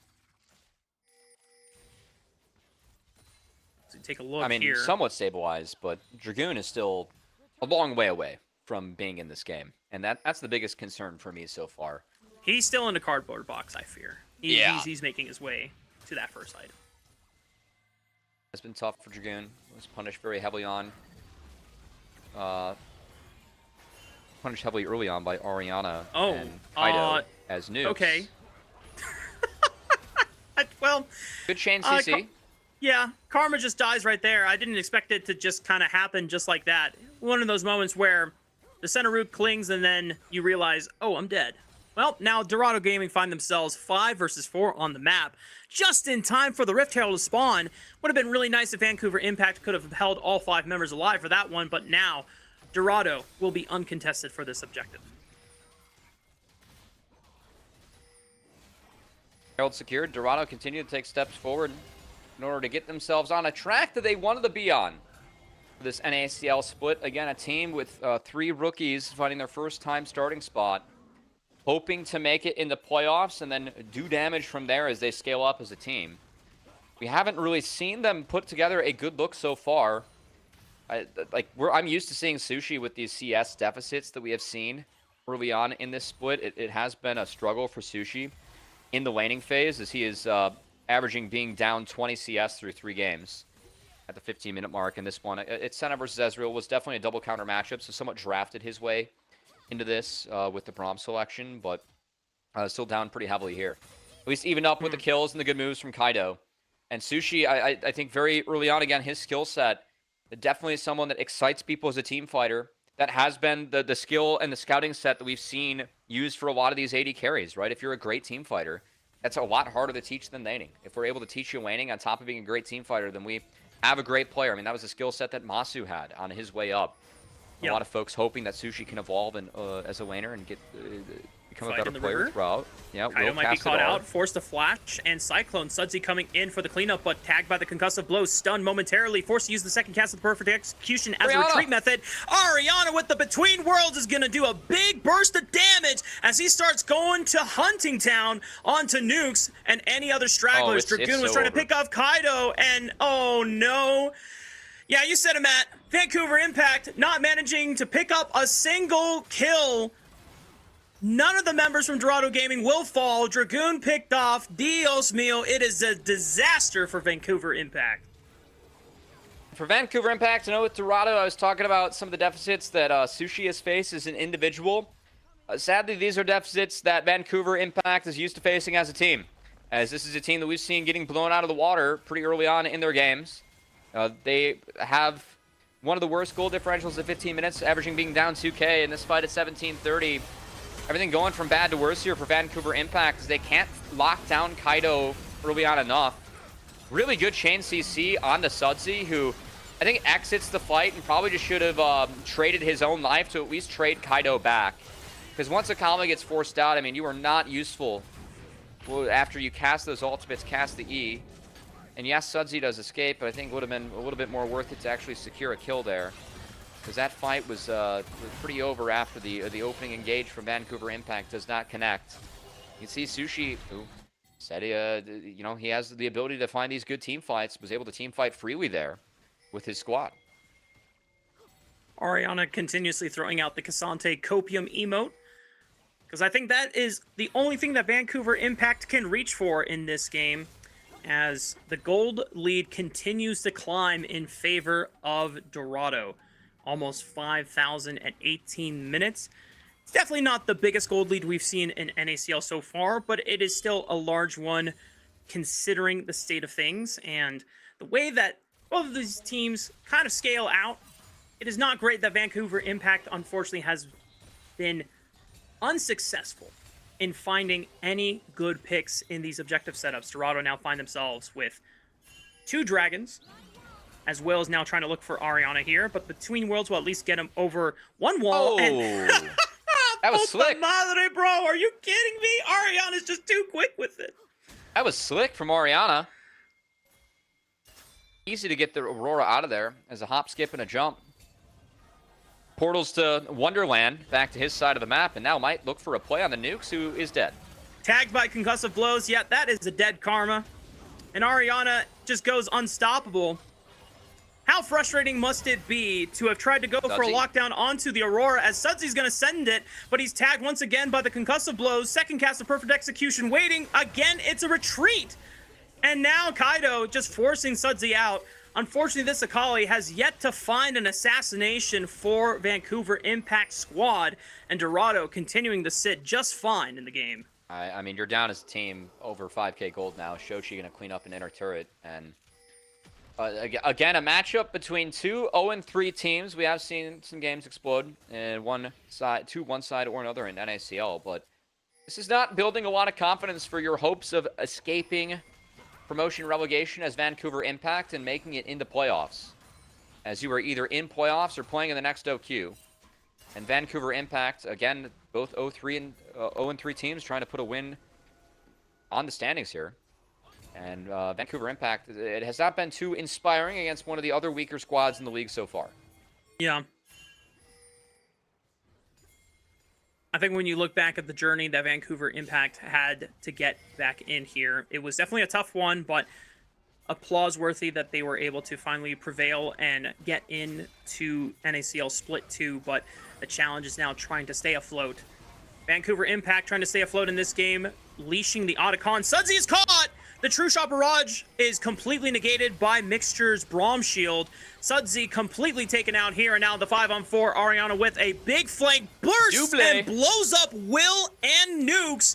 Good night to the rest of Vancouver Impact's chances at this game. Zev still trying to retreat, flash away at the last possible second, as he still has a long way home to safely walk through before he can even hope for a recall. It was 40 HP on the Ezreal. And that Otacon belongs to Dorado Gaming. 40 HP away from a clean ace. Dorado going to continue to clean up this game and make it look pretty damn one-sided here, Rafa. As it's been a banger for them so far. And it's going to be a very nice way for Dorado Gaming to bounce back in the standings. We talked about how important this matchup was going to be between both teams who were sitting at 0-3. But we had higher expectations for Dorado Gaming as a whole, and even though they had yet to show it in the first 3 games, they finally get to show not just a most likely win at this state of the game, Matt, but it's going to be a very convincing one as well. No, they're winning this. If they don't win this, I'm throwing a fit. Sure. But I'm just saying, it's not just like a win's like, oh, okay, it's not a bare win. It's a very convincing and dominant win as Sudsy gets picked off again. This is what we call a bear market loss for Vancouver Impact. Because this is where we're truly in bear market territory. You don't know what a bear market is, do you? No. It's okay. Good. Yeah, bear market is when the market is bad. It's not good. Bull market is when the market is good, right? That's true. So, as someone who used to be a bank teller at one point, I'm glad that you know this. I'm sorry that I doubted you there for a second. It's okay. It's been a hot minute. It has. But it just goes to show that bears affiliated with bad, and that just goes to show. Well, that's why I'm not liked by anyone. Actually. Thank you for completing the joke for me. As Dragoon doing his best to pick up any pity prizes on the other side of the map, aka objective bounties. The 3rd dragon of the game going to get secured here for Dorado Gaming. And Dorado, because they've opened up the base in 2 inhibitors through the mid lane and the bottom lane, are just one darn good fight away from being able to close out this game. I mean, again, Dorado, we just hope that this is something where they can start to build some confidence off of going into weeks 3 and 4. Of course, week 4, a little bit of a super week that we have here in the NACL. We're going to play 3 best of 1 instead of the 2 to wrap up our round robin. Dorado, I mean, you got to believe that if they want to control their own destiny, definitely need to put 2 more wins in the win column. Get to 3. Feels like the magic number to just guarantee you get to compete in the double elimination bracket stage where Fearless Draft comes back. We feel like anything can happen. And Shochi is, I mean, is Sochi really under threat? Not really. Not really. Kaido does take a lot of damage on the entry out. Sudsy finally decides to send it, but gets killed on the Shuriken backflip. Dragoon trying to do his best to snip through, but unfortunately those scissors at least take out a Monkey King, but Vancouver Impact will not be able to take any more. That is the full ace for Dorado Gaming, and like we said it before, they were one darn good fight away from being able to close out this game, and Dorado Gaming will just do that. 9-0-5 on this Aurora. Oriana having a monster performance, and Dorado Gaming will pick up their first win of the 2nd split of NACL. I'd say that time playing mid lane definitely paying off for Oriana, taking the Aurora Mage matchup up top, looking damn good about with it. Helped out that Kaido was able to get top at the right times, and Dorado kind of dog-walked Vancouver Impact, a sub 25-minute victory. Looking good, looking like a team that wasn't defeated in the NACL. Did manage to find that win, get themselves up to 1. Again, magic number 3 if you want to control your own destiny and likely not be in that promotion relegation territory. It's a step in the right direction for Dorado, and honestly a bit of a heartbreaker for Vancouver Impact. You got to figure it out now in the next 2 weeks if you actually want to threaten and make it into the playoffs here in the NACL. Yep, because now they're sitting at 0-4. Vancouver Impact are going to have to really go into, scrim room, the practice room, and sit down and figure out what their team identity is going to be and just how to really improve as a 5-man squad. But check out the MVP candidates here, Oriana, Kaido, and Mixture for Dorado Gaming's first win in the NACL 2nd split. I personally am going to push for Oriana because that Aurora game was monstrous, but I think Kaido is definitely also very noteworthy because he made all those counter ganks possible and put a stop to any early advantages that Will was looking for on the tournament. I feel like those are both good shouts. The Mixture of just kind of existed and was there. But hey, for Dorado, team win. That was a dominant one-sided victory, able to play out their comp well enough to find the win. Not much push back from Vancouver Impact, and excited to talk to them and see where their heads are at. Now sitting at 1-3 in the standings and what kind of confidence they're looking to build in terms of moving forward and trying to compete for playoffs. Yep. And after this break, we'll get a chance to chat with one of those members from Dorado Gaming, as well as to see who our MVP is for the game, and then proceed to our final match of the day between Citadel and CCG. See y'all then.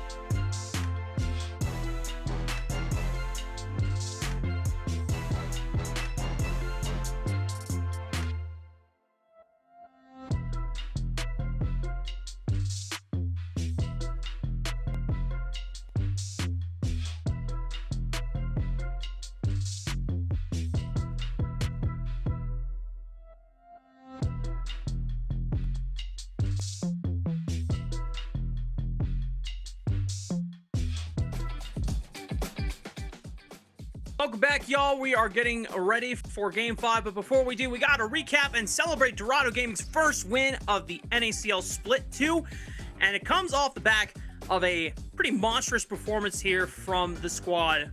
Leading the charge is Ariana and Kaido on this Aurora and Wukong, respectively, as thanks to Kaido being able to answer a lot of the early ganks from Will, setting up his solo laner Shochi and Ariana for success here, and it was pretty much done and dusted from that point on, Matt.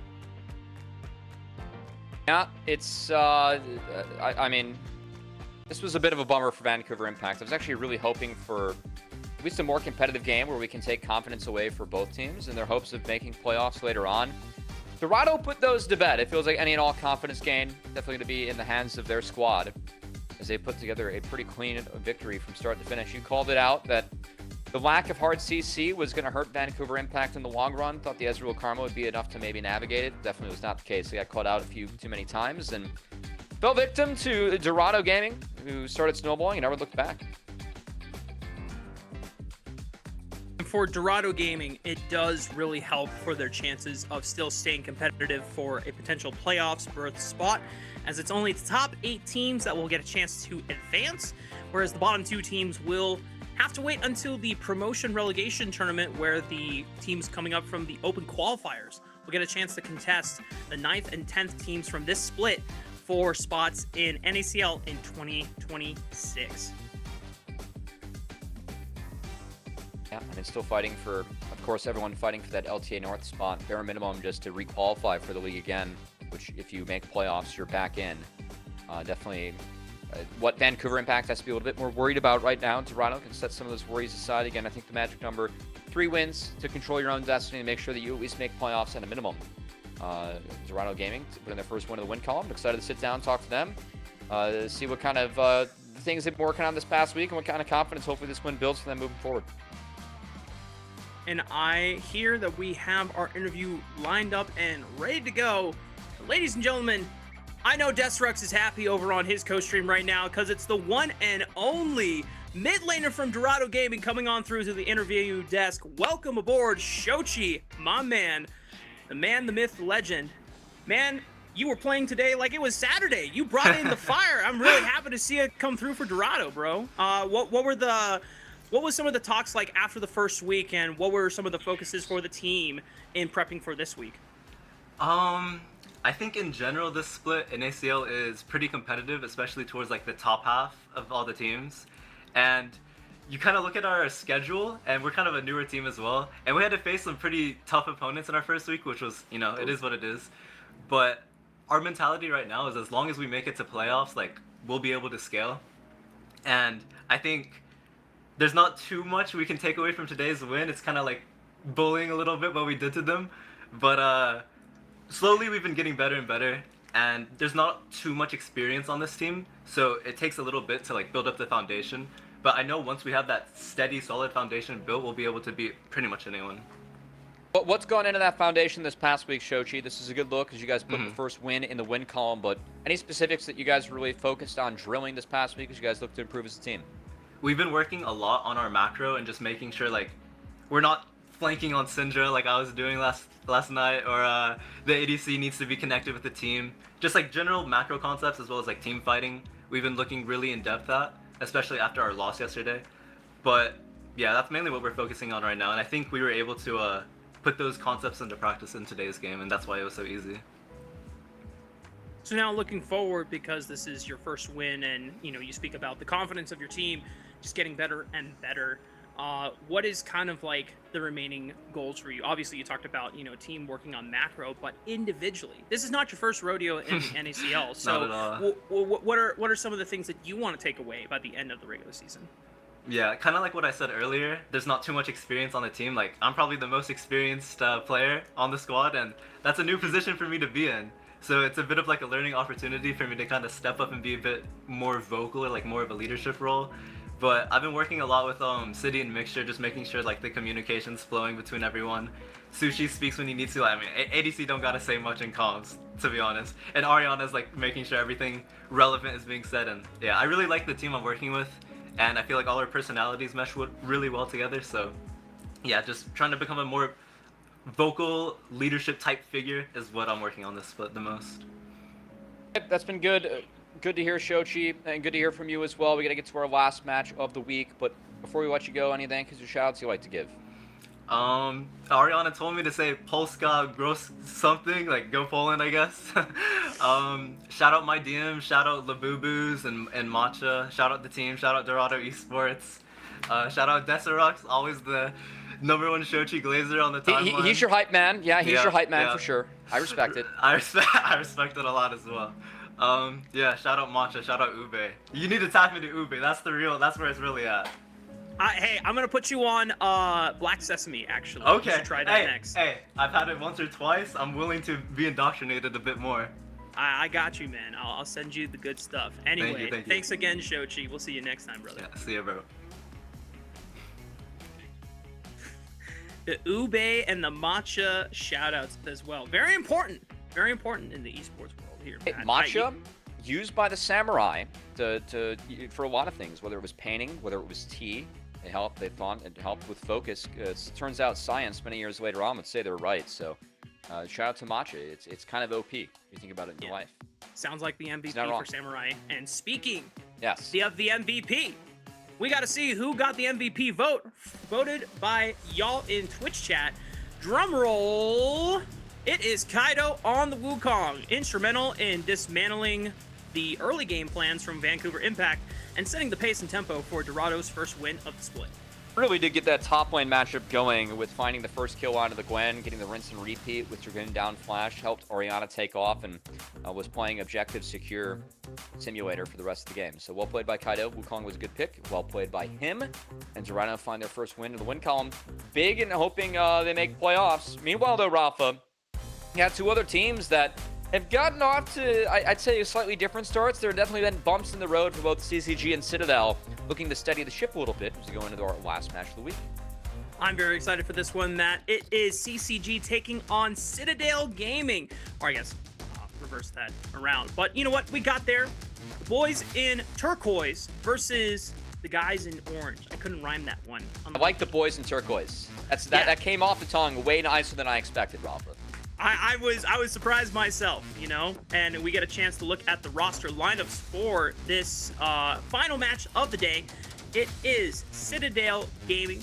Should be Philip, Kenvy, Bradley, Instinct, and Diamond all rocking together, as Diamond still got that dab pose, as I'm a big fan of. It's gonna be, I imagine, a tougher game than people might expect just based off of what the score lines look like for the season standings. Because remember, this CCG lineup was the first team that took a game off of Luminosity Gaming at the start of the split. Yeah, and it hasn't been quite as good from there for CCG, as they are 1-2. Citadel, of course, sitting at 2-1. We'll see if it ends up being an even score or moving to a 3-1 or 1-3 mark.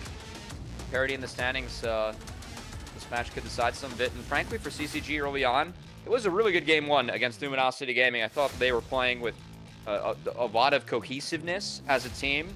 The last couple of games, though, I do think that we've seen Fadi-chan show some struggles as that role swap over to support for this team, and haven't seen the same cohesiveness from CCG as a squad. So looking to find some of that against Citadel, a team that has shown good early games, but have not been able to put away games cleanly as a squad. It feels like they're playing a little bit too fast over their skis at some point, which is giving them some struggle.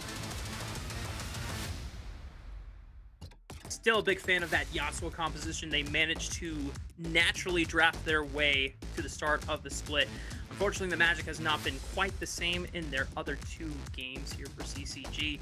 And for Citadel, I think a lot of the players that you're looking at on this roster have had experience in the tier 1 side of things. And I think when it just comes down to experience on paper, that is where at least me and Matt maybe fall in line for our predictions as well. Yeah, the other half of the broadcast going for CCG victory today. I mean, I do think this is a closely contested matchup, and frankly, I feel like Citadel has been the better team that we've seen so far, but a team that definitely is vulnerable to beating themselves, as we've seen in the past for Citadel. So, expecting a close one to wrap up our week here, Rafa. And we're already flying through the bands here for the first round of picks. Rumble is the hotly contested blind pick here for Philip. As now, CCG have plenty of answers into the Rumble. You could go for an immediate Galio slam if you just want the tank. However, you would have to pick a Trundle right away to make sure that that Galio does not turn into a piece of balsa wood later the game goes on. That's a decent shout here, Rafa, as any Galio slam I would expect to actually be followed up by a Trundle too. Music, of course, has the Zinzao if he wants it, would give Galio a little bit more direction to hop in, but even if you draft that, it makes the enemy Trundle look all that much more appealing. As again, Trundle does move to 6-2 in our league with that loss in the last game to Will, but it's still been a very dominant pick that we've had. Very high presence and very high success rate in the NACL. Well, to be fair, Dorado Gaming was able to make the Wukong matchup into the Trundle work successfully in their favor. A lot of other variables in that one. A lot of other variables in that one that made it successful, but yeah. Yeah, you know, small sample size. Smile. Citadel do have the option to go for the Trundle here. They are lacking a little bit of primary engage to at least set up the Trundle or the Rumble equalizer, I should say. But Pillar into the slow could guarantee any slightly immobile carry was not going to get away from the equalizer outside of a flash. They could look for their mid laner of choice. Talia still available. Not really great ways to set up the Talia though. No Orianna, no Azir to pick up either. Maybe you go for a support pick instead? Just throw out a Rise if you want. Just pick something strong here for Bradley in the mid lane. But he has been very control mage focused so far. And gonna continue a little bit with the Rise. Does give you the option to actually put the Galio mid if you really want to as CCG, but still expecting to see that one go top. And frankly, expecting a Victor response to come in from Young. I think that makes the most sense, just as the best control mage left that can build some distance up between you and the Rise. So I think Phase Rush Victor makes a lot of sense to me here. Yeah. Still yet to have any strong engage from the setup of Citadel outside of a lot Flash Rise empowered Rune Prison, but CCG want to go for a little bit of map presence and match the Rise in those roams with Talia. So now Still a phase rush. bot lanes are left up for picks in our second round. The Rise can be a lot stronger individually in this matchup, but of course Talia ability to push and try and impact the map, very real. Does have that combo with Wukong, also Galio, great setup for Talia as well. So like the fact that we're taking away some of the mobile ADs that might be able to mess around with this, I think that Talia also really disincentivizes a Kai'Sa, which I actually think Citadel is decently set up for at the moment. Curious what ends up happening to Jhin. I would really like Jhin for CCG and Shogo. I know it's not exactly a Shogo champion, but man, having Talia throw out the rocks into those deadly flourishes and being able to have at least some more terrain control advantage over the Rumble Trundle Rise with lack of engage that's showing right now for Citadel, I view as very valuable for CCG. And they've taken some pretty darn good marksmen off the board that are pretty slippery, or at least can play at range. The later the game goes on, Ezreal and Senna no longer options. But this does leave things, if you want to play for, okay, Kai'Sa taken off, so cannot facilitate off the dive. Jhin, great option to facilitate things like the Wukong and the Galio and the Talia, who are going to be trying to press their advantage forward into the team of Citadel. So now defensive options, strong disengage will probably be the call here for Citadel. All right, they actually they go for the Jhin. It was a Kai'Sa ban. Jhin selected. I like this. Again, I think that you get a lot of terrain control against Rise Trundle Rumble. That sounds really good to me if you are CCG. So now Citadel, how they can maybe answer that, some snap engage. The Nico, that brings the setup for the Rumble that you were looking for, Rafa. Definitely really disincentivizes something like a Nautilus spot too. I think sets up rather nicely right now for Fadi-chan. That's support. Just have to see what Instinct ends up grabbing. Is it going to be that Misfortune, the lean into the Wombo? Decent matchup against the Jhin. Does seem to be the case here for Instinct. Okay, well, engage tool locked in for Diamond with that Pop Blossom. Does set up for pretty much everything else that Citadel have at their disposal. And the Karma will at least give you double range to match the push against Nico and Misfortune. And the shields have just proven invaluable for a lot of the teams that have competed on NACL this split. And look, this is just a straight up thematic counter too. If you want to talk about Rumble, Trundle, playing Karma against that, also bonus range that you can have into Rise, controlling the terrain, the movement. I really like this draft for CCG. I know that I'm on the Citadel train. I'm flipping my vote right now. I'm voting CCG wins this one with the draft that they have showing. I don't know if we're allowed to do that, but I'm vocalizing it, Rafa. It's a vocal hit, as we call in the industry. But we've got the MF.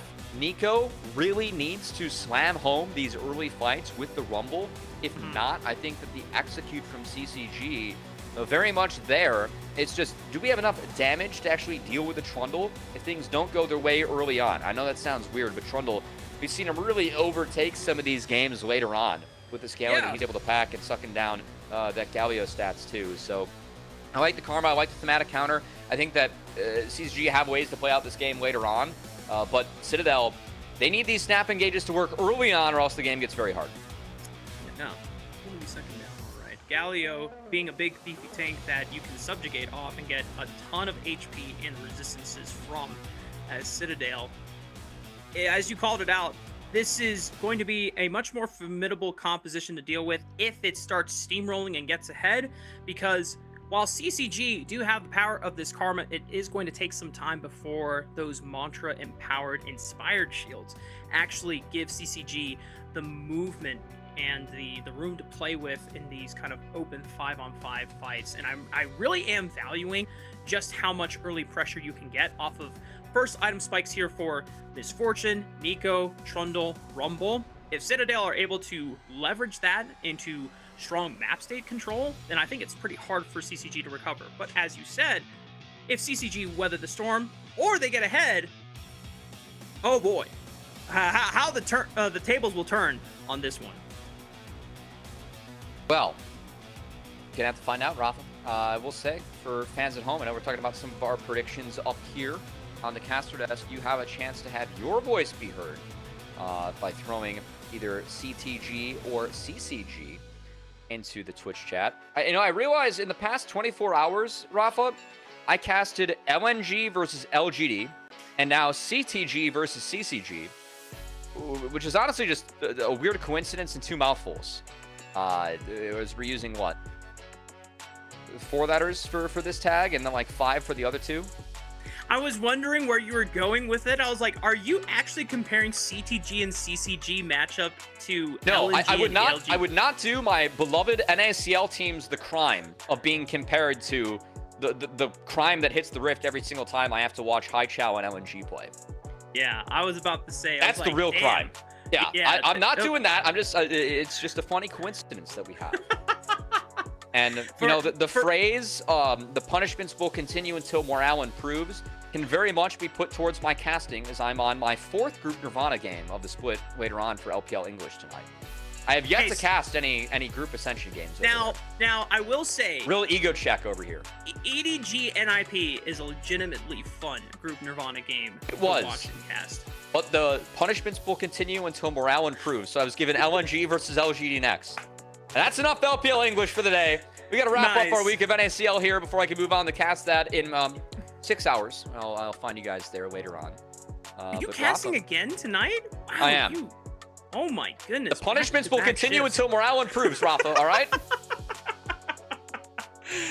Well, everyone, 07 to Covey, as he is on quite the marathon of casting. It's what I'm like as a coach, by the way, too. It's great. Nicely done. As Talia duty until it gets better, you know? Talia duty until it gets better. What is your never mind. We'll continue that train of thought another time. I wanted to comment on the fact that Twitch chat has so far voted for CCG to take this game. You're listening to the flip-flopper up here. I'm pulling a Raz. I'm flip-flopping. You are pulling a Raz on the same day that Raz is co-streaming. Also, it's a game 5, so it feels appropriate.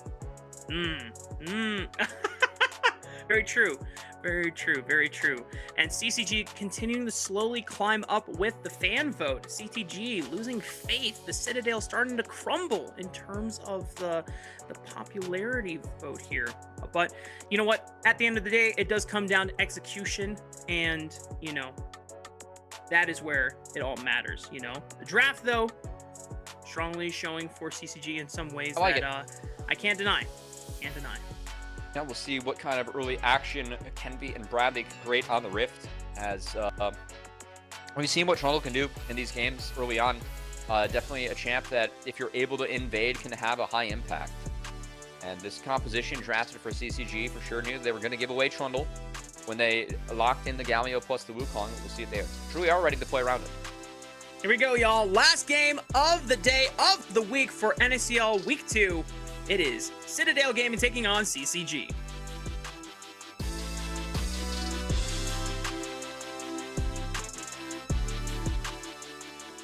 Citadel Gaming, Jayo! Citadel Gaming, Jayo!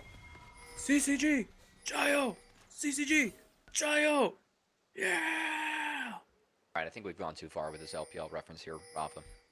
It's okay. We've got enough fine. LPL fans in the chat watching here. And as I always affectionately love to kind of call NACL, the way that some of the chaotic fights happen, it reminds me of LPL. So, this is us getting LPL at home here in NA.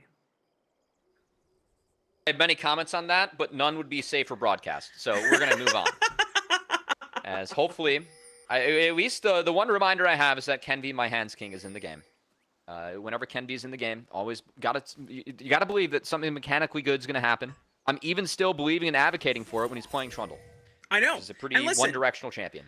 If there's anything that I have yet to, become a believer in, is that there is skill expression in Trundle through his pillar placement. How well you can time it to interrupt certain movement abilities or catching carries in very, very crippling positions in a team fight.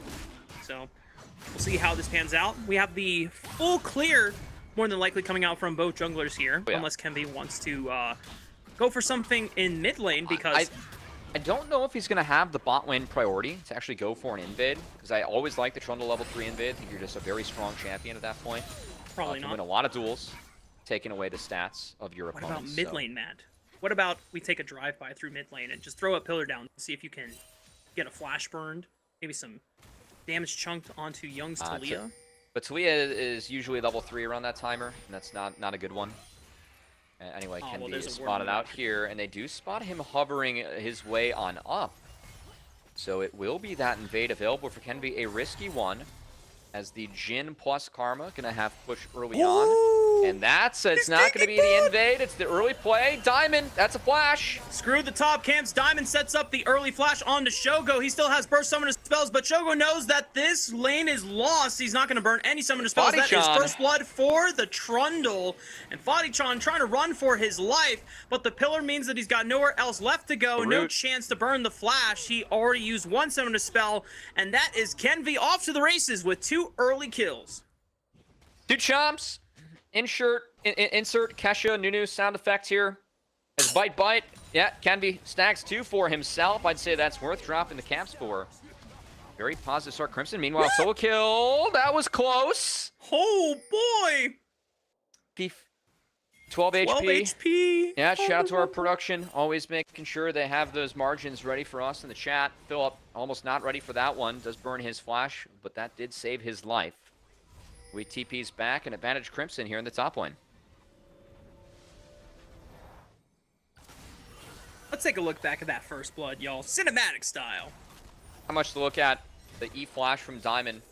I mean, again, part of why you take the Karma in this matchup is that it does give you that early shove into the Nico.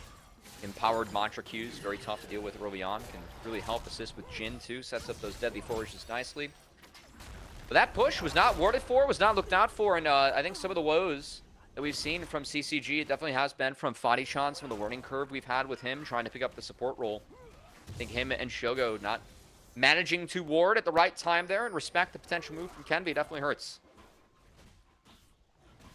And while Music has committed to the full clear rotation on Wukong, Kenvi still able to keep up in gold and getting a larger back with the double longsword and the Ruby Crystal. Might be the pro diff here on the next skirmish or gank that he finds for himself, which, speaking of which, ProDiff.gg, one of our awesome sponsors here making this show possible.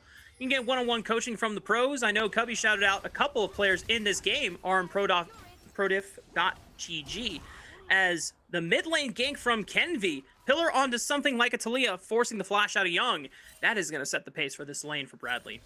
Kenvi continues to make his presence felt on this Trundle, utilizing some of the early power. Do like to see at least some attention paid towards the Ryze. I think that if Ryze is able to get that Roa, that Seraph's accelerated, which is kind of tricky in this matchup where you are going to go Merc Treads, going up against the Talia Galio. Does delay items like that, but you can give Ryze any extra space. That's now a flash taken away.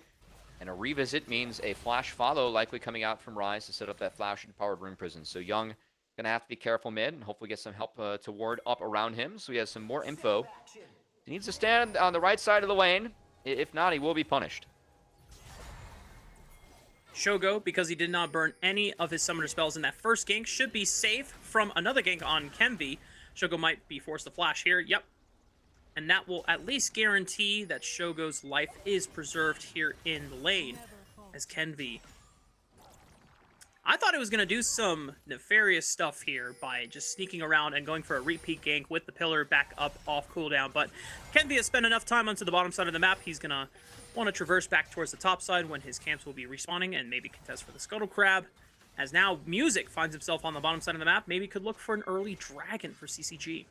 On the table for CCG, I think the biggest concern is making sure that Talia's freed up, but they actually have Crimson walking down to hover, does have the TP to respond to the top wave when he is needed, but I think Galio being in the area is going to be what enables CCG to do this dragon with some confidence. And Kenvi not going to show in the bot river. Crimson not showing, could be bad news bears, and will be read out correctly. Yeah, there's the TP back top to answer Philip, and that's a nice Roman hover coming out from Crimson to ensure the first objective goes to the way of CCG. nicely done here. It's a small win for CCG to get the Drake stacking as early as possible. And 6 minutes, a relatively decent position here. CNV, though, getting a control ward onto the red buff and knowing that Music had just secured the dragon for themselves. He's going to take a free red buff for himself and try to set up for Grubs coming up in the next 45 seconds. Response here from CNV. It's going to ensure that red buff advantage is in the hands of his team. As Philip has gotten Crimson quite low post TP for Crimson. That might just be enough to actually start the Grubs on spawn. You can see the swap coming out with MF. I got Nico'd. Diamond hovering in the top side. Galio TP-less. Philip gonna... try to stop the base. I think that might have been worth it. Now Philip might actually be in trouble. That's no equalizer. He's trying to kill the wave. Shogo does not have 6, but might be able to impact the Rumble. Has 6 now. Shogo is just going to fire with the curtain call. Remember, Philip doesn't have a flash. Music is going to commit his own to close the distance. And that's a dead Rumble on your screen, folks. CCG pick up the first kill of the game. Yeah, greedy from Philip trying to cancel that recall. Should have used it on the wave itself. Meanwhile, Shogo going for another wave. He's flashless. He's dead. Music has Cyclone. Does he want to turn the fight and give Shogo a window to turn this one around? Maybe. CNV tries to flash, but he doesn't have enough damage to finish off Shogo. He survives. Meanwhile, we got another fight in the river near the quadrant of this jungle. Good seismic shove will find the Nico. CCG pick up feats of warfare. 3 kills to their name. They turn it around big in this last game of the day. Okay, I really thought that top play could have worked for CNV and Rise. I'm really surprised that Bradley did not preemptively flash to just take down the the Jhin that was flashless to start off that fight. I think if they remove Shogo immediately, I mean, maybe you can play a 1v2 against the Wukong later on. But the indecision there from Bradley to commit that flash early where you had the advantage, I really felt like Jhin was dead on my screen.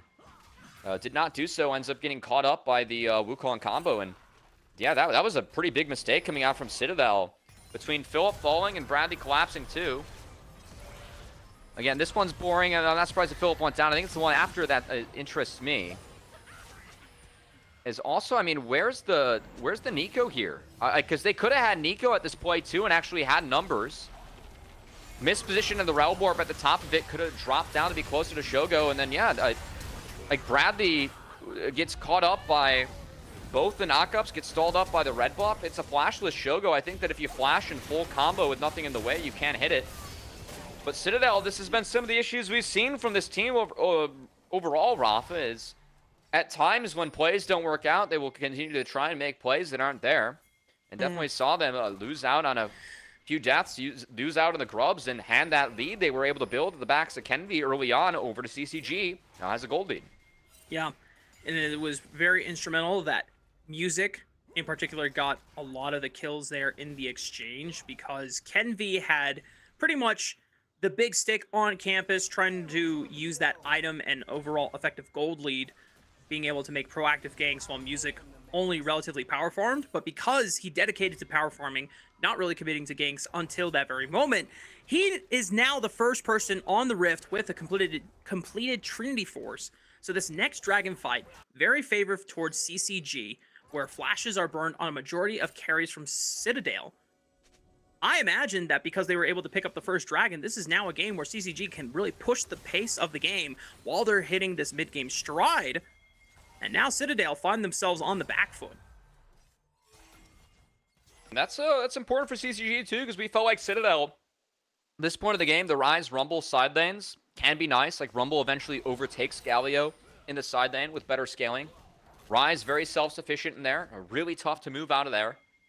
So with the Talia and kind of catching back up with a kill, definitely more opportunities for Young to actually contest. I say that he did just lose his flash off screen in this side lane.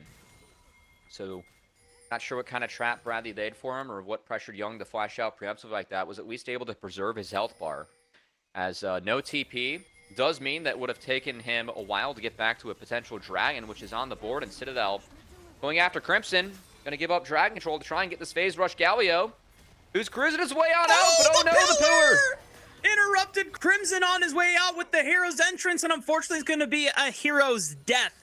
as Citadel will be able to pick up this Galio for free just as the second dragon spawns in the game. There's 18 seconds before Crimson is back up on the field, has teleport to join it, but because They've got it. Music is still strong with this Trinity Force Wukong, they still get the dragon anyway. I mean, you're signing up for the trade if you're Citadel, and I think that you're okay with taking it. Should be able to funnel gold onto the Rumble, onto the MF. That does feel good. Handing over the second dragon. Can always contest later ones with better setup.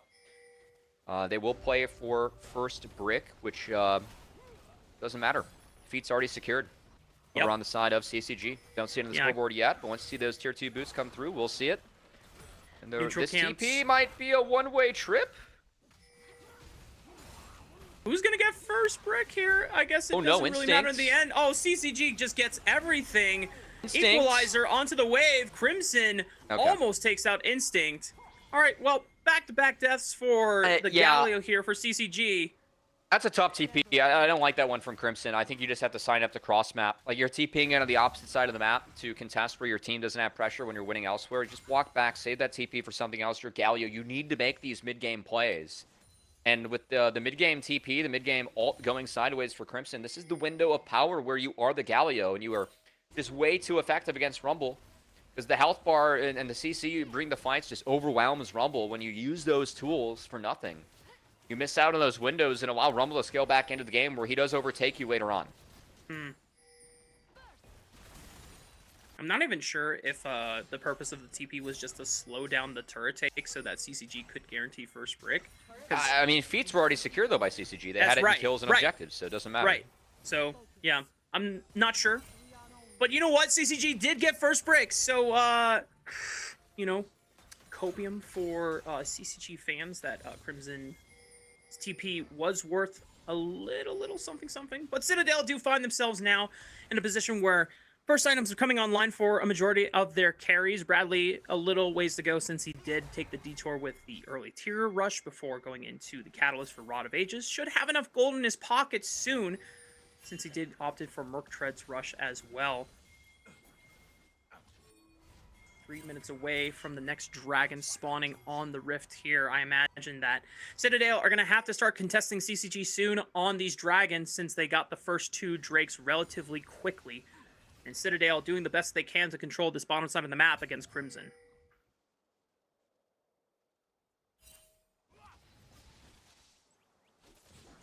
Crimson going to be under threat, under siege here. Subjugate going to make life a lot harder for him, as this looks to be the target in the race of the trade of the next side lane turrets. And Crimson going to be really set behind and starved out. I don't see any way that he gets out of this one, even with the flash up. Yep. Early subjugate, Kent V is forced to flash away from that last turret shot. Bradley takes the last one. And that is a relatively easy dive for Citadel. It does come at the cost of 1 summoner spell from Kenvi. The Rift Herald has spawned. CCG, a lot of their members already set up in favor to take it, so another objective is going to go their way. Citadel are trying to do their best to inject gold wherever they can on the map so that they can start matching CCG with these item spikes, but I am starting to feel concerned for Citadel's chances regardless of how many times Crimson has died. I mean, yes and no. I actually like that play a lot from Citadel. Like, yes, they lose the Herald, but you're down to the game. At least you're able to trade out turrets. The gold leads back in Citadel's favor, and with the Rumble on the other side, you're always able to get your waves in favor by 1 wave, because the Equalizer just kills one of the waves where you're able to trade evenly. So it was Citadel trading up, even with the Herald taken. And this next dragon, you don't want to give away the sole point. I think this is the time where, as Citadel, you are comfortable contesting. Yep. So they should be able to get back on the map first, and they're going to require CCG to likely burn the Herald to contest it. Can be caught by the seismic shove. Music sending it with the Cyclone. Bradley forced to flash over. Instinct with the bullet time gets a little bit of damage, but not enough to force the issue. He has to use flash over the Weaver's wall. Hurt and call with the bullets flying, as Shogo will at least force Citadel back. Music is on the retreat. He was dropped to 200 HP. Instinct Has to be careful here. Shogo stepping up with the last bullet. Good use of the barrier. Baits Shogo in, but he still has a dancing grenade. And he flashes away before CNV can punish. This is going to be the tier 1 turret in the mid lane falling to CCG. As Philip now might be in trouble flashing over the seismic shove, but still He's desperately low on HP. Throws out the equalizer. Can he flame spitter Young to death? Nope, it's not going to be the case. Young wins the 1v1, and CCG just getting big wins across the map. A lot of waves being taken and deleted. Young's going to have to base and reset. We'll be about even with Philip, but Bradley TPing top. That's an FF on the Dragon by Bradley TPing up there. I still don't agree with a lot of what we're seeing from Citadel. I think that Philip needs to, can't play the bonus wave that he died on. He's got to base and be at the Dragon with the equalizer to be strong, because again, a Citadel talked early on, they need to hit these earlier wombos before luxury items do come in and make it harder to execute with something like a Nico MF. And equalizer from the Rumble over the top. It's Citadel opting to not fight some of these early windows where they do have strength. I do find this favorable for CCG. And a little bit of a messy game from each of our teams so far, somewhat expected in this matchup, but CCG at Soul Point now can threaten that Soul for the rest of the game. Yep, starting around the 23-minute mark here, CCG will be forcing Citadel to walk into the Dragon Pit for the rest of the game. Fadi-chan forced a flash, as it was a good pillar from CNV to cut off his escape route. Bradley still trying to pressure on the top side of the map for this turret. Empowered Rune Prison on the Young, decent chunk, brings him to around 50% HP. But CCG still walking away with the objective lead. And as you called out, Mountain Soul is going to put a big dampener on the upfront burst from Citadel in these team fights. As Shogo, no flash, the pillar catches him, but no one is really there for the follow-up quite yet. Instinct tries to step on forward, but not really a good angle for the bullet time. Now Shogo trying to catch CNV with the curtain call bullets. One more to send. Decent damage on Instinct. Deadly Flourish barely goes wide. Movement speed from Instinct, enough to sidestep it.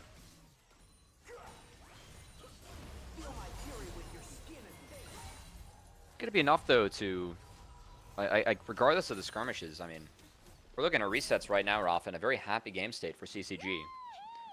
Yes, Crimson's behind, but you're behind as Galio. We're just going to bring the utility.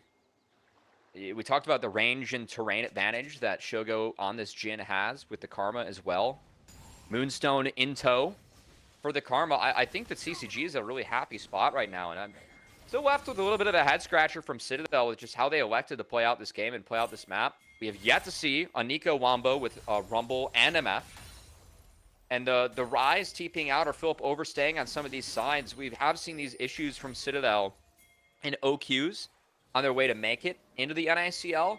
And a lot of us just had faith that with this roster, a lot of those issues would just be solved. Because this is a roster filled with players that have never taken a bottom half finish in NACL. But at the moment, this team just looks average.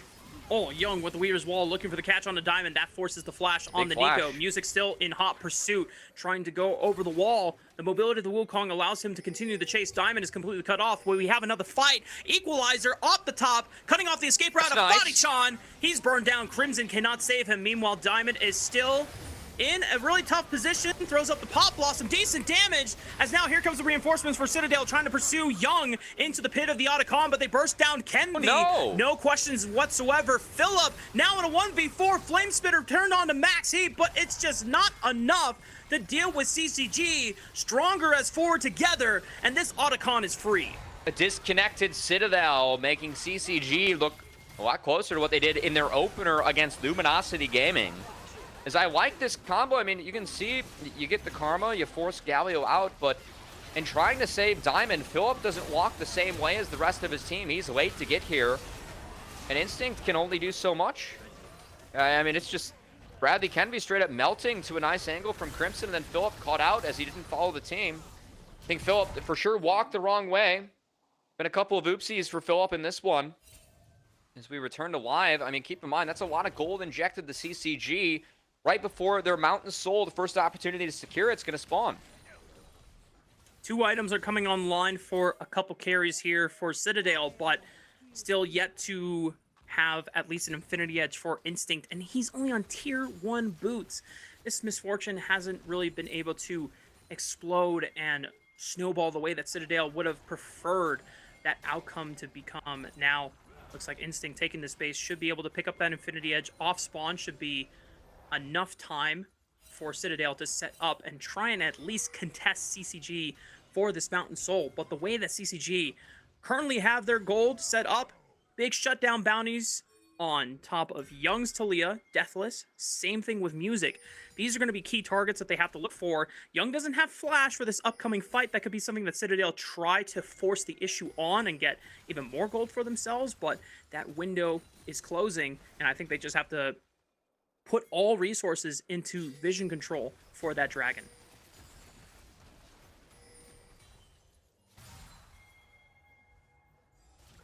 At the moment, CCG starting this dragon off with control. See Crimson going to be first to hit this bot wave. Any and all advantage for Citadel. I mean, I would say it kind of has to come from Bradley, but he's kind of fallen behind in this mid game. It's been Young that's been doing a much better job of securing resources. Instinct's behind as well. I really feel like this is a fight where CCG has the gold advantage. Their gold's in the right spot. I mean, it's Crimson behind, gold's on everyone else. I think you're fine with that as CCG. I don't know how Citadel plays their way out of this one. Execution that has to be starkly better than CCG's own execution. They are the first ones in the river for the sake of Citadel Gaming. CCG, though, can just play for priority on the next minion wave. There's no Baron for a couple other minutes, so no real other objective to play for other than maybe threatening a tier 2 turret. And because CCG have the luxury of playing for later dragons, could look to do so instead. Pillar, decent, onto Music. Not enough damage, though, as Music goes in, threatening a Cyclone, finally pops it, but it was for a clone! Not ideal here. He's forced to flash onto Bradley. He has to make use of that second cast. Bradley casts aside with the seismic shove. Instinct's bullet time gets decent damage onto Crimson, but you have to worry about the carries. Shogo now running them down with a deadly flourish. Flash Potty Chan with the mantra empowered Q to slow Philip down. The tether will root him further, and that guarantees another kill for Shogo. The Pop Blossom hits air, and Music doesn't even die as he dives for the final killing blow. A big ace for CCG at 23 minutes. Out and Soul secured, and that comp, me flip-flopping, and I think kind of proved right here, Rafa. See some of the thematic counters really holding true for CCG. The Karma providing great value in that fight. Speed-ups to escape. Some of the lack of lockdown that's featured on Citadel. Diamond not able to find an angle or connect with the Pop Blossom, and this game's sadly a little bit of a dud for Citadel by the end of it, Rafa. It started off so good early on in the first 4 or 5 minutes, and then somehow, some way, CCG have just manufactured a proper dismantling of Citadel in back-to-back fights. And Bradley flashing over the wall instead of towards his team definitely hurt him, as Music was still in range to reach him with a flash, and then thematic counter in the Karma. Making it pretty easy in the back half. It's been a really nice game from Music and CCG here, Rafa, as it feels more of what we saw in the very impressive win from them, toppling Luminosity Gaming to kick off our split. It was a couple of duds in the 2 games since then, but taking down Citadel, a team of perennial top half players in the NACL, should be something that's a confidence builder for this squad. And Young looking for the Weaver's Wall. Realm Warp, though, saves everyone else's butt, as Citadel manages to escape from a pretty threatening collapse. That was a lot of ultimate tools used. Young, Music, all down ultimate spells. Young continuing to push onto the top side, threatening for another flank. But without Weaver's Wall, not going to be no TP either. Opposing. So I like this from Citadel. I think this is a good brute force. They're going to get a pity prize for themselves. And a map that's pretty hard for them to find anything, so good play. Citadel finding ways to inject a little bit of gold back into their pockets. But CCG still ahead, 7,000 gold. So I'm not sure if Citadel can replicate these kind of comebacks enough times to make it enough against CCG with a Mountain Soul on their side, as they maintain priority in this mid-wave, posturing for a Baron take. I'm with you. There's just no way that you can come back from Mountain Soul here. I think the shield's very valuable. The scaling of Citadel, they have some aspects, but I don't think it's going to overtake CCG by any means. It's going to take some pretty big mistakes from CCG for this game to go one way, as everyone's trapped in. Diamond with the counter engage. That's good. Big Pop Blossom. It's the first time we see the combo of Pop Blossom and Equalizer, but it might have been 20 minutes a little too late, as now Citadel find themselves on the retreat. Philip trying to body block these curtain call bullets from finding his jungler in CNV, but he's the one that takes the fall instead. Music over the wall, trying to hunt for any stragglers, dashes on in with the Nimbus Strike, Instinct forced to flash, and Teleport is now coming in for CCG's mid laner in Young, as they are on the victory march, trying to send these minions into the Nexus Towers, but they're not going to overpress the issue. They'll go for the guaranteed objective in Baron instead. We go Baron 2. This is the right call from CCG. You can see how difficult these team fights are to play out. Even then, with the full Wombo combo connecting there off the nice setup from the Flash Pop Blossom. They're baiting, but it was all done over vision, Rafa. So Citadel knows that they walked forward from that ward they have that is behind the rest of CCG in that Banana Brush. Or what used to be Banana Brush. It still kind of is Banana Brush now. I think it's Banana Brush. Fortunately for CCG. It was Banana Brush in Season 2. They nerfed the size. I see. Well, they made it more fair. Yeah, that's always tough. It used to be one of the most broken brushes. Like, you could drop a ward in like 50 different places in that brush that would give you like different parts of vision for the brush. You could cheat it a bunch in early league. Unparalleled vision. It was fun times, yeah. Yeah, size does matter. CCG trying to see if they can continue cleaning this game out. 8,000 gold in their stead. Baron, slightly leashed, but that one is also on vision, so Citadel know that they have jumped off of it. Just trying to look for a quick pick onto Bradley. Good use of the phase rush allows him to escape the snag of a deadly flourish, but Young with the Weaver's Wall have cut off their escape route. Diamond, another Pop Blossom on the multiple members here, but no real damage follow-up. Instinct with the bullet time, still not enough damage. Philip with the equalizer, still the story remains the same. Not enough damage to overcome CCG, who pick up another ace, and this time it's the victory march into the Nexus. Good karma pick from Fadi-chan. I think it was good recognition from CCG to find a thematic counter late in draft. Karma definitely a pick that's been rising in priority. We've seen here in the NACL, and CCG managed to hand Trundle another loss, find a win for themselves, and even themselves up in the standings at 2-2 now with Citadel Gaming.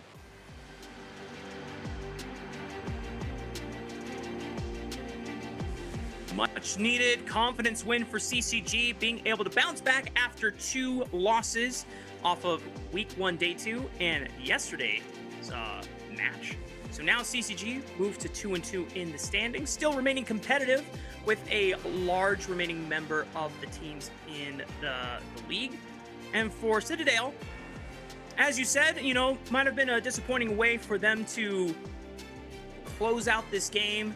They were finally linking up some of the Wombo combos, but it was just a little too late, Matt. But for the side of CCG, Twitch chat, now is your chance to use your power and pick for us who the MVP should go to between Music, Young, or Shogo. Ooh, that's a tough one in the end. I think that Young and Music, for me, probably hold a little bit more weight as to who and how we're going to find our MVP, but it was a nice game from Shogo, and frankly from everyone. I think Fadi-chan, honorable mention on the Karma too. Of course, that role swap to support. That Fadi-chan has some mechanics, just going to be about adapting to the role. Definitely saw that a little bit in I think the early lane phase where they got ganked early, and it was a good one for CNV, but yeah, Citadel just not playing clean enough to execute some of these early game focused comps. They're bringing to the Rift, and CCG able to punish and live up to the challenge and make our standings a little bit more interesting at the end of week 2. We will get a chance to talk with our potential MVP, or at least one of the winning players from CCG, as we will roll through the highlights real quick, recapping this game, as it did start off with CNV getting a massive early game spike of gold off of the double kill on bot side, but we fast forwarded to the part of the game where things started going really south for Citadel Gaming. Yeah, Citadel Gaming just not grouped up, not able to find the Wombo and synergize those R keys that needed to be synced up. CCG able to avoid the scary parts of the game, outscale and overtake them later on. As Citadel, middle of the pack team that we have in our standings, definitely a team that we have some expectations of, should be competitive in order to maybe qualify for that LTA North promotion tournament, as a bunch of names that have always been competitive in this league, of course, exist on that team. Just don't feel like they're on the same page or quite playing the league we're used to seeing from them at the moment. It's been a lot of flippy games we've seen so far from them.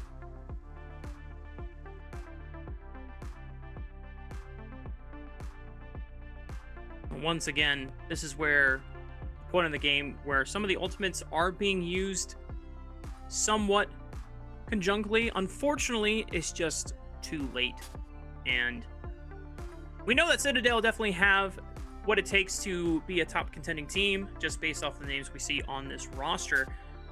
But CCG, also similar story, even though if the experience is a little different, leaning more towards Citadel's favor, I think the individual strength of some of the players on this roster have at least proven in prior splits of NACL or just in the Tier 3, Tier 2 semi-pro scene in general is what made us originally excited for this roster rebuild for CCG. Crimson, the only returning member from Split 1, but I'm really happy to see a bounce-back performance from Music in particular. I think his first game of the split with that Yasuo composition was very instrumental in setting the pace and the tone for how well CCG could dominate the map against Luminosity.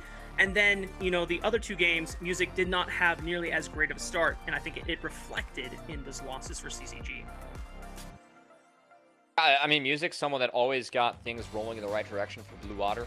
I think that some of the good shot calling that we always credited with Blue Water and that team, that staff, definitely feels like Music has brought some of that over to CCG here as well.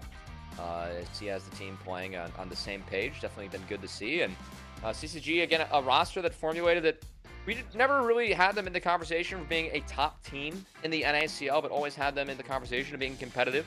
Definitely proven that they can be competitive. And any guesses in terms of the role swap that I had for players like Fadichan, I think that my suspicions are still out there a little bit, but Fadichan putting together more good performances, definitely confidence builders for them in CCG. And I believe we are slowly making our way to getting one of our players from CCG's roster with the interview. And I am now getting word that the interview is ready. So please welcome aboard to the interview desk, y'all, to the winning mid laner from CCG. It is Young. Hello. Welcome aboard, brother. Hello. Hey, good to see you, man. You too. Yeah. Likewise. Are you back in Utah? Where are you playing from? I'm back at my parents' house. Okay. Very cool. Well, it's a scorcher. I don't know how hot it is on your side of Salt Lake, but Oh yeah, it's really hot.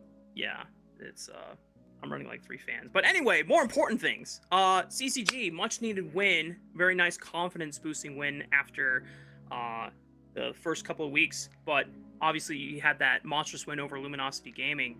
What were some of the things that CCG were trying to take away from the other 2 losses you had leading up to your game today into Citadel? To be honest, we're just inting. Like, I think we just need to focus on more and like just pick better fights. So we weren't playing League of Legends. I think we played League of Legends today, so it was good. Anyone taking responsibility for that, trying to find better fights? Is that kind of a team effort? That's definitely a team effort for sure. Well, Young, it's good to see you back in the league, man. What brought you back to try and compete again for an ACL this split? Things just got awkward at the timing of my school, so I didn't, I just have free time, and I just thought I might as well play, and the roster's good, so things kind of just lined up for me to play again. That makes sense to me, and it's always an exciting turn of events when we get to see you back in NACL. There's a lot of competitive rosters around the board. I'm not sure if there's any particular set of mid laners that you're really looking to best, or if you're just focused on individual goals for yourself while you have the time to compete. Yeah, I mean, this might sound BM, but like I don't even know any, like I don't know like the rosters, to be honest. Like I just play. Sure. So I don't really have like a specific person in mind, but it's definitely like more individual focused for me. Just like playing NACL again is always fun, and I think I'm just focused on my own goals and just playing well, improving individually. Yeah, well, Young, it's good to see you competing again, man. I think that always been a mid that's been very competitive in the league when you've been playing, and good to see you in CCG being a competitive team. Found a win today, got back to the middle of the table. Any parting words, thoughts, or thank yous you'd like to give before we let you go and wrap up our Week 2 broadcast? No, just thanks to my team and the staff, and to you guys. It was a good game. It's a good game. Good to see that, Young. Hopefully we get to see more from you in CCG. Yeah.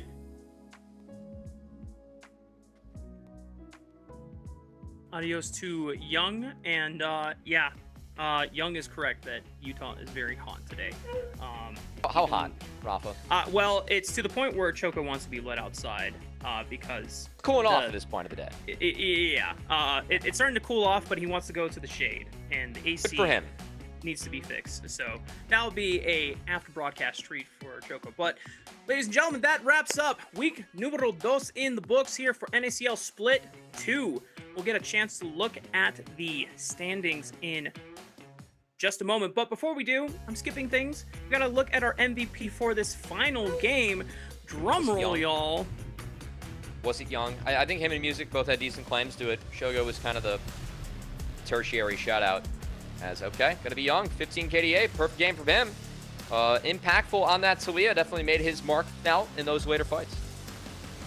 Weaver's walls were great in separating the Citadel squad from being able to play on synchronized fronts here. Probably led to why Citadel felt very disconnected in some of those ult combinations that they were looking for, since it was definitely a composition that very much needed to get those ults aligned, and we didn't really see that come together until it was too late. So nice to see Young pick it up the MVP. If you have any contests about that, would love to see your conversations and opinions on hashtag NACL at NACL on all of our social media platforms, or at Watch NACL for Twitter here. But Cubby, that does wrap up things here for week 2. So we'll get a chance to look at the standings in just a couple of minutes here. I wonder, what are your implications or your big takeaways as we get ready for week 3? Ooh, middle of the pack looks competitive. I want to see Vancouver Impact play better. I want to see Dorado play more like they did today. That's going to be a big one for them moving forward, but it feels like like Luminosity Gaming sitting at 2-2, but already having faced the top teams is quite interesting. I think Supernova being that 4-0 team to beat is interesting, and then Dark Zero still looks strong even after, suffering a setback today against a very respectable team in LG. So in a way, it feels like our top 3 more competitive than what a lot of people projected coming into the split, and also the middle of the pack pretty competitive too. I still think that this team and league is way more competitive than Split 3 was, and even though if there's like a definitive top 3, I think the other 3-4 teams below it could easily start throwing punches and going for some upset victories. But of course, it does come down to execution on the Summoner's Rift, and sometimes as simply as a pro diff, which is why we talk about prodiff.gg, one of our awesome sponsors here, where many of the players that you saw featured in today's matches are some of the coaches that you can get help from, one-on-one tricks, one-on-one tips, all at prodiff.gg. That's definitely done by Armeo, NACL Victor and alum. So go check it out. Guaranteed to have a pro helping you out, getting coaching behind the scenes. So good to see from a community member with a good business idea and helping out the community as well in NACL. Shout outs again to Armeo, a former NACL champion. And I think we might have the standings ready to show y'all. I'm gonna get confirmation in a couple more seconds. This is my waiting dance, Matt. Just do This a is little. I want to celebrate the weekend, but I have another broadcast in 5 hours, so I just found out. And... I will support you by watching in the chat, Matt. While we're waiting for standings, we do have a bit of news that did hit officially the LTA North feeds before we have games this weekend. So we're kicking back up. Unfortunately, I should say, Zamudo visa issues gapped his sub, an NACL alum in Bejani, who I think notoriously went 1-29 on CLG Faith. So best of luck to Lion this upcoming week. We're gonna hope that Bejani is a little bit better than what we saw in this league in the past. Wow! Yeah, that's tough. Leon, mucha suerte. Good luck. Anyway, standings are now available for the end of week 2 here in NACL. And it should be showing Supernova reigning undisputed as the number 1 team in the league, where we got Dark Zero and Conviction both 3-1 apiece. And then we got the Soup with CCG, Luminosity, Citadel, and Winthrop all sharing 2-2 scores. 1-3 for Blue Honor and Dorado Gaming near the bottom, and then Vancouver Impact at 0-4. And as you said, Cubby, hope to see Vancouver Impact play a little bit better or at least better enough that they They need can to. clinch out at least one win in the regular Yeah, season. they need to. Again, that you control your own destiny at 3 wins in a single best round robin with the best of ones. So I think very important that you hit that if you want to control your own destiny. Supernova, I mean, already clear of even being at risk of being in that promotion relegation phase. Very much different from the world that they faced last year, where I believe they only won 4 maps in the entire split of NACL. It was 4 or 5. Yeah. Now they've already won 4. 4-0, being undefeated. Hell yeah. Mm-hmm. Roster rebuilds can definitely do that for you. We'll take a look at the schedule for day 1 of next week, aka week 3. And oh boy, wow, that opens up with a hell of a banger. Supernova against Dark Zero. Maybe Dark Zero will get a chance to try and throw a haymaker and put a dent in Supernova's unblemished record. But when you look at the rest of the matches, any other games stand out to you, man? Ooh. I mean, Luminosity Gaming versus Citadel is interesting. I think the pedigree of both those teams can lead to some interest. But frankly, I'm seeing a lot of one-sided matchups on my screen based on the play that we saw this week. So hopefully our team's able to go back to the shed in the week off, get some practice in scrims, and hopefully look a little bit better. And show us a little bit more of an interesting NACL. Did have some surprises in the standings this week with some of the results that we had. Anything can happen in best of ones, Rafa. But definitely going to need, teams like Dorado to continue to step up into teams like Winthrop. We're going to look at that to be a competitive match.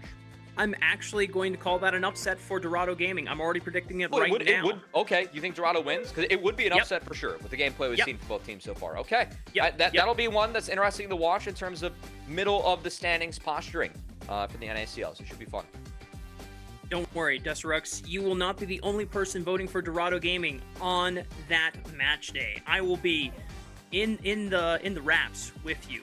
But Cubby, that does put an end to our broadcast for today. Again, shout out if you want to continue the conversation, hashtag NACL on all platforms, at NACL, and then at WatchNACL on Twitter.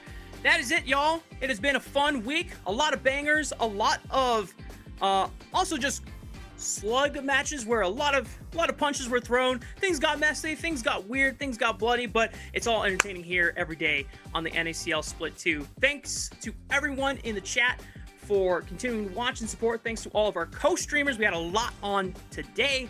Cubby, any parting words before we leave for the weekend? Oh, it's been a fun one, Rafa. Good to be joined by you. Shout out to everyone that's been supporting NACL, whether you are watching us on the official broadcast, one of the many co-streamers we have supporting the league. So appreciate all the eyeballs we always have on these talented players trying to make it. Until then, enjoy your weekend, y'all, and see you all next time in week 3.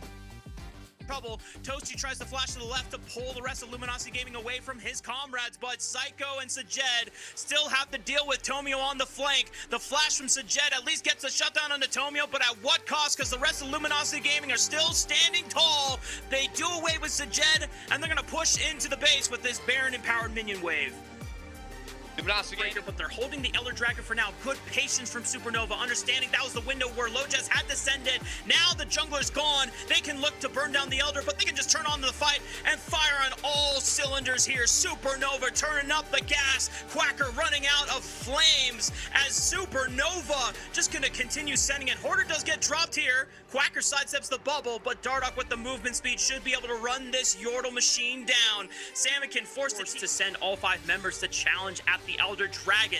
7,000 HP TF Blade sends it with the Unstoppable Onslaught for a massive engage, but no one else from Conviction can really follow through because the Weaver's Wall was thrown down by Sword.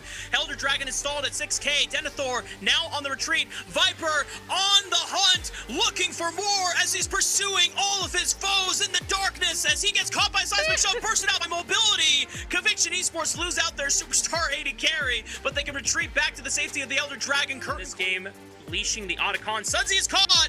The True Shot Barrage is completely negated by Mixture's Braum Shield. Sudsy completely taken out here, and now the 5-on-4 Ariana with a big flank burst and blows up Will and Nukes. Good night to the rest of Vancouver Impact's chances at this game. Zev still trying to retreat, flash away at the last possible second. quickly flourish, but Young with the Weaver's Wall have cut off their escape route. Diamond, another Pop Blossom on the multiple members here, but no real damage follow-up. Instinct with the bullet time, still not enough damage. Philip with the equalizer, still the story remains the same. Not enough damage to overcome CCG, who pick up another ace, and this time it's the victory march into the Nexus. Good karma pick from Bodychan. I think it was good recognition from CCG to find a thematic counter late in draft. Karma definitely a pick that's been rising in priority. We've seen here in the NACL, and CCG managed to hand Trundle another loss, find a win for themselves, and even themselves up in the standings.